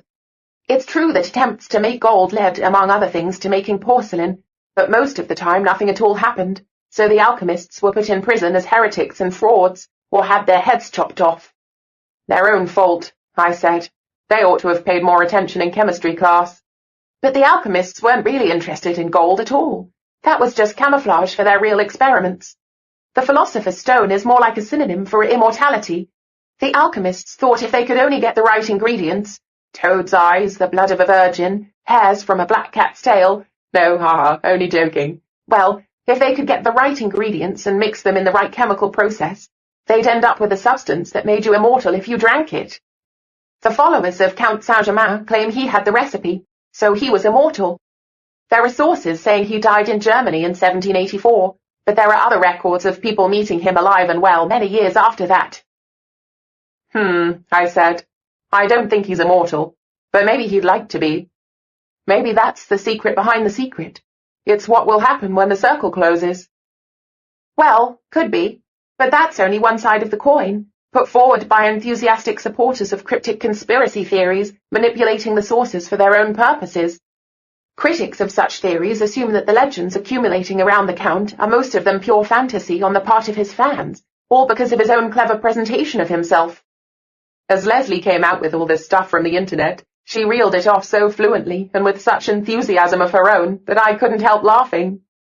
Why not ask Mr. Whitman if you can write an essay on the subject for homework? I suggested. You've done so much research, I should think you could write a whole book about it. I don't think the squirrel would really appreciate my efforts, said Lesley. After all, he's one of Saint-Germain's fans himself. I mean, if he's a guardian, he has to be. As I see it, he's the villain of the piece. Count Saint-Germain, I mean, not Mr. Squirrel. He threatened you and nearly strangled you, didn't he? And your mother said you were to beware of him. So she knows more than she's admitting. And I tell you what, she can only know it from this Lucy. I think they all know more than they're admitting, I sighed. Or anyway, they all know more than me. Even you do. Lesley laughed. Just consider me an external part of your own brain. The Count always made a great secret of his origins. That name and title were invented, anyhow. He may have been the illegitimate son of Maria Anna von Habsburg, widow of King Charles II of Spain. Several people could have been his father. Or, according to another theory, he was the son of a Transylvanian prince, and was brought up in Italy at the court of the last Medici duke. One way or another, none of it can really be proved, so everyone's just groping about in the dark. But now the two of us have a new theory. Do we? Lesley rolled her eyes. Of course we do. We now know that one of his parents must have come from the de Villiers family anyway. How do we know that? Oh, Gwen, you said it yourself that the first time traveller was a de Villiers, so the Count must have been a member of that family, whether or not he was born in wedlock. You understand that, don't you? Otherwise his descendants wouldn't have the same surname. Yes, I said uncertainly. I couldn't quite sort out this theory of his descent. But I think there's something in that Transylvanian theory, too. It can't be coincidence that that man Rakosi comes from Transylvania. I'll do some more research into him, Lesley promised. Oh, watch out. The door outside the cubicles swung, and someone came into the girls' toilets. She, at least we assumed it was a she, went into the cubicle next to ours to use the loo. We kept perfectly still until she had gone again. Without washing her hands, said Lesley. Yuck, I'm glad we don't know who that was. No paper towels left, I said. My legs were getting pins and needles. Do you think we'll be in trouble? Mrs. Counter is sure to notice we're missing, and if she doesn't, then someone will tell on us. All the students look the same to Mrs. Counter. She doesn't notice anything. She's called me Lily since year 7, and she gets you mixed up with Cynthia of all people. No, listen, this is more important than geography. You must be as well prepared as possible. The more you know about your enemies, the better. I only wish I knew who my enemies are. You can't trust anyone, said Lesley, just like my mother. If we were in a film, the villain would turn out to be the least expected person, but as we aren't in a film, I go for the character who tried to strangle you. But who set those men in black on us in Hyde Park? It can't have been the Count. He needs Gideon to visit the other time-travellers and get a drop of their blood so as to close the circle. Yes, so he does. Lesley chewed her lower lip thoughtfully. But maybe there are several villains in this film. I mean, Lucy and Paul could also be the baddies. Well, they stole the chronograph. And what about the man in black who stands outside number 18? I shrugged. He was there this morning, same as usual. Why? Do you think he'll suddenly whip out a sword? No, I think he's more likely to be one of the Guardians, standing there in that silly way, just on principle. Lesley turned back to her folder. I couldn't find out anything about the Guardians themselves, by the way. They seem to be a very secret lodge indeed. But some of the names you mentioned, Churchill, Wellington, Newton, were Freemasons too, so we can assume that both secret societies had at least some connection. Oh, and I didn't find out anything on the internet about a boy called Robert White who drowned. But you can look up all the editions of the Times and the Observer for the last 40 years in the library. I'm sure I'll find something there. What else? Oh, yes, mountain ash tree, sapphire, raven.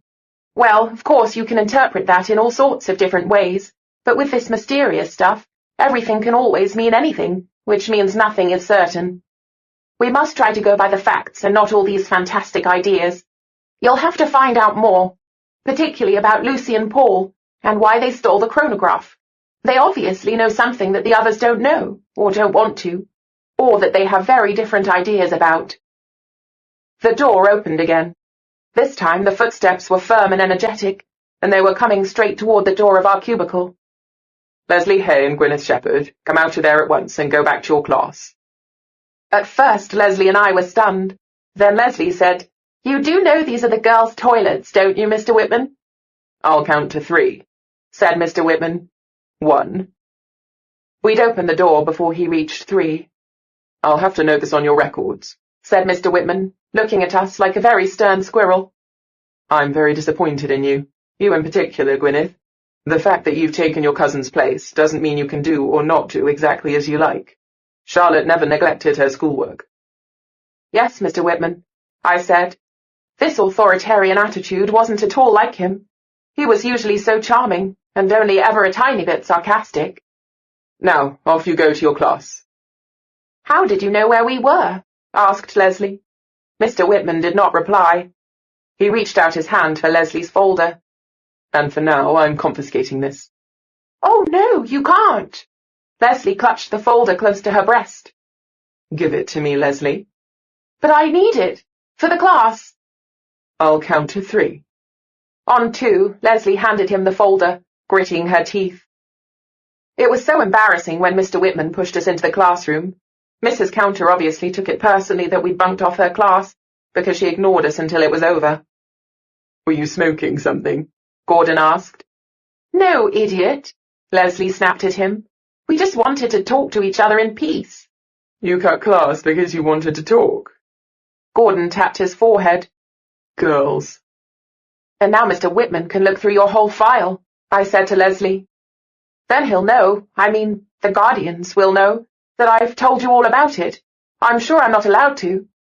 Yes, so am I, said Lesley.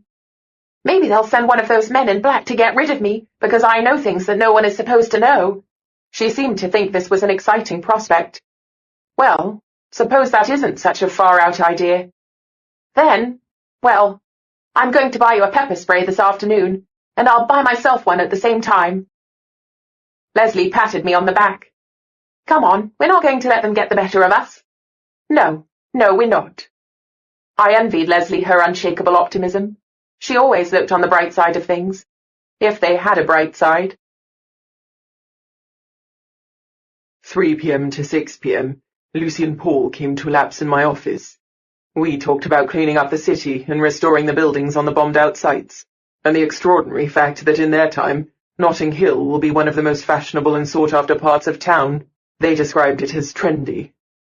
They also gave me a list of all the Wimbledon champions, from 1950 onward. I promised to put my winnings into a fund for the college education of my children and grandchildren. I'm also thinking of buying 1 or 2 of the dilapidated apartment blocks in Notting Hill. You never know. From the Annals of the Guardians, 14th of August, 1949. Report, Lucas Montrose, Adept, 3rd degree. Chapter 14. Classes dragged on painfully slowly. Lunch was disgusting, same as usual, and when we could finally go home after double chemistry in the afternoon, I felt ready for bed. Charlotte had ignored me all day. Once at break, I tried to speak with her, and she said, "If you were thinking of apologizing, forget it." What would I want to apologize for? I asked, feeling annoyed. Well, if you can't work that out for yourself. Charlotte, I can't help inheriting this stupid gene instead of you. Charlotte's eyes had sparkled with fury as she looked at me. It's not a stupid gene. It's a gift, something very special, and it's simply wasted on someone like you. But you're too childish to even understand that. Then she had turned and marched away, leaving me standing there. She'll recover, said Lesley as we took our things out of our lockers. She just has to get used to not being someone special anymore. But it's so unfair, I said. After all, I haven't taken anything away from her. Well, basically you have. Lesley handed me her hairbrush. Here. What do you want me to do with this? Brush your hair, what else? I obediently ran the brush through my hair. Then I asked, why am I doing this? I only wanted you to look pretty when you see Gideon again. Luckily, you don't need any mascara. Your lashes are amazingly long and black naturally. I'd gone bright red at the mention of Gideon's name. Maybe I won't meet him today at all. I'm just being sent back to 1956 to do my homework in a cellar. Yes, but maybe you'll run into him before or after that. Lesley, I'm not his type. He didn't mean it in that way, said Lesley. Yes, he did. So what? A person can change his mind. Anyway, he's your type. I opened my mouth and then closed it again. There was no point in denying it. He was my type, as much as I'd have liked to pretend he wasn't. Any girl would think he was amazing, I said. As far as looks go, anyway. But he needles me all the time, and he orders me about, and he's just so incredibly great. Lesley smiled lovingly at me. So are you, honest. You're the greatest girl I know, apart from me, maybe. Then you can order people about yourself. Come on, I want to see this limousine that's going to fetch you. James gave me a cool nod as we were passing his niche. Wait a sec, I told Lesley. I need to ask James something. When I stopped, the bored expression vanished from James's face, and he smiled cheerfully at me. I've been thinking about our last conversation, he said. What, about kissing? No, about smallpox. It's possible I did catch it after all. Your hair is beautifully glossy today. Thank you. James, could you do me a favour? Nothing to do with kissing, I hope. I had to smile. Not a bad idea, I said. But no, it's about manners. Manners? Well, you're always complaining that I don't have any, and you're right. So I wanted to ask you to show me how to behave properly. In your time. How to talk, how to curtsy, how to... Oh, I don't know what. Hold a fan, dance, how to behave when the Prince Regent is in the room. Exactly. Oh, yes, I can teach you that, said James. Great, I said, and was turning to go. Oh, and James, can you fence as well, with a sword? Of course, said James. I don't wish to boast, but I am considered one of the best fencers in town by my friends at the club. Galliano himself says I have a considerable talent. Super, I said. You're a real friend. You want that ghost to teach you fencing? Lesley had been following our conversation with interest. Of course, she'd only been able to hear my side of it. Can a ghost hold a sword? We'll see, I said. Anyway, he knows his way around the 18th century. After all, it's where he comes from. Gordon Gelderman caught up with us on the steps. You were talking to that niche in the wall again, Gwyneth. I saw you. Yes, it's my favourite bit of wall, Gordon. I'd hurt its feelings if I didn't stop and talk to it. You do know you're weird, right? Yes, Gordon dear, I know. But at least my voice isn't breaking. That's a passing phase, said Gordon. It will go away. It would be nice if you went away, said Lesley. I suppose you two want to talk again, said Gordon. He was always hard to shake off. I can understand that. After all, you've only had your heads together for 5 hours today. See you at the cinema later? No, said Lesley. I can't anyway, come to think of it. said Gordon as he followed us through the front hall like a shadow. I have to write that stupid essay about signet rings. Did I ever tell you I can't stand Mr. Whitman? Yes, but only 100 times so far, said Lesley. I saw the limousine waiting outside the school gate, even before we came out of the building. My heart began beating a little faster. I still felt terribly embarrassed about yesterday evening. Wow, look at that car, will you? Gordon whistled softly through his teeth. Maybe the rumours are true, and Madonna's daughter really is at this school. Incognito, of course. Of course, said Lesley, blinking at the bright sunlight. That's why they sent a limousine to fetch her, so no one will notice that she's incognito. Several of the students were gaping at the limousine. Cynthia and her friend Sarah were standing on the steps as well, eyes popping out of their heads, but not at the sight of the limousine, at something farther to the right of it. And I thought that twit wouldn't have anything to do with boys, said Sarah. Not even hot guys like that. Could be he's her cousin, said Cynthia, or her brother. My hand was clutching Lesley's arm tightly. Sure enough, there stood Gideon in our schoolyard, very casual in jeans and a t-shirt, and he was talking to Charlotte. Lesley identified him at once. And I thought he had long hair, she said accusingly. He does, I said. Shoulder length, said Lesley. That's different. Very cool. He's gay. Bet you anything he's gay, said Gordon, leaning one arm on my shoulder so that he could see past Cynthia and me better. Oh my God, he's touching her, said Cynthia. He's taking her hand. Charlotte's smile was visible all the way to where we were standing. She didn't often smile, apart from her infuriating know-it-all expression. But when she did, the look on her face was enchanting. She was even showing a dimple. Gideon was bound to notice it, and I was sure he was thinking that she was anything but an ordinary girl. He's stroking her cheek. Oh my God, he really was. The pang I felt was something I couldn't ignore. And now he's kissing her. We all held our breath. It really did look as if Gideon was going to kiss Charlotte. But only on the cheek, said Cynthia, relieved. So he's her cousin after all. Gwynnie, please say he's her cousin. No, I said. They're not related. And he isn't gay either, said Lesley. Wanna bet? I mean, look at that signet ring he's wearing. Charlotte smiled radiantly at Gideon again, and walked away with a spring in her step. Obviously, her bad mood had gone away. Gideon turned to us. I realized what a sight we were, 4 girls and Gordon, gaping and giggling on the steps outside school. I know lots of girls like you. Just as I might have expected. Oh, great. Gwyneth, called Gideon. Finally. Cynthia, Sarah, and Gordon collectively held their breath. To be honest, so did I. Only Lesley kept her cool. She gave me a little push. Hurry up, will you? Your limousine is waiting. As I went down the steps, I could feel the others' eyes on my back. Their mouths were probably open too. Gordon's was for sure. Hi, I said when I had reached Gideon. It was all I could manage to say. In the sunlight, his eyes were a brighter green than ever. Hi. He was looking at me rather too closely. Have you grown overnight? No. I tugged the jacket together over my breasts. It's my school uniform that's shrunk. Gideon grinned. Then he looked over my shoulder. Friends of yours up there? I think one of them's about to faint. Oh my God. That's Cynthia Dale, I said, without turning around. She suffers from high estrogen levels. I can introduce you if you'd like. Gideon's smile grew wider. Maybe I'll take you up on that some other time. Now, come on. We have a lot still to do today. He took my arm. A loud squeal could be heard from the steps, and guided me toward the limousine.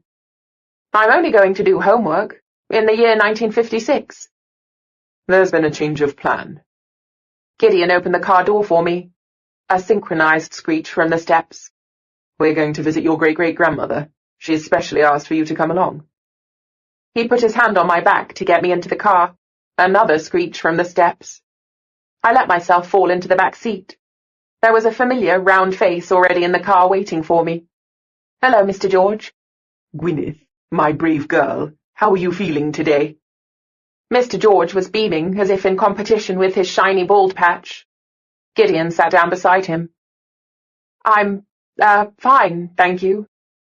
I went red, because I was thinking what a picture of misery I must have been yesterday evening. At least Gideon hadn't made any cutting references to that. He was acting as if nothing at all had happened. What was that about my great-great-grandmother? I hurried to ask. I didn't really understand. No, we didn't entirely understand it ourselves, said Gideon, sighing. The limousine moved away. I resisted the temptation to look at my friends through the back window. Margaret Tilney, née Grand, was the grandmother of your grandmother, Lady Arista, and the last time traveller in the female line before Lucy and you. The Guardians were able to read her into the first original chronograph without any problems after her second journey back in time. That was in 1894. For the rest of her life, she died in 1944, she elapsed regularly with the aid of the chronograph. The annals describe her as very friendly and cooperative. Mr. George nervously passed his hand over his bald patch. During the bombing of London in the Second World War, a group of Guardians went out into the country with her in the chronograph. She died there of pneumonia at the age of 67. How sad. I didn't understand exactly what I was supposed to make of this information. As you know, Gideon has already visited 7 of the Circle of 12 in the past, and taken a little of their blood for the new chronograph. 6 if we count the twins as one. So with your blood and his, only 4 of the Circle are still missing: opal, jade, sapphire, and black tourmaline. Elaine Burley, Margaret Tilney, Lucy Montrose, and Paul de Villiers, added Gideon. Those 4 have to be visited in the past, and a little blood taken from each of them. I'd grasped that idea by now. I wasn't entirely clueless. Exactly. We didn't think there could be any complications with Margaret. Mr. George leaned back in his seat. With the others, yes, but there was no reason to assume that there'd be any difficulty with Margaret Tilney. The course of her life was closely recorded by the Guardians. We know where she was on every single day of it. That's why it is also easy to arrange a meeting between her and Gideon. He travelled back last night to the year 1937 to meet Margaret Tilney at our house in the Temple. Last night? Really? For goodness sake, when do you get any sleep? It was supposed to be a very quick visit, said Gideon. He crossed his arms over his chest. We planned only an hour for the whole operation. Mr. George said, but contrary to our expectations, when Gideon had explained the reasons, Margaret refused to let him have any of her blood. He looked expectantly at me.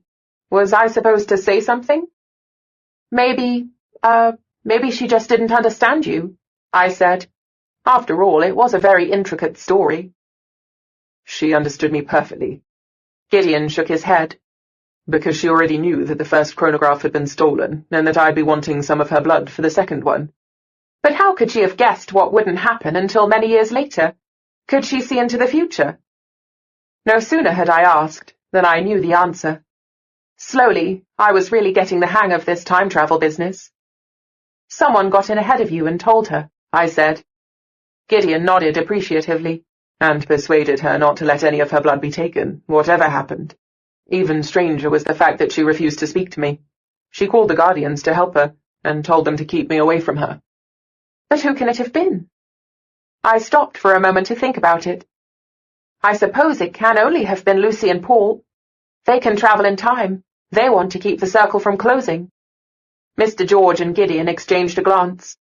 When Gideon came back, we faced a real puzzle, said Mr. George. We did have a vague idea of what might have happened, but no proof. So Gideon travelled back into the past again this morning for another visit to Margaret Tilney. You've had a busy time, haven't you? I searched Gideon's face for signs of weariness, but I couldn't find any. Far from it, he looked wide awake. How's your arm? Fine. Listen to what Mr. George is saying. It's important. This time Gideon visited Margaret directly after her initiation journey in 1894, said Mr. George. I must explain that the time travel gene, Factor X, seems to show in the blood only after that first journey. Obviously, the chronograph can't recognize blood taken from travellers before that. Count Saint-Germain did some experiments on that subject in his own time, and they nearly led to the destruction of the chronograph. So there's no point in visiting a time traveller to take blood in his or her childhood, although it would make things much easier. Do you understand? Yes. Well, I said so anyway. So, Gideon met the young Margaret this morning at the time of her second official date to elapse. She had been driven straight to the temple after her first journey in time, and even as the preparations were being made to read her into the chronograph, she travelled for the second time.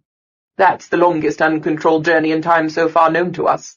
She was gone for over 2 hours. Mr. George, you could leave out these minor details.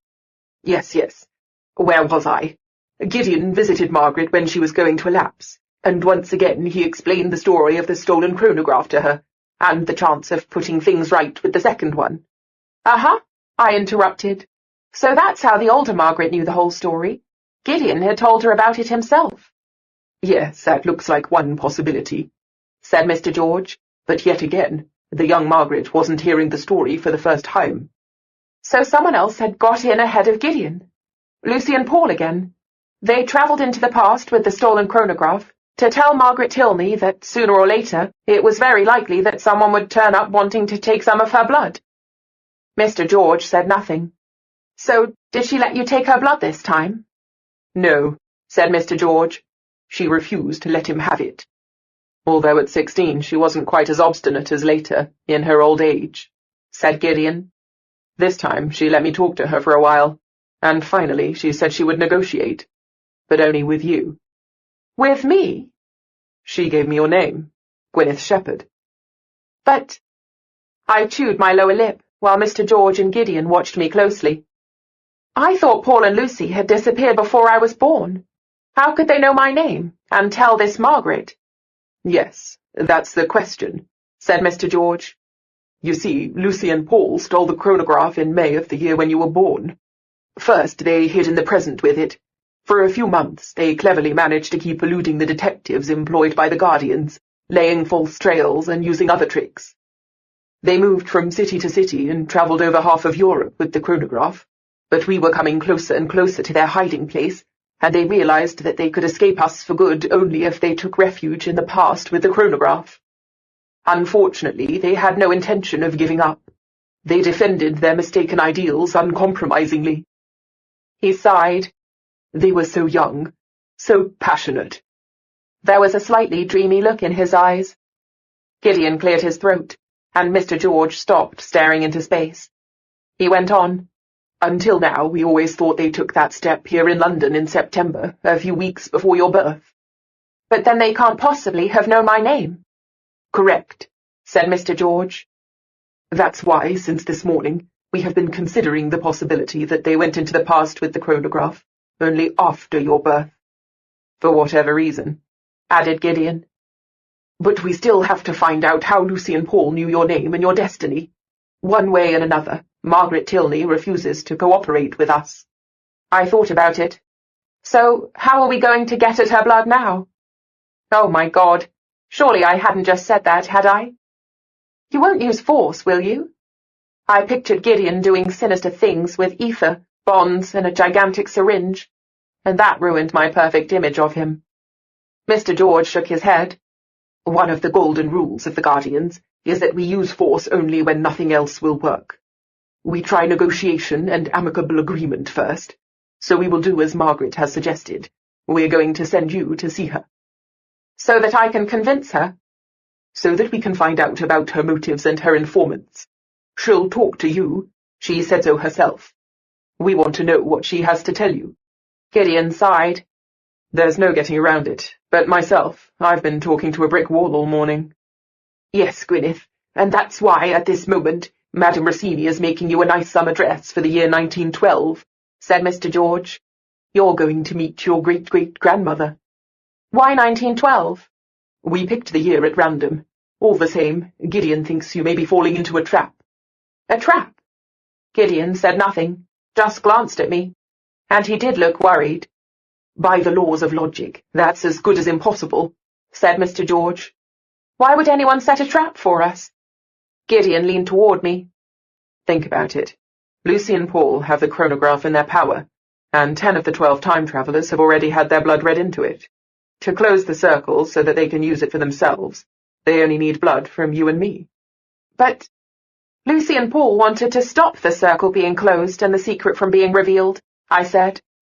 Once again, Mr. George and Gideon exchanged a glance. That's what your mother thinks, said Mr. George. And it was what I'd thought myself so far. And you don't? Look at it the other way around. Suppose Lucy and Paul want the secret all to themselves, said Gideon. Suppose that's why they stole the chronograph. Then all they still need to go one better than Count Saint-Germain would be our blood. I let the words sink in. Then I said, and since they can only meet us in the past, they have to lure us somewhere there to get at our blood. They may think that they can get it only by force, said Gideon, just as we know, looking at it from the other angle, that they aren't going to give us their blood willingly. I thought of the men who had attacked us yesterday in Hyde Park. Exactly, said Gideon, as if he had read my thoughts. If they'd killed us, they could have had as much of our blood as they wanted.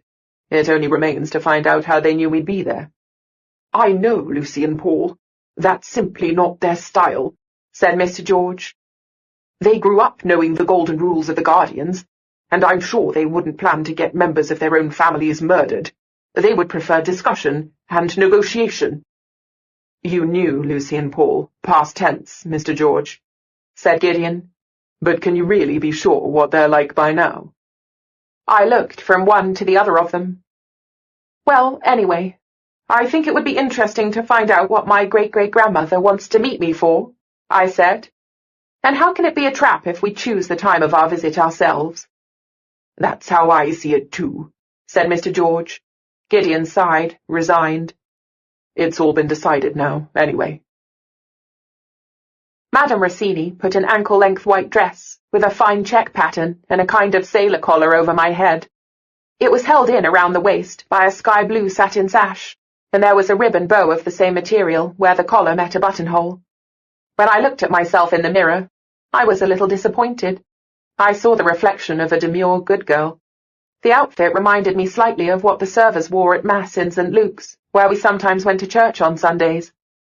The fashions of 1912 can't of course be compared with the extravagance of the Rococo era, said Madame Rossini, as she handed me a pair of buttoned leather ankle boots. I would say the idea was to conceal rather than to reveal feminine charm. I'd say so too. And now your hair. Madame Rossini gently pushed me down on a chair, and made a long side parting in my hair. Then she put it up in strands at the back of my head. Isn't that a bit, well, bushy over my ears? It's in period, said Madame Rossini. But I don't think it suits me, do you? Everything suits you, my little swan-necked beauty. Anyway, this isn't a beauty contest. It's all about authenticity, yes, I know. Madame Rossini laughed. Then that's all right. This time Dr. White came to collect me and take me to the cellar where the chronograph was hidden. He looked very bad-tempered as usual, but to make up for it, Robert, the little ghost boy, gave me a beaming smile. I smiled back. He really was very cute, with his blonde curls and dimples. "Hello." "No need to sound so effusively pleased to see me," said Dr. White, bringing out the black blindfold. "Oh, no. Why do I have to have that on again?" "There's no reason to trust you," said Dr. White. "Oh, let me do that, you clumsy fool." Madame Rossini snatched the black blindfold from his hand. "This time no one is going to ruin my lovely hairstyle." A pity, really. Madame Rossini herself put the blindfold on, very carefully. Not a hair was disturbed. "Good luck, ma petite," she said as Dr. White led me out. I waved in what I thought was her direction, by way of goodbye. Once again, it was an unpleasant feeling to be stumbling about in a void. All the same, the way was beginning to seem more familiar. And this time Robert kept warning me in advance. 2 more steps, and now left through the secret doorway. Careful, mind the step. Another 10 paces, and then we come to the big staircase. Great service you give here. Thanks a lot. "Let's leave out the sarcasm," said Dr. White. "Why can you hear me and he can't?" asked Robert sadly. "I'm afraid I don't know either," I said, and I felt so sorry for him it was almost too much for me. "Is there anything you'd like to tell him?" Robert did not reply. "Glenda Montrose was right," said Dr. White. "You really do have conversations with yourself." I put out my hand to feel my way along the wall. "Oh, I recognize this spot. Now there's another step. Yes, there it is. And after 24 footsteps, we turn right." "You've been counting?" "Only out of boredom. Why are you so suspicious, Dr. White? I am not at all suspicious. I trust you implicitly. At the moment. At the moment you are behaving reasonably well, or at the worst you are only somewhat infected by your mother's crazy notions. But no one knows what you'll grow into, so I would be very sorry if you knew where the chronograph was kept. The cellar can't be all that large, I said. You've no idea, said Dr. White. We've already lost people in there. Really? Yes. There was a touch of laughter in his voice, so I knew he was only joking. Others have wandered around the passages for days before they found a way out. I'd like to tell him I'm sorry, said Robert. Obviously, it had taken him a long time to work out what he wanted me to say. The poor little boy. I'd have liked to stop and give him a big hug. But it wasn't your fault. Are you so sure? Dr. White must still be thinking of the people lost in the cellar. Robert was sniffing. We had a quarrel in the morning. I told him I hated him and I wished I had a different father. But he wouldn't have taken it seriously. I'm sure he didn't. Yes, he did. And now he thinks I didn't love him. And I can't tell him I do. That high little voice, audibly trembling now, almost broke my heart. Is that why you're still here? I asked. I don't want to leave him on his own. I know he can't see me or hear me, but maybe he somehow senses that I'm here. Oh, darling. I really couldn't bear it. I had to stop. I'm sure he knows you love him. All fathers know that children sometimes say things they don't really mean. Right you are, said Dr. White, his voice suddenly sounding husky. If you tell children they can't watch TV for 2 days just because they left a bicycle out in the rain, I suppose it's not surprising if they shout at you and say things they don't mean. He pushed me on. I'm so glad to hear you say that, Dr. White. Me too, said Robert. For the rest of the way, Robert and I were very cheerful. A heavy door was pushed open and latched again behind us. The first thing I saw when I took the blindfold off was Gideon, with a top hat on his head. I burst out laughing. This time he was the one with the silly hat. She's in an exceptionally good mood today, said Dr. White, thanks to long conversations with herself. But his voice didn't sound quite as cutting as usual. Mr. de Villiers joined in my laughter. I'd call it comical myself, he said. Makes him look like a circus ringmaster. How nice that the two of you are so amused, said Gideon. Except for the top hat, he looked good. Long dark trousers, dark coat, white shirt, a bit as if he were going to a wedding. He looked me up and down, and I held my breath, waiting in suspense for him to take revenge. In his place, I could have thought up at least 10 insulting remarks about my appearance right away. He didn't say anything. He just smiled. Mr. George was busy with the chronograph.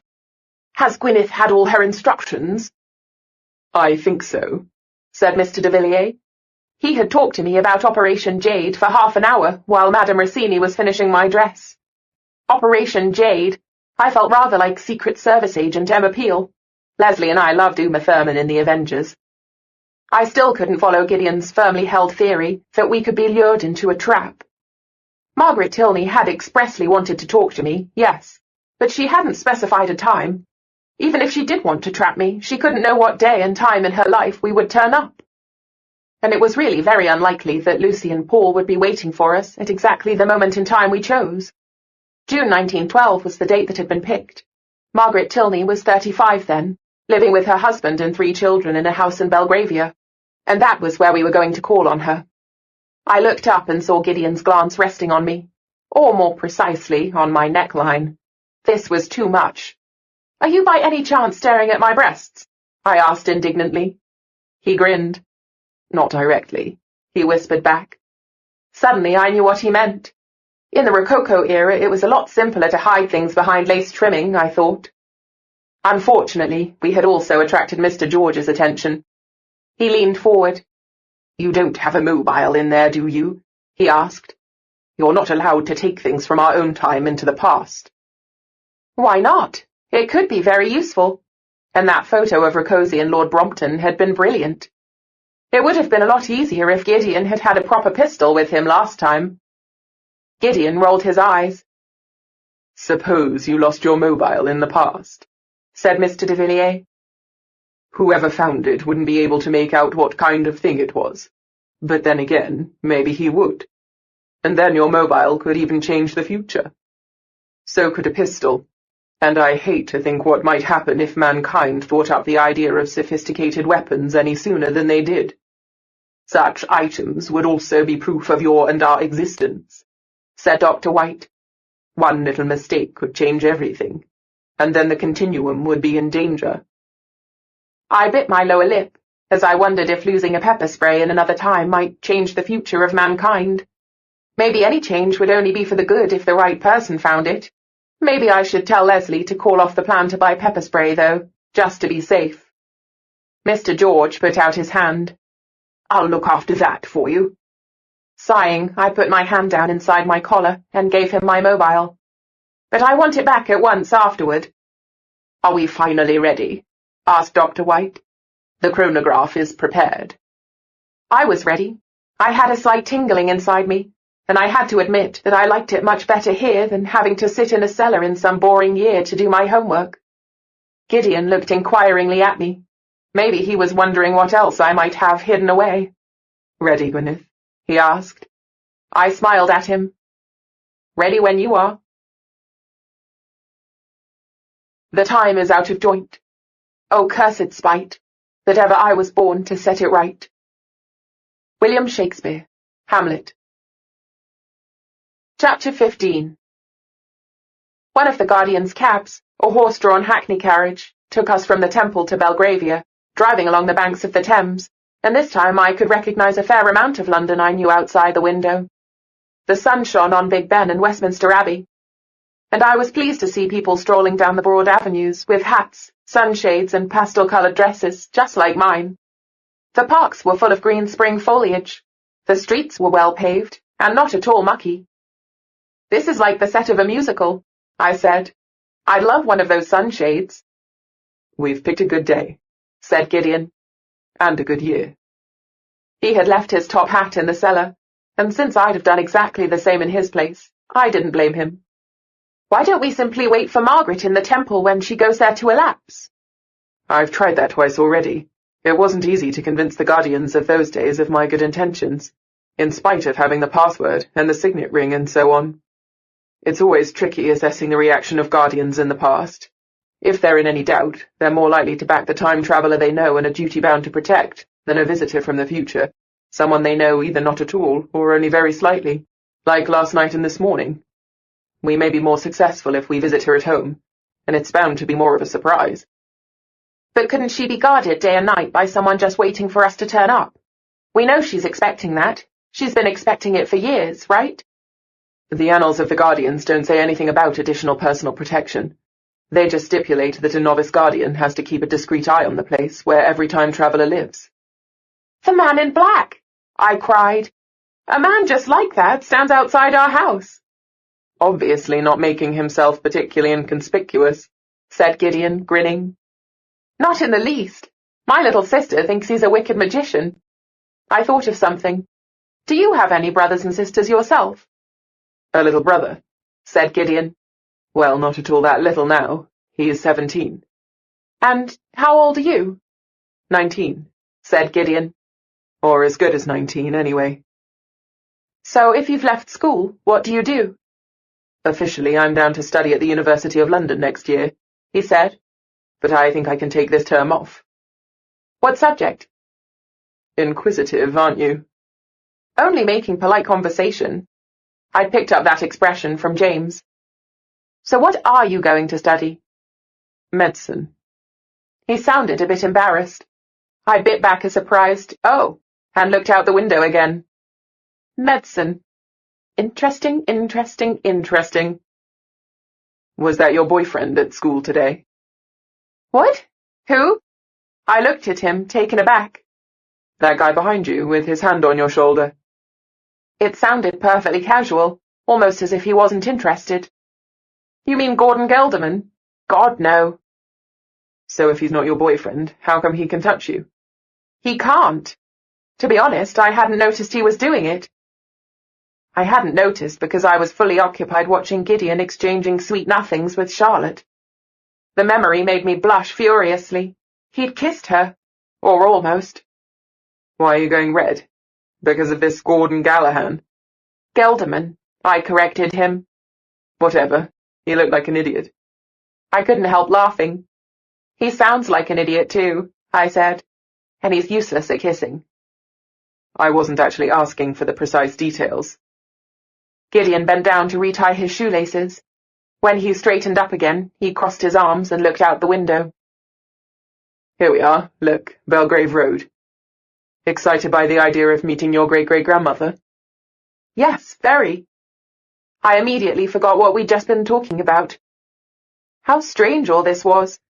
The great-great-grandmother I was about to visit was some years younger than Mum. She'd obviously married someone rich, because when the cab stopped outside the address in Eaton Place, it was a very posh house. And the butler who opened the door to us was posh too, even more so than Mr. Bernard. He was actually wearing white gloves. He examined us suspiciously when Gideon handed him a card and said we were paying a surprise tea-time call. He was sure, said Gideon, that his good friend Lady Tilney would be very pleased to hear that Gwyneth Shepherd had come to visit her. I suspect he doesn't think you're posh enough, I said as the butler disappeared with the visiting card. No hat and no side whiskers. No moustache either, said Gideon. Lord Tilney has one from ear to ear. See that portrait of him in front of us? Wow, I said.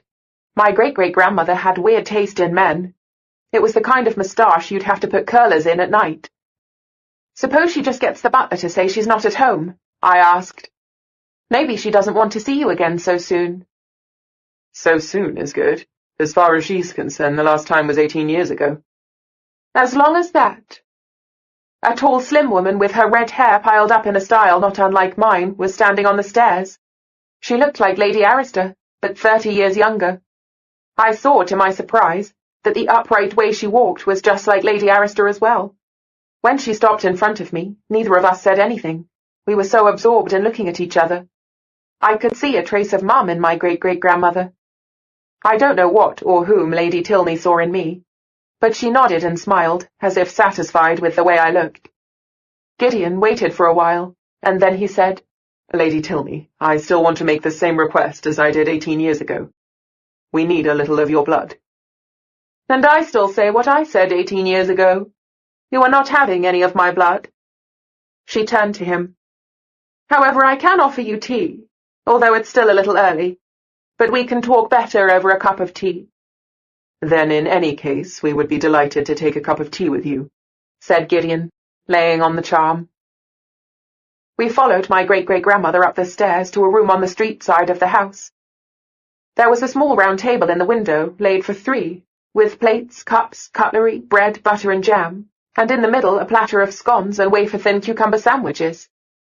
It looks almost as if you were expecting us, I said, while Gideon took a good look around the room. She smiled again. It does, doesn't it? One might think so. But in fact I am expecting some other guests. Do please sit down. No, thank you. In the circumstances, we'd rather not, said Gideon, suddenly very much on the alert. And we won't trouble you for long. We'd just like to have answers to a few questions. And what are they? How do you know my name? I interjected. Who told you about me? I had a visitor from the future. Her smile widened. It happens to me quite often. Lady Tilney, I tried to explain last time that your visitor was telling you lies, said Gideon. You're making a great mistake by trusting the wrong people. That's what I'm always telling her, said a male voice. A young man had appeared in the doorway. He casually sauntered closer. Margaret, I always say, you're making a great mistake by trusting the wrong people. Oh, those look delicious.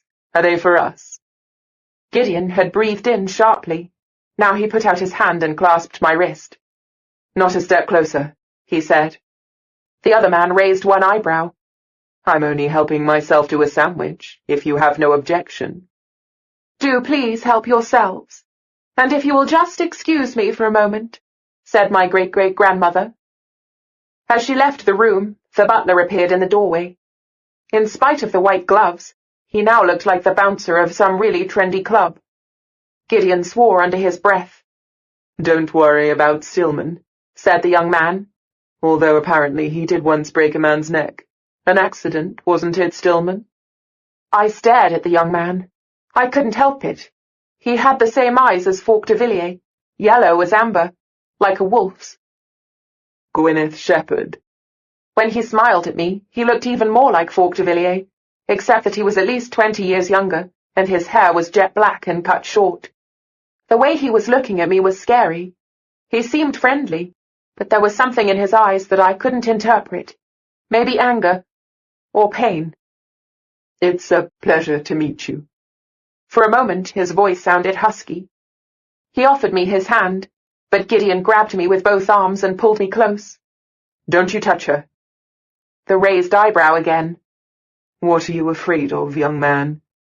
I know exactly what you want from her. I could feel Gideon's heart beating against my back.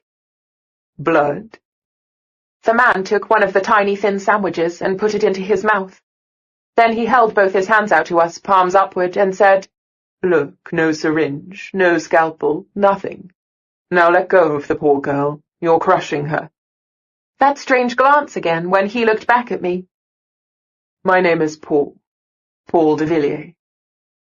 That's what I thought, I said. You're the man who persuaded my cousin Lucy to steal the chronograph. Why did you do it, Mr. de Villiers? Paul de Villiers' mouth twisted. It's funny to hear you call me Mr. de Villiers. And I think it's funny that you know me. Don't talk to him, said Gideon. His grip had relaxed slightly, and now he was holding me close to him with only one arm. With the other, he opened a side door behind him and glanced into the next room. Another man in white gloves was standing there. That's Frank, said Paul. And since he isn't as big and strong as Stillman, he has a pistol. Did you notice? I noticed, said Gideon, closing the door again. He'd been right. We had fallen into a trap. But how was that possible? Margaret Tilney couldn't have been laying a tea table for us and stationing a man with a pistol in the next room every day of her life. How did you know we'd be here today?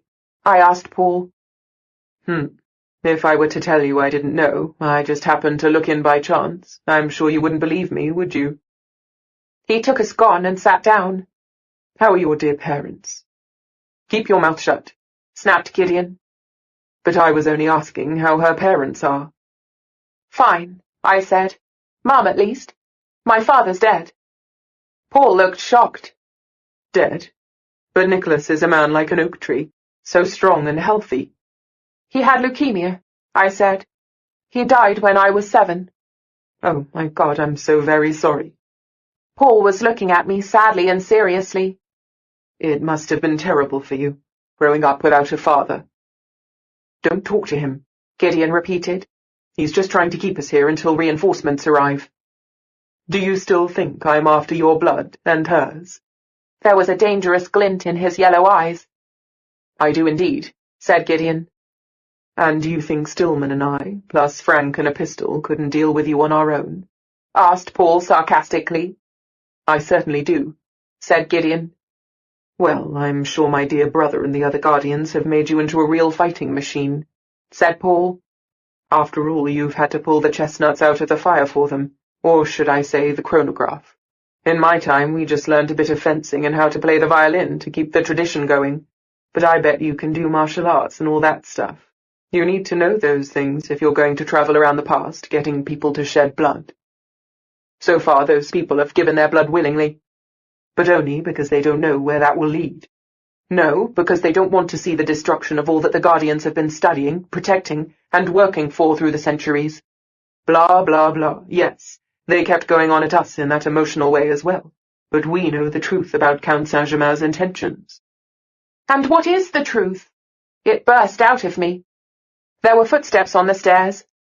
Here come the reinforcements, said Paul without turning.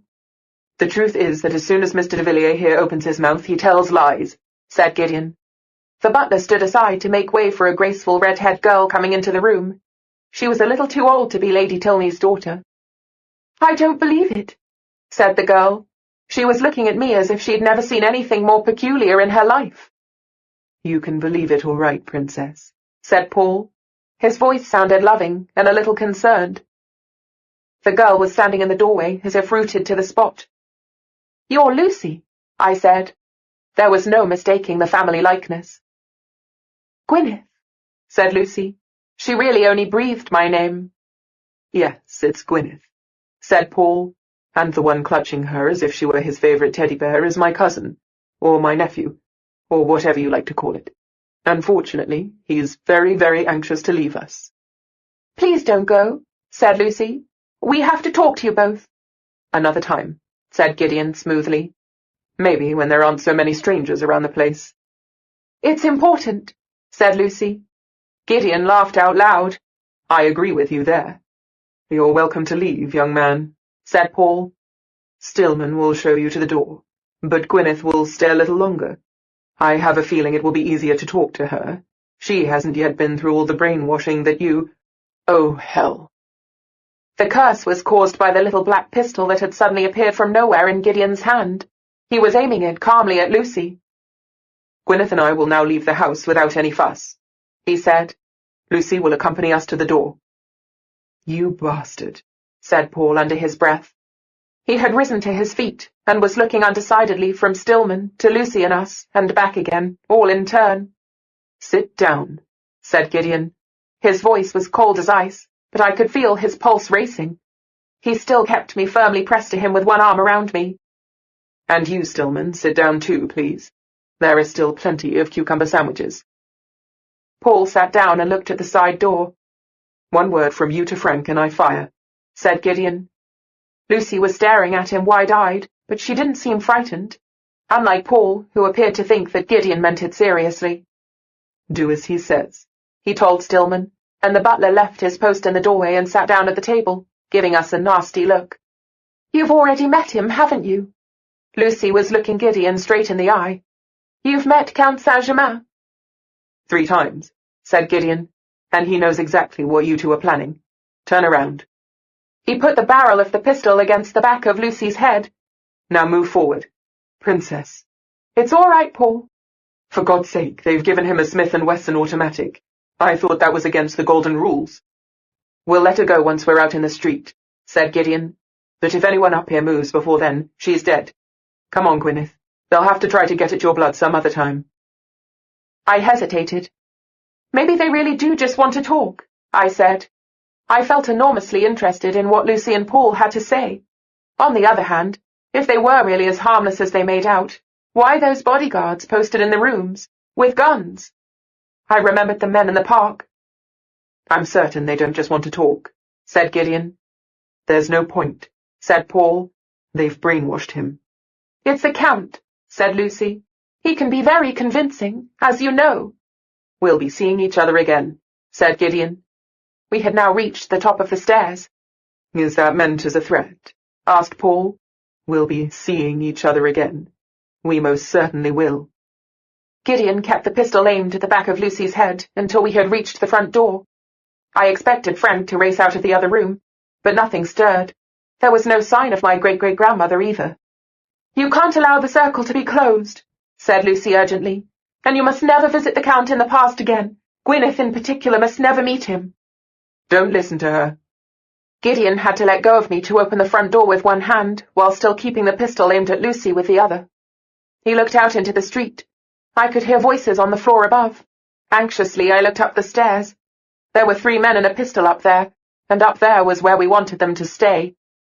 "I've met him already," I told Lucy. "Yesterday." "Oh, no." Lucy's face turned a shade paler. "Does he know your magic?" "What magic?" "The magic of the raven," said Lucy. "The magic of the raven is just a myth." Gideon took my arm and led me down the steps and out into the street. There was no sign of our cab. "That's not true, and the Count knows it." Gideon was still pointing the pistol at Lucy's head, but now he looked back up to the first floor. Very likely Frank was standing there with his pistol. We were still under cover of the porch roof. "Wait," I told Gideon. I looked at Lucy. There were tears in her large blue eyes, and for some reason I found it hard not to believe her. "What makes you so sure she's not telling the truth, Gideon?" He looked at me for a moment, taken off balance. His eyes flickered. "I just am," he whispered. That doesn't sound so sure, said Lucy. Her voice was gentle. You two can trust us. Could we really? Then why had they done the impossible and trapped us here? I saw the shadow only out of the corner of my eye. Watch out, I shouted. Stillman was already coming down. Gideon spun round at the last moment, as the hefty butler swung his fist back to strike. No, Stillman. That was Paul's voice from the stairs. Run, shouted Gideon, and I made a split-second decision. I ran as fast as I could in my little button boots. I expected to hear a shot with every step I took. Talk to Grandfather, Lucy called after me. Ask him about the Green Rider. Gideon didn't catch up with me until I reached the next corner. Thanks, he gasped, putting the pistol away again. If you hadn't given me the heads up, it would have been a close call. This way. I looked around. Are we being followed? I don't think so, said Gideon. But we'd better hurry, just in case we are. Where did that man Stillman come from? I had my eye on the stairs the whole time. There's probably another staircase in the house. I didn't think of that either. Where did the guardian with the cab go? He was supposed to be waiting for us. No idea, said Gideon. I was getting a stitch in my side. I wouldn't be able to keep this speed up much longer. Gideon turned into a narrower side street and finally stopped outside a church porch. Holy Trinity, said the notice board outside. What are we going to do here? I gasped. Make our confession, said Gideon. He looked around before opening the heavy door, then pushed me into the dimly lit interior and closed the door again. We were immediately surrounded by peace and quiet, the smell of incense, and that solemn feeling you get the moment you step inside a church. It was a pretty church, with coloured stained glass windows, pale sandstone walls, and little tea lights flickering, each of them a prayer or a good wish. Gideon led me down one of the aisles to an old-fashioned confessional, drew the curtain aside, and pointed to the seat inside the little cubbyhole. You can't be serious, I whispered. Yes, I can. I'll sit on the other side, and we'll just wait here until we travel back. Puzzled, I dropped onto the seat. Gideon drew the curtain in front of my nose. A moment later, the little barred peephole between me and the other seat was pushed aside. Comfortable? I was getting my breath back, and my eyes were adjusting to the dim light. Gideon was looking at me with an air of great solemnity. Well, my daughter, let us thank the Lord for the shelter of his house. I stared at him. How could he be so casual, almost exuberant? For goodness sake, he'd held a pistol to my cousin's head. It couldn't just have left him cold. How can you make jokes now?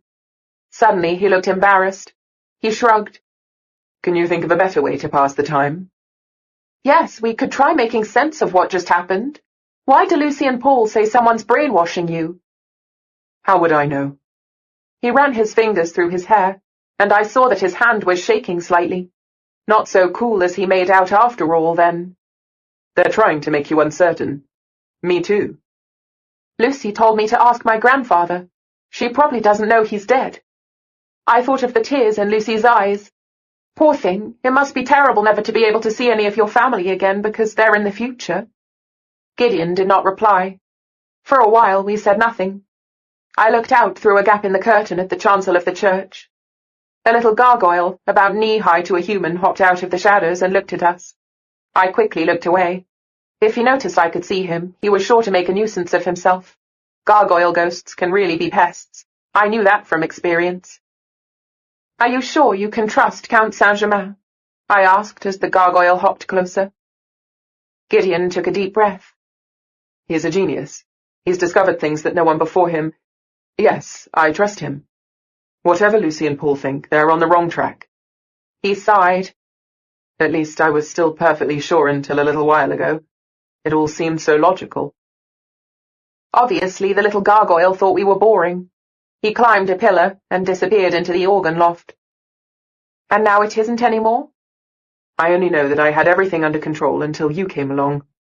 Oh, are you holding me responsible because for the first time in your life not everyone's dancing to your tune? I raised my eyebrows, just as I'd seen him do. It felt good. I almost grinned, I was so proud of myself. No. He shook his head and groaned. Gwyneth, why is everything so much more complicated with you than with Charlotte? He leaned forward, and there was something in his eyes that I'd never seen there before. "Was that what you were discussing with her in the schoolyard today?" I asked, feeling slightly jealous. Damn, how I'd given him an opening. A beginner's mistake. Jealous? He promptly asked with a broad grin. Not in the least. Charlotte always did as I said. You don't, which is a real pain. But kind of amusing, too. And sweet. This time it wasn't just his look that made me feel confused. Embarrassed, I pushed a strand of hair back from my face. My stupid hairstyle had come entirely undone during our dash. There was probably a trail of hairpins from Eaton Place to the door of this church. "Why don't we go back to the temple?" "It's cozy here. If we go back to the temple, there'll be more endless discussions. And to be honest, I can do with a change from being ordered about by Uncle Fork." Aha, my move now. Not a good feeling, is it? He shook his head. "No, not really." I heard sounds in the nave outside. I jumped and peered through the curtain, but it was only an old lady lighting a candle. "Suppose we travel back in the next second? I don't want to land on top of some child from a confirmation class, and I can't imagine that the parish priest would be thrilled." "Don't worry." Gideon laughed quietly. "There's never anyone in this confessional in our own time. Father Jacobs calls it the lift to the underworld. He's a member of the lodge, of course." "How much longer until we go back, then?" Gideon looked at his watch. "We still have a bit of time." "Then we might as well use it sensibly," I giggled. "Weren't you going to make your confession, my son?" It just slipped out, and it took a moment for me to realize what I was doing. I was sitting with Gideon in a church confessional about 100 years in the past, flirting with him for all I was worth. Good heavens! Why hadn't Lesley given me a folder full of instructions for that? "Only if you're going to tell me about your own sins, too." "I'm sure you'd like that." I quickly changed the subject. We were definitely on thin ice here. "You were right about the trap, by the way. But how could Paul and Lucy know that we'd be there today and not some other time?" "I haven't the slightest idea," said Gideon, suddenly leaning so far toward me that our noses were only an inch or so apart. His eyes looked dark in the twilight of the church. "But maybe you do." I blinked at him. That unsettled me, in two ways. First, because I could make nothing of that remark, and second, because he was so close. "Me?" "You could be the one who told Lucy and Paul about our meeting." "What? I must be looking totally stupid. What nonsense! When do you suppose I could have done that?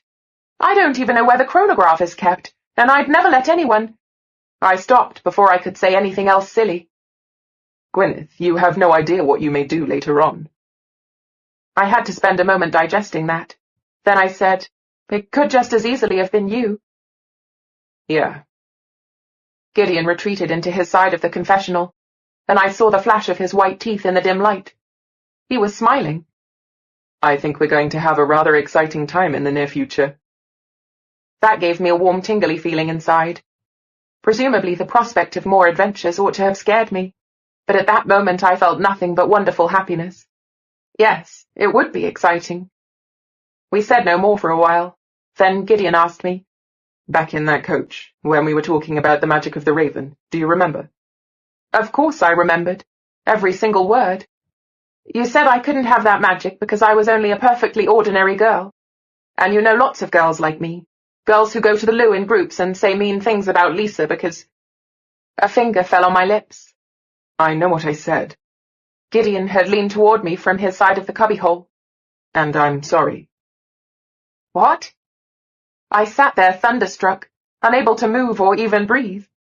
His fingers gently touched my lips, stroked my chin, and felt their way up my cheek to my temple. "You're not ordinary, Gwyneth," he whispered as he began stroking my hair. "You're totally, absolutely extraordinary. You don't need the magic of any raven to be special to me." He leaned as close as he could get, with his head and arms through the opening of the confessional window, and when his lips touched my mouth, I shut my eyes. Okay, so now I was going to faint. Sunny day, 73 degrees in the shade. Lady Tilney arrives punctually at 9 to elapse. Traffic in the city held up by a protest march, a group of deranged females demanding votes for women. Will be founding colonies on the moon before they get what they want. Otherwise, no unusual incidents. From the Annals of the Guardians, 24th of June, 1912. Report, Frank Mine, Inner Circle. Epilogue. Hyde Park, London, 24th of June, 1912. These sunshades are really useful, she said, twirling hers in a circle. I can't understand why they went out of fashion. Maybe because it rains all the time here. He smiled sideways at her. But I agree, they're very attractive. And white lace summer dresses suit you wonderfully. I'm even getting used to the long skirts. It's always such a nice moment when you take them off. I don't think I'll ever get used to not wearing jeans anymore, she said sadly. I miss them badly every day. He knew very well it wasn't just the jeans she missed so badly, but he was careful not to say so. They walked on for a while in silence. The park seemed so peaceful in the summer sun. The city spread out behind them looked as if it were built to last forever. But he remembered that in 2 years' time the First World War would begin, and German Zeppelins would be dropping bombs on London. Maybe they'd have to retreat to the country for a while. She looks just like you, she said suddenly. He knew at once who she was talking about. No, she looks like you, Princess. It's only her hair she gets from me. And that way of tilting her head to one side when she's thinking something over. She's beautiful, isn't she? She nodded. Isn't this strange? 2 months ago we held her in our arms as a newborn baby, and now she's 16, and half a head taller than me, and only 2 years younger. Yes, crazy. I'm so relieved that she's all right. But Nicholas, why did he have to die so early? Leukemia. I'd never have expected that. Poor girl, to lose her father so young. He cleared his throat. I hope she'll keep away from that boy, my, nephew, or whatever he is. These family trees are impossible. Oh, it's not that difficult. Your great-grandfather and his great-great-grandfather were twin brothers, so your great-great-grandfather is also his great-great-great-grandfather.